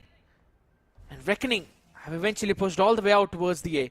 30 seconds left. The question is, will Paradox have reclaimed his Dizzy? Or rather the Thrash? As he's now going to be crossing in from mid. There's already one line of angle by Yash, and seems to be wary of it too. Just crossing it smartly. The poison cloud there, but it does not matter. Still able to catch one on the back of it. Viper spit up. Not on side though, but rather stopping the entry from that one choke point. Moner spams it down. Teddy is watching another part of the map which was taken down, but Rez coming in, and that's a big mistake. It's not just one, but two falling as Lil Boy answers back, and now you know where BGG is. The pit has to fall. Can't really do anything as he wraps around from back. There's two angles and both being watched out for. The ball's not going to do anything as Yash will land the shot and make sure that Asterisk push this series to sunset. A rare blunder from the side of Munair, and that blunder has been completely capitalized by Lil Boy. The timing from the gods. Lil Boy making sure he's present at the very right moment. A resurrection which could have turned the tables around for Reckoning. It indeed turned, but against them this time around. Lil Boy, that double, that resurrection caught the players off guard was just perfect, and this is something which they needed. A bunch of luck on their favor. They had 5 chances to close things around. The 4th one was the most crucial one, and they finally strike on the 4th time. That was such a pretty one as well, right? First of all, Yash finding that opener, and I know you mentioned that the close cubby angle which he was holding was really the good one, but I loved his repositioning. I wanted to point it out as well, but there was just so much action going out there. He gave up on that space, understanding that maybe Reckoning will re-clear that one. The Dizzy cleared out the closer one first, so I think so him repositioning onto that one basically made them feel that, alright, maybe it's going to be safe, not going to be very, hard guarded. So even though that Dizzy caught onto Yash later on, but he still had that pixel second, or rather half a second time to land in that shot on the other side. I love that because he also ran away, eventually survived from there and doubled up in mid by catching Paradox out in the open. I loved it. And we've got a series up our name, man, on the map of Sunset. Well, yes. Who would have thought that a team getting thrashed on their own map pick 1-13 will steal Reckoning's map pick? And that in such a great style. Although Reckoning, they showed some crazy glimpses of comeback, and historic 9-3 could have been on their way yet again, but that 9-3 was cut a little short with just 2 rounds from the side of Reckoning. A 13-10 victory for Asterisk on Reckoning's Icebox. That's a big thing which you've just mentioned, because it was a pick of Reckoning. And I think so it's not just going to be important for this team, but rather for the future matches as well.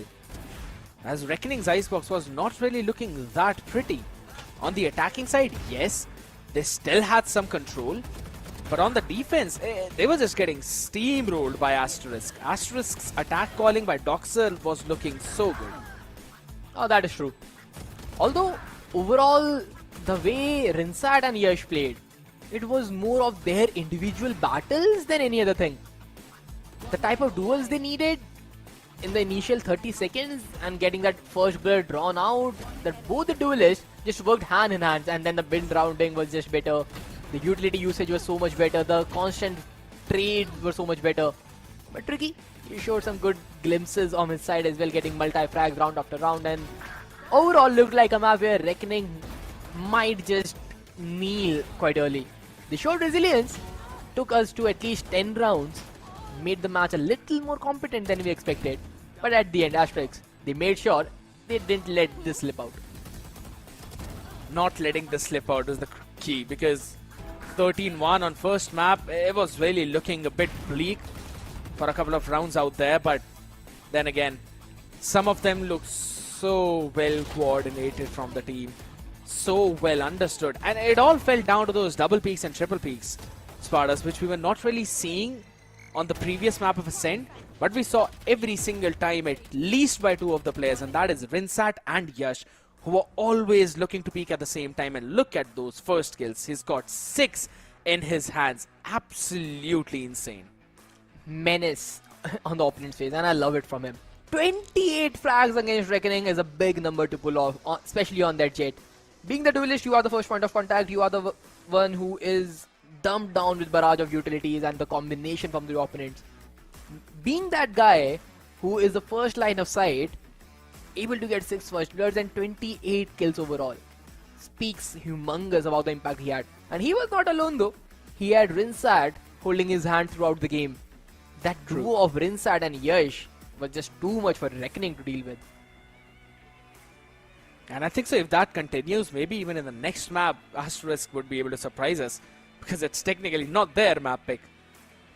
And if Yash continues the form that he's continued in this one, 209 damage per round with 37 headshot percentage, yeah, he's going to be a menace for the next one as well. Almost dropping that 30 bomber. Let's have a look at the entire match stats as well. 13 first kills for Asterisk for 10 of Reckoning. And this is such a big leap from the 2 in that previous map, Spardas. This is probably the reason, and this is one of the main reasons why I have been calling this team one of the most resilient teams of VCSA 2025 circuit. I completely agree with that fact.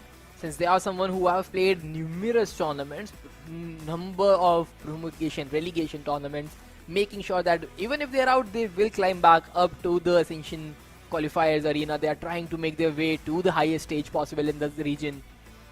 And hey, they are putting up a good show. Defeating a team like Reckoning is not an easy task.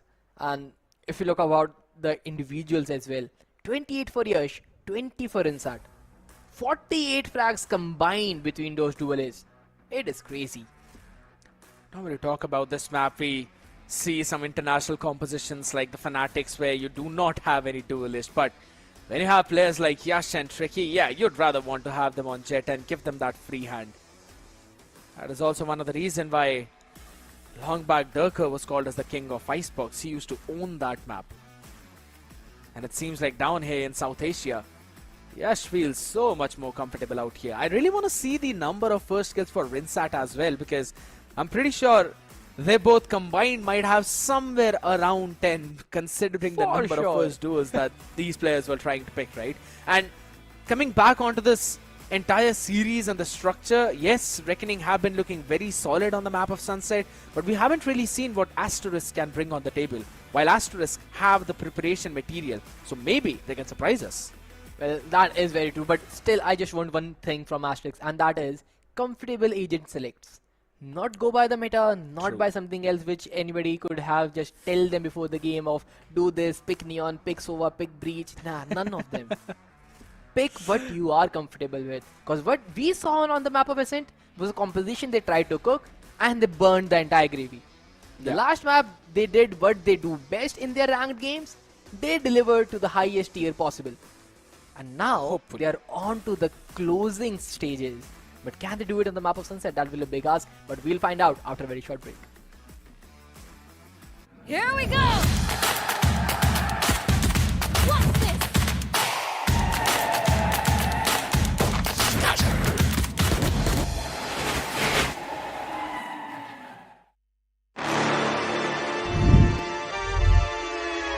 Hold up, why do they doubt the kid? I'm about to prove them all wrong again. I got a low tolerance, cause they don't even know what the problem is. It's me. Why do they doubt the kid? I'm about to prove them all wrong again. I got a low tolerance, cause they don't even know what the problem is. It's me. I ain't taking no loss, no loss, no loss. Look, I'ma always win. And I'ma do it again. Watch me win. Then watch me do it again. I'ma always win.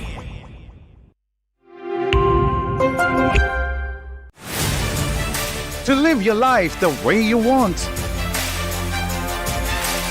Compete like the toughest challenger. Dance like there's no tomorrow. Celebrate every second you are alive. Life has no rule books, but we can give you a stage.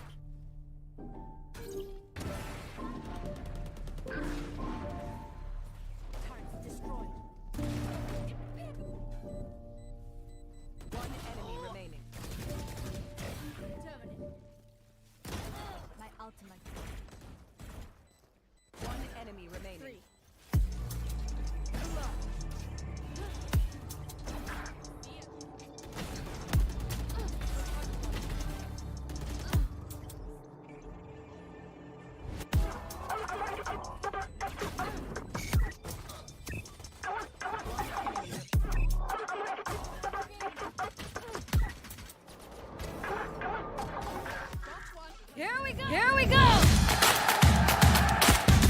What's this?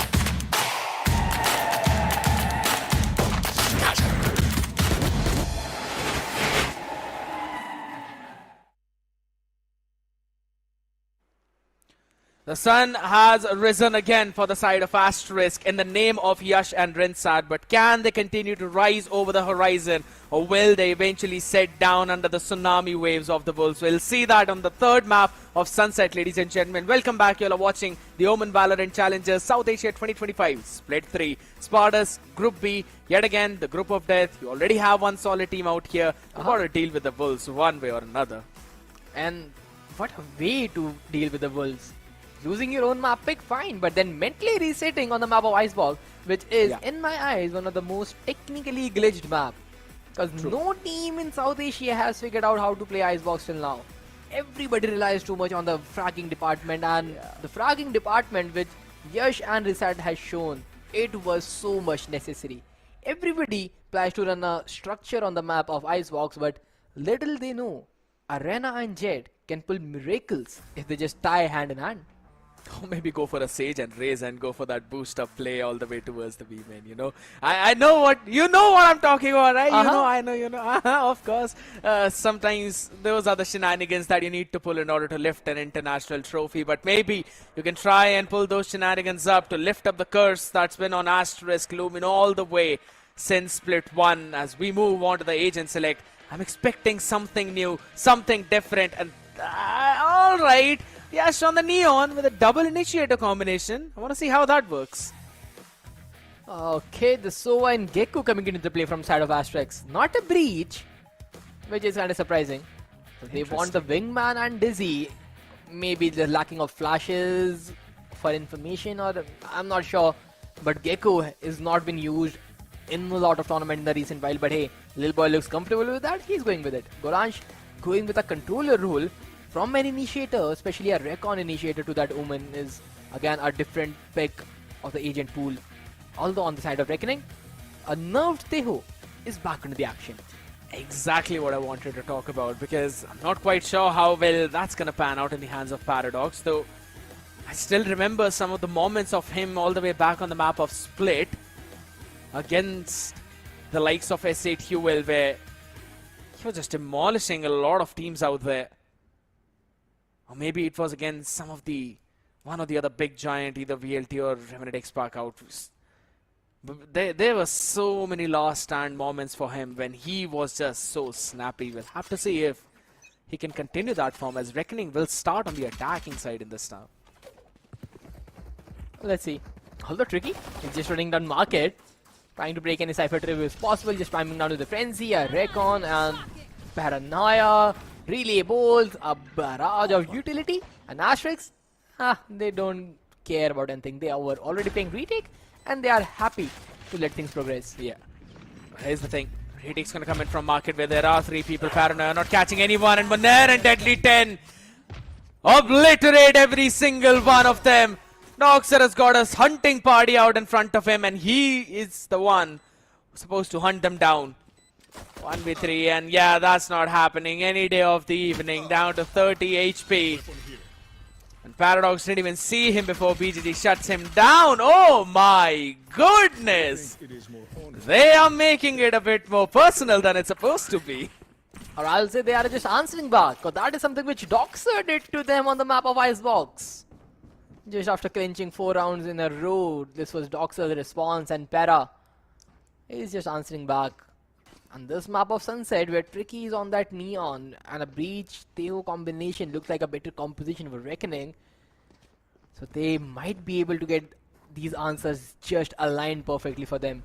Because Asterisk, they tried a retake in the first round, didn't work out. The very next round they are trying a stack towards the day side, but little they know it's a wrong call. It's basically been a 50-50 pistol half between both of these teams. Now the previous one tilted in favor of Reckoning now. There's a trap play out here being made. Yash is going to be running it all the way back though, but all of that just gave out so much more information. BGG, he's got a rifle in his hand and he will fall as well. Still not quite sure as to why Lil Boy did not peek on the back of it, because I think so. Maybe a double peek would have just worked out so well for them. At least they could have taken that one rifle away. Spike planted. They had the possibility though. But yeah, were not in sync with each other. Just missing it out by a margin. Now, little boy is just waiting for the time to clock by. Just run it down. Yeah. Maybe just die to the spike. But hey, Reckoning pretty much aware of what Asterisks are capable of. Expected a set play from the either extremities. Waited for that set play to happen. BGG getting a trade on Monair. They did end recovering his rifle as well. A good round overall. No econ damage on their side. Every rifle and gun they bought, they are carrying it forward in the bonus round. Flawless indeed, which you mentioned. Apart from just one casualty throughout that round. Bit of an off start for Asterisk though, but not something they can't really climb back from. We also saw that on the previous map itself where they lost the second half pistol round. Have still been going 2 out of the last 5 maybe. This round they can eventually turn it in their own favor. Barrage of futile though, but Rinsat is the barrage of bullets who's going through the skulls of Reckoning as he gets the fourth one as well. And the shouts go loud for the ace as he holds down the B side from Market and makes it a market of organs of Reckoning as they fall one after the other. What a last stand. A cypher which Asterisk needed so much right there. He already knew the set play that Reckoning are running. Deadly was a little in double mind when he should flash, whether he should stun, and Rinsat, he was happy to face zero breach utility on his face and just holding his ground. BGG could not even touch him there. A perfect dual base, and now Asterisk, they look confident with a 1-4 setup towards the A side. My guy is doing better with every single passing map. Rinsat for the win indeed. Seems to be the case though. It's not scanned out, so the still gonna continue his streak. You can eventually count it down. 6 in a row for this guy. I must wait a moment. Information now being given, and that's good discipline. Hunter Spirit being used out. The tag already comes on to 1 as the confirmation of Paradox is there as Rinsat still is onslaughting all of them. And they fall one after another yet again. 8 in a damn row for this Cypher. Rinsat, this guy was 0 and 10 on the first map of the day. It took him an entire half of 0 in 12 to get the first blood drawn to his name. The pistol round of Ascent on the second half of attacker side. He was able to get just 1 pick and he ended the map on that note. From that sequence to getting 8 frags in a row, it is huge. And he is just showcasing class. Which is miles apart from Reckoning right now at least. Bit of a scrappy round out here though. Tricky starting off with absolute speed and style. You know what, I'm pretty sure they've decided that Rinsat is going to play on B side, so let's quickly jump down A. Eventually finding out the first 2. I'm 100% sure that has been the call. Like, yeah, we are not challenging Cypher.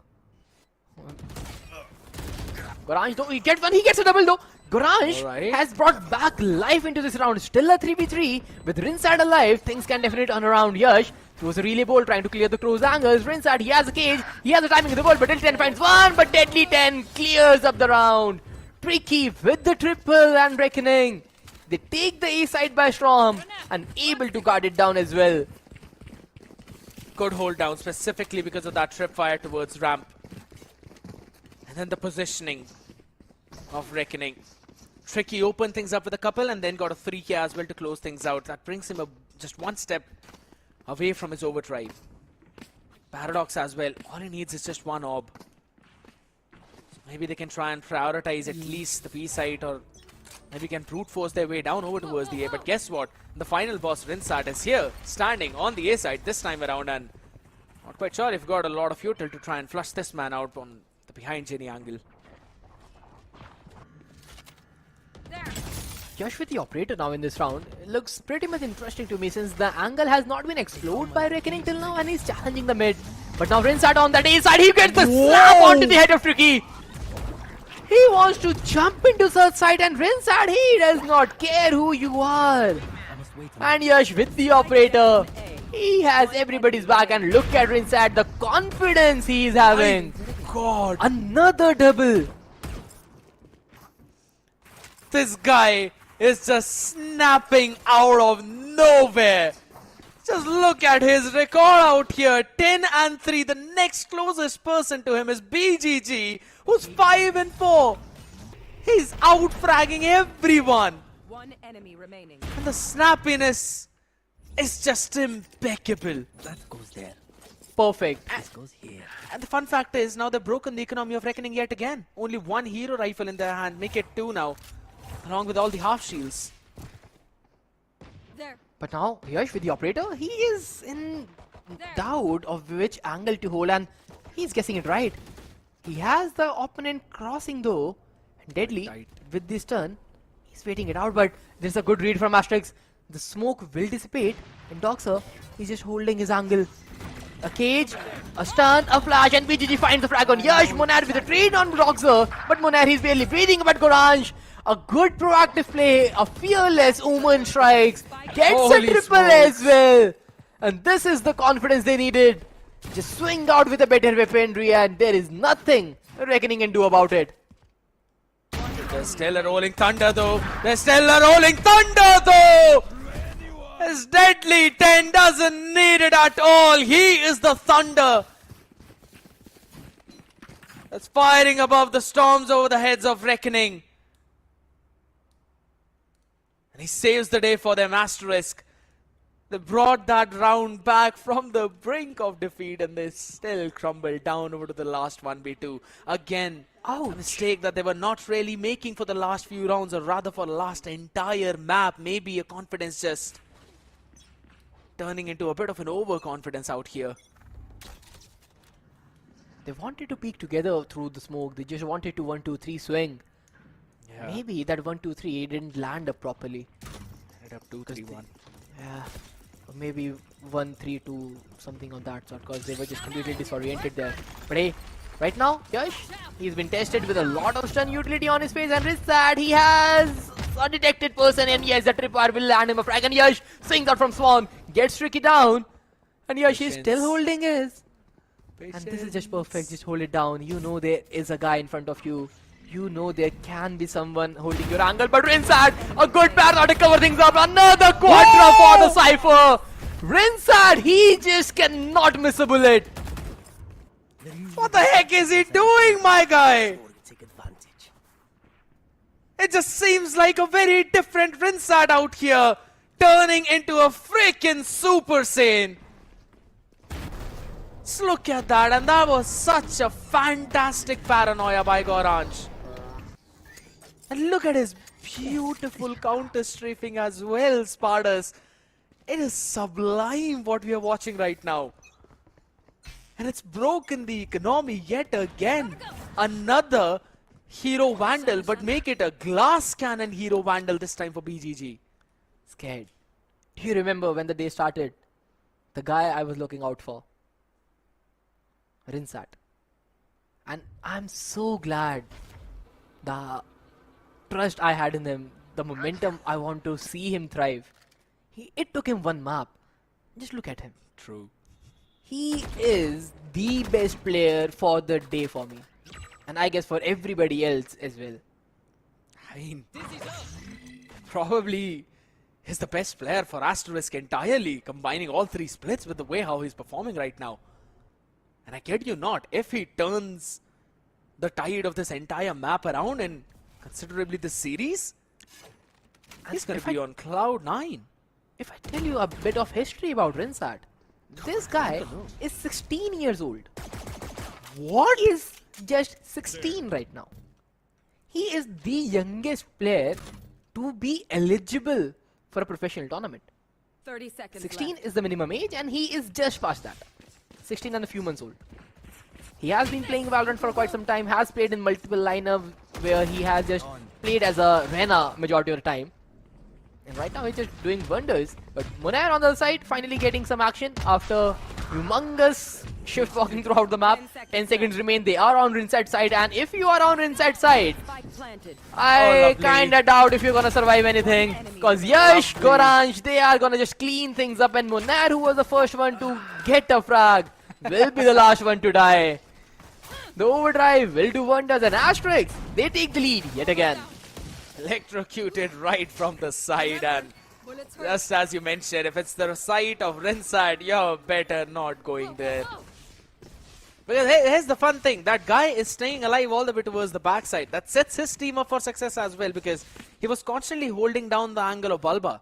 His Tripwire had the control of B main, and the only open space was market, so he knew where all the players were. And that is why that paranoia was absolutely impeccable, and then Yash with the overdrive was just unstoppable. And it seems like this time around, they're going to try and push down all the way from mid towards tiles. Oh, perfect, Yash. This is so good. Pair of utilities. I love it from them. Don't have a breach? Fine. Whatever you have in your bank account, make wonders with that. And that's a good approach. A good set play, and taking down Para is such a big impact on the round, because Para, with that ultimate he's having, with that Armageddon in his backpack, could have turned the course of this round entirely. But right now, Reckoning, they have to clear each and angle manually, which will at least cost them 20 more seconds on the clock. Don't have a bit of a map control though, I must say. Got that elbow control. And now Tricky can eventually hit that one big layer that Asterisk might miss. I'll throw over towards the B site as well, so it's going to clear out the entirety of B main. That means the rotation will go towards the A. The longer Reckoning take, the more difficult this site to execute will become. It is just perfect right now. Asterisk, they are anticipating a Rolling Thunder on toward the A side, and they are playing it passively. They are letting their opponents come to the side since they have the numbers up, and they want to play on the back of it. But Goranj getting spammed down out of smoker. Maybe his barrel was a little out of the place, but he gets taken down. Now a 4v4, where Rinsat, he has a neural theft if he gets the first frag down one more time. But now the mosh pit, even more damage dealt with. An early wingman, the Rolling Thunder committed, and now Rinsat gets the frag, but BGG for the trade, and Doxer just refrags him. 10d10, he's still anchoring down. 3v2, the advantage on the side of Asterisk, and Lil Boy will capitalize yet again. Asterisk with the perfect, flawless retake. They lost the players but not the round, and Asterisk, they are a brute force to deal with. Such a fine read from this team. As you perfectly mentioned, they held it down and again did not flood out from one single avenue. Sent out a couple of players towards the CT spawn, and then sent out a couple of them from the ramp. That's the fun part about it. Here's the fun thing, you know. The one who went over towards the box all the way from the back were the ones who could eventually evade the Rolling Thunder. That is exactly what Yash did. And then Lil Boy just had a ton of utility to try and survive on the back of it. It's a timeout now being called in for Reckoning, as Asterisk on their defense have got 6 rounds in their back pocket. And it is just as we were discussing during the pre-round as well, or rather the pre-game segment on the desk, that even though this map looks really good for Reckoning on paper, they do not know what Asterisk is bringing on table. And what they are bringing on table is, it's something that's breaking the entire table for Reckoning. Another round where they are bringing together all the rifles. Paradox is absolutely struggling in this one. The Teo nerf has definitely affected him, his gun barrel too, I believe. Right there. And now in this round, they do have tiny bit of weapons left and right. But now the set play is just perfect. The flashes is on point. And Yash will capitalize on the back of it. Gets his 3. BGG Shroud stepping out of the way. But little did he know the cavalry is already dead and he is the sole survivor. Not for long, because Rinsat is just hunting you down. What a trap setup from Asterisk, and what a read, my guy. What an anticipation. Now the A hit did not work, even with the Rolling Thunder. So they might want to try and walk up B main because they haven't really shown their face B so many times. That flash, outstanding. The stun from the Neon, phenomenal. Every single player then lined up together to try and survive. And if I'm not wrong, even Deadly 10 was concussed up. Yeah, he was. Although at that point of time, instead of breaking utilities, you just have to throw your breach flash to flash the opponent as well. But the decision making one left and right, and it didn't work out. But now, what is working out for Reckoning this time around is direct hit. And again, Asterisk, they are happy to play the retake with the 3 big ultimates they have. And Rinsat, he plays away ahead of time, gets a 1-for-1. Oh my goodness. Full push out. This time from Yash coming in. 1 tag from the Hunter's Fury. Paradox being brought down to just 45, but Yash is still hitting heads. So the HP does not really matter. Another overdrive brought in this round. He gets a 3k, but Monad with the answer back. Stinger he had in hand, but it's just a classic now, down and out. Asterisk with an 8-4 half on the defense of Sunset. And it seems like they are setting the sun for Reckoning now. A new dawn for this new team. Just 5 rounds away from closing out a series against the 3rd placing team of Split 2. The grand finalist of Split 2. A team which defeated Velocity Gaming on the lower finals. A team which ran away with the victory against Velocity on the map of Looters, where SK Rossi delivered almost a 40 bomber. Right now, in Split 3, they are struggling against a team who has just promoted to this arena. And Rinsat looks like he is the king of the new age. What's a king to a god? It's probably what Rinsat said to the members of Reckoning.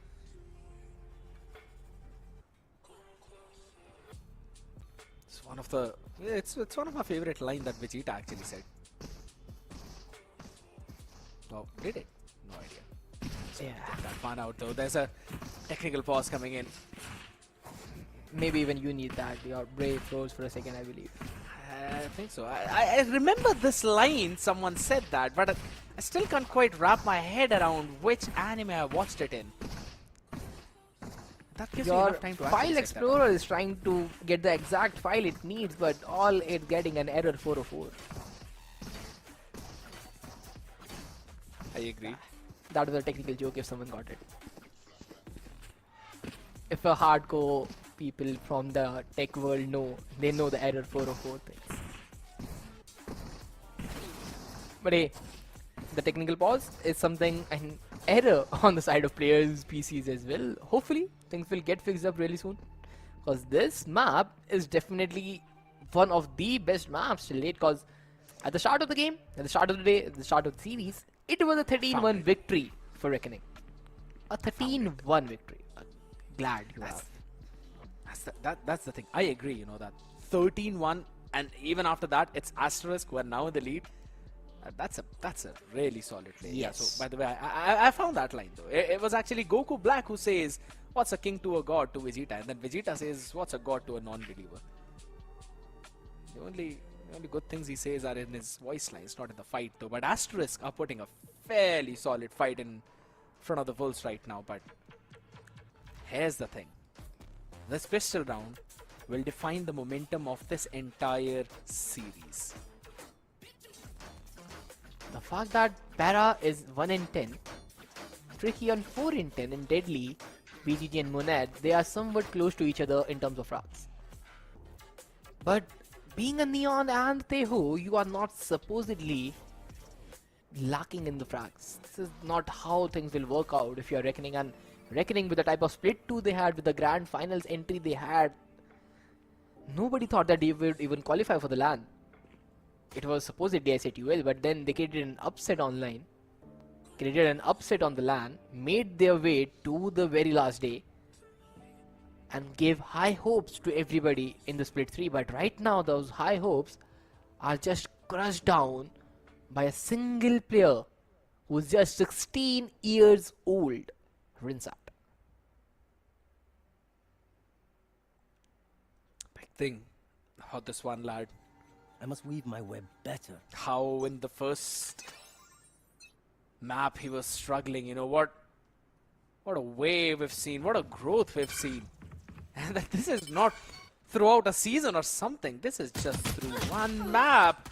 And he still continues. Cypher getting the first blood drawn out. Impactful play from Reckoning. They thought of taking down mid control, which is a good set of plan because nobody anticipated that in the pistol round, and it was Rinsat all by himself holding his angle. Deals with Tricky and his tricks. And now Asterisk, with the numbers equalized, the attackers always have the advantage. It's about time they're going for the plant as well. The fun fact is they've got a new buddy to go for the plant every single time. Wingman, he gets it down. Let's go. Now on the back of it, they can still hold their positions down for this. Sight hole now. Drone being sent out all the way from Ram, while a diligent re-clear of both the players on the back of that flash. Asterisk are constantly making those plays every single time. Doxer needs to hold this one look down as BGG. He's got absolutely no way to try and support his team. Diffuse being stuck. Some shots being fired, but still it's been held down. Down to a 2v2, or rather a 2v1 as Yash will double peek and Monair falls on ground.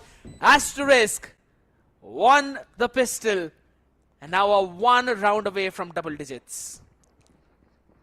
I am out of words right now for Team Asterisk. How well they are playing this.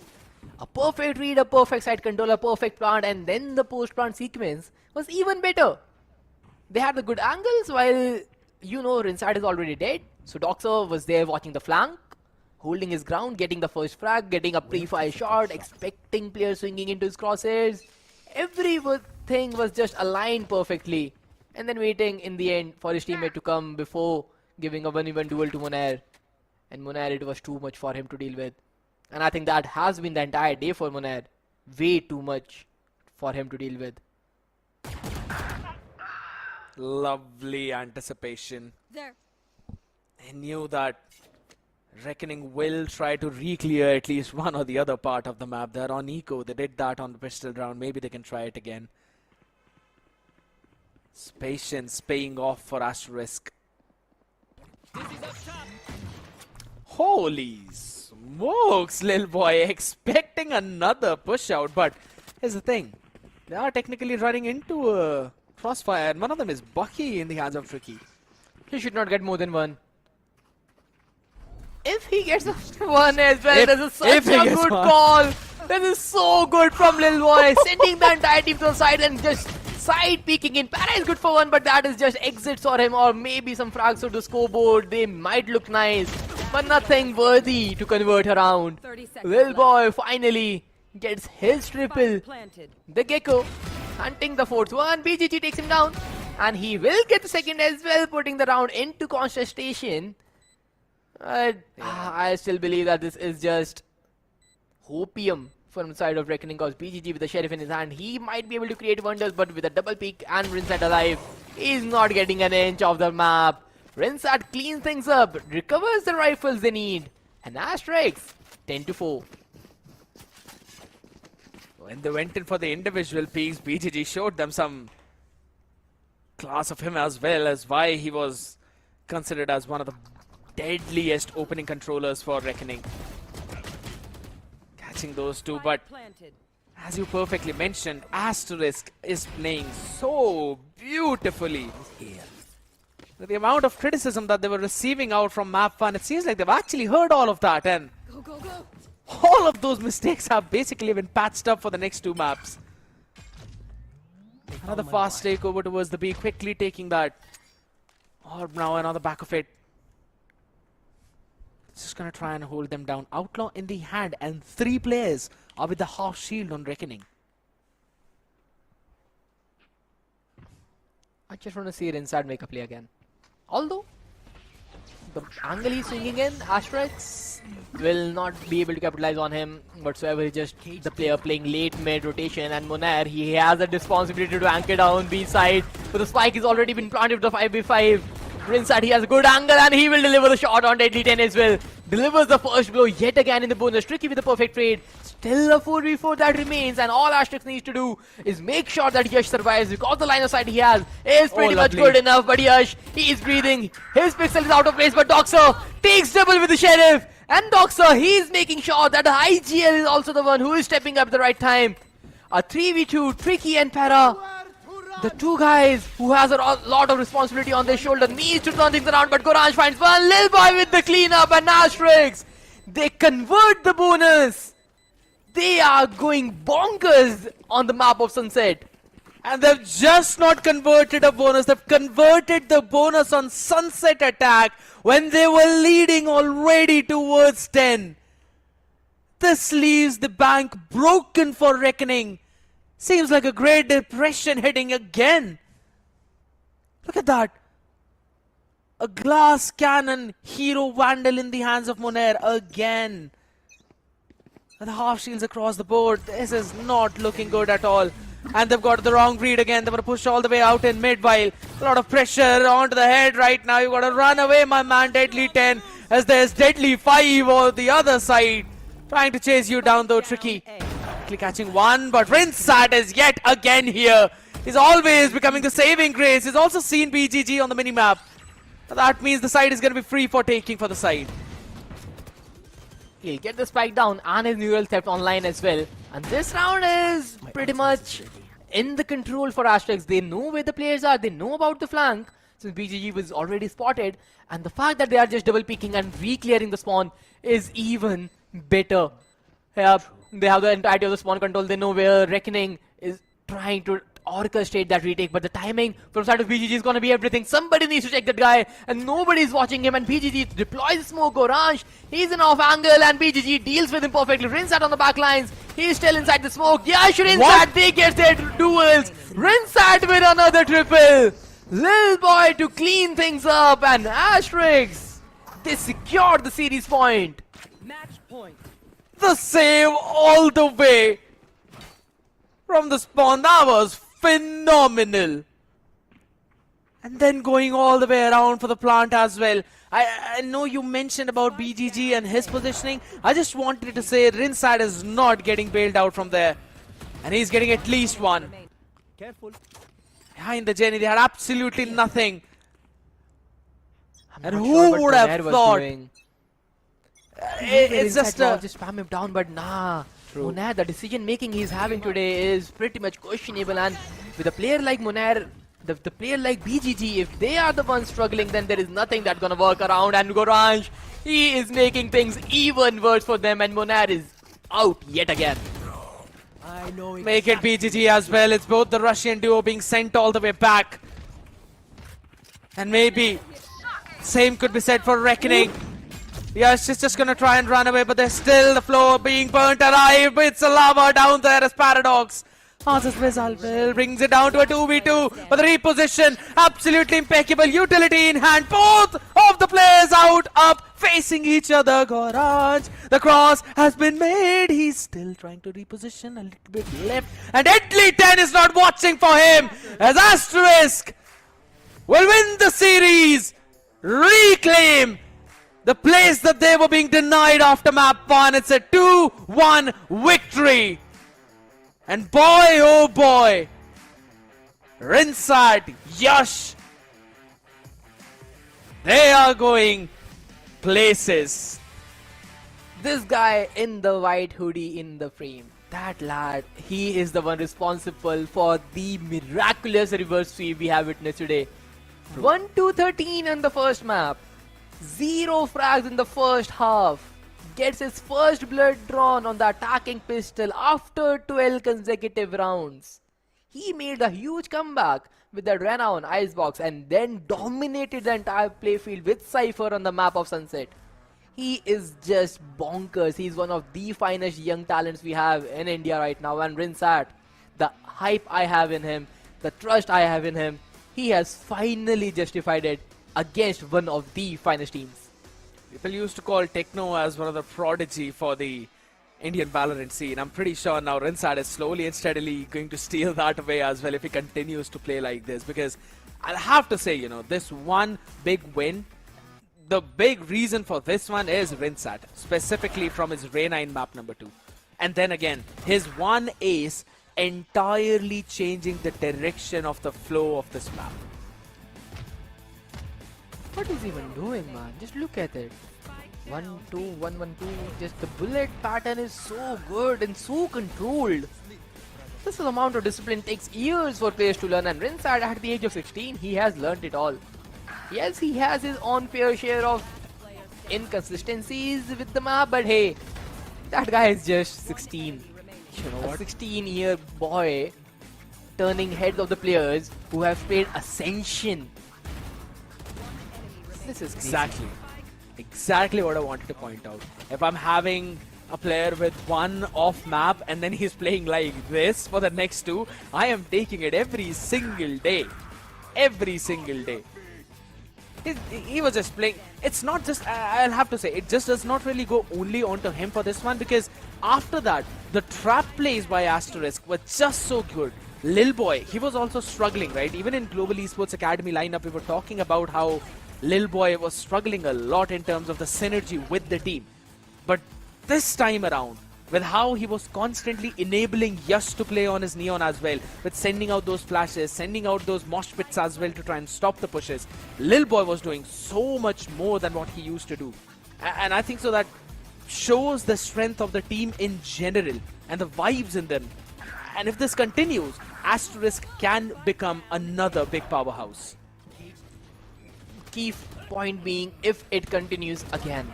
But hey, it's time to reveal the elephant in the room. The MVP for the match, and it is none other than Rinsat. Any doubts here and there? I don't believe that. 7 first bloods on that Cypher. Okay, he's anking downside, getting all the frags. 24 kills on that Cypher. Understandable. We have seen other players pulling that off. 372 ACS. We have seen Crazy Lash doing that. 238 damage per round has been done in the past. But the fact that this guy has 51.3% percentage of headshots. Every second bullet was a headshot for him. Shows how precise he is with his mechanical skills. I'll just have to say, you want 24 kills, you call someone. You need 372 ACS, you call someone. You need a lot of first kills, you call someone. You call someone for 238 damage per round, you call someone else for 50% headshot ratio. You want all of that in one package, you call Rinsat. That's what this man was delivering throughout this entire map. And if this performance is not enough to push him up in the MVP list for this entire series, I don't know what is going to be. An absolute beast of a show. Only 4 first kills for Reckoning, 13 for Asterisk, and he's got more than 50% of it. That is crazy. Being a Cypher, yes, they were challenging your side, but even on the attacker's side, the pistol round, he had the first frag. In the anti-eco round, he had the first blood drawn towards that mid. He is taking contact and making sure that contact is a frag indeed. Yes, he was eventually traded out, but doing his job phenomenally well. And if you have a sentinel play like this, there is definitely Asterisk's way to get ahead from here. Because if we look at this group, it had the previous split finalists together. And Asterisk being thrown into the mix. Look like a team where they might struggle, but making sure Reckoning's own pick, they kinda blew that away. But then Sunset, which was a good map pool for the Reckoning, at least in split 2, they completely look lost on it. Seems like we've got a better team out there. And this is By a all the mile, more I would reason. I agree. And this is all the more reason for other teams to probably ban this map out against Asterisk. I'm pretty sure they're not allowing them to pull another Rinsat performance out here.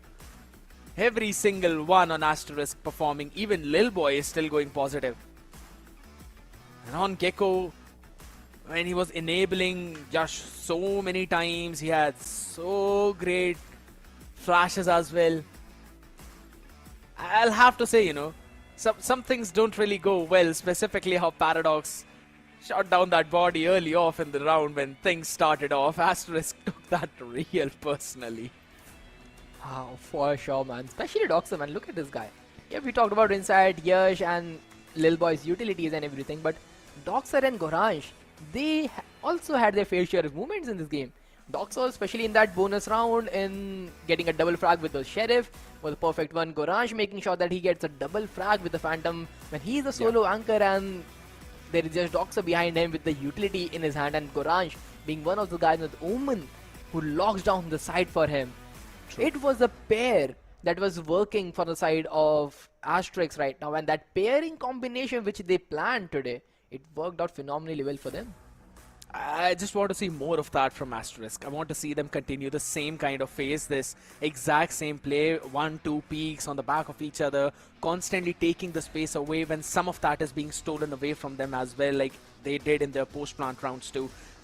I want to see that continue against the other teams as well, against some big names. And I want that confidence to stay high up so that we probably have another solid series is up in front of us, right? Because this again was one of those upper bracket matchups which has sent Reckoning all the way down in the lower bracket. Let's have a look at the brackets itself as well, since we're discussing about that.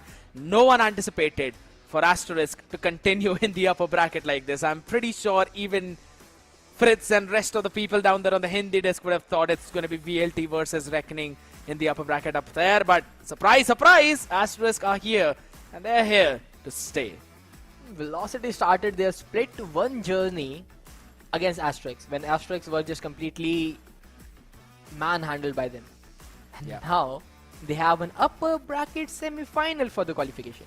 Hey, listen. Well, they have come a long way for sure, but .exe and Reckoning, this matchup will be interesting as well because both the teams, they are on the verge of qualification for the Ascension qualifiers. .exe has 90 points and they are placed 4th alongside SATUL. Reckoning, just above 100 points, is on the 3rd slot for the Ascension qualifiers. If any of these teams gets eliminated, which will eventually happen, they are surely losing out on that slot, and that will be crazy to witness. That is such a crucial point that you mentioned, right? And you brought it up, as both of these teams, as you said, are in that category who can fight for the 3rd and 4th slot. Yes. Because none of that is eventually solidified, right? Apart from probably RevenantXSpark and VLT, considering they continue that similar performance even in this split, they will have the first 2 slots, but 3rd and 4th are still up for grabs. There could be a lot of changes out there itself, and I think so that's a very, very big pressure point for the teams who are down in the lower bracket, because they don't have any more opportunities for any kind of mistake. Now it's going to be an all fanatic Master Toronto run through the lower bracket up until the grand finals. But if they're going to be able to pull that off or not, that's a big question, right? Because they've got some big matchups for tomorrow itself, Spardas. This is what happens today, but we've got some crazy matchups for tomorrow itself. SATUL up against RevenantXSpark, and now Velocity will face Asterisk. Yeah, I'm pretty down for both of these matches. Who do you think will actually win, though? Well, that is a big point of concern, to be honest, because we know the results, to be honest. Like, the Goliaths team are facing the new coming team, so they have a fair share of chance to get qualified to the next stage. True. But all I want to see is not the result, but a performance from the teams, especially the individual lads that have performed from the side of Asterisk today. They have a big challenge in the name of Velocity to face up next, but all I want is just have the confidence in themselves and keep on making the plays they were making today. You have a big name in front of you, but don't make it a reason for your confidence to go low. Absolutely. I mean, to be honest, they had a big name even right now, so they were able to continue on the next 2 maps, and the fun fact is they lost their own map pick and then they stole away their opponent's map pick. Seems like they are literally the epitome of the line that we all put in our own resumes, that we like to work under pressure. We are very good performers under pressure. They showcase that they are very good performers under pressure, but that's what has happened today. Again, it was another one of those days where we have seen Two of the upper bracket teams now rolling on, moving ahead. One expected, the second one absolutely unexpected. So what's going to happen tomorrow is going to be the big thing. Ladies and gentlemen, that's about it from both of us. This was Pardas, and alongside me, Scared Yet. You all were watching OMEN VALORANT Challenges South Asia 2025 Split 3. We'll see you guys tomorrow with more VALORANT action. Hello and welcome to the OMEN VALORANT Challenges South Asia 2025.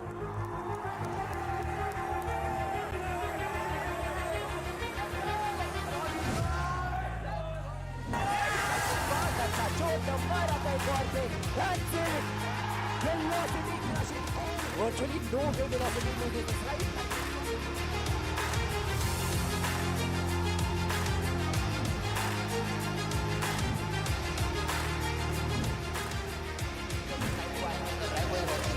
और हाथ में एक शरीफ angle ऐसा but batter एक बड़ी understanding लगाई but tricky जैसे pushing it down एक करके फ्रैग इन्हें हमारा ने सिचुएशन कंट्रोल जरूर करी है लेकिन जी पकड़ेगा शाउट स्टेप किया और कंटिन्यू एक परफेक्ट फ्री सेकंड में कामयाब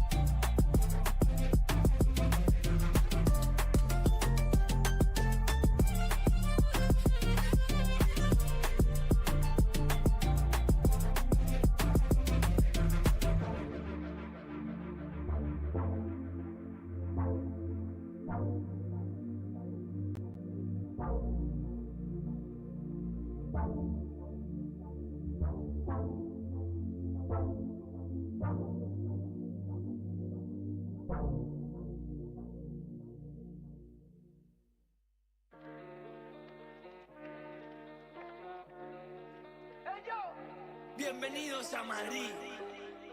Eso no. We are here. Let's go. No confiaron, pero míralo. Llego con los míos y la grada explota. Le di la razón al que me quiso ver bien. Lo soñé en mi habitación y ahora en primera me ven. No te hablo del avión. Vine por mi cinturón. Voy a hacer que recuerde mi nombre. No me importa cuándo ni dónde. Yo por esto la sufrí y aposté por mí como el doble. Yo no sé lo que es perder desde el 2000 y pico. Y si fallo, detrás tengo a mi equipo.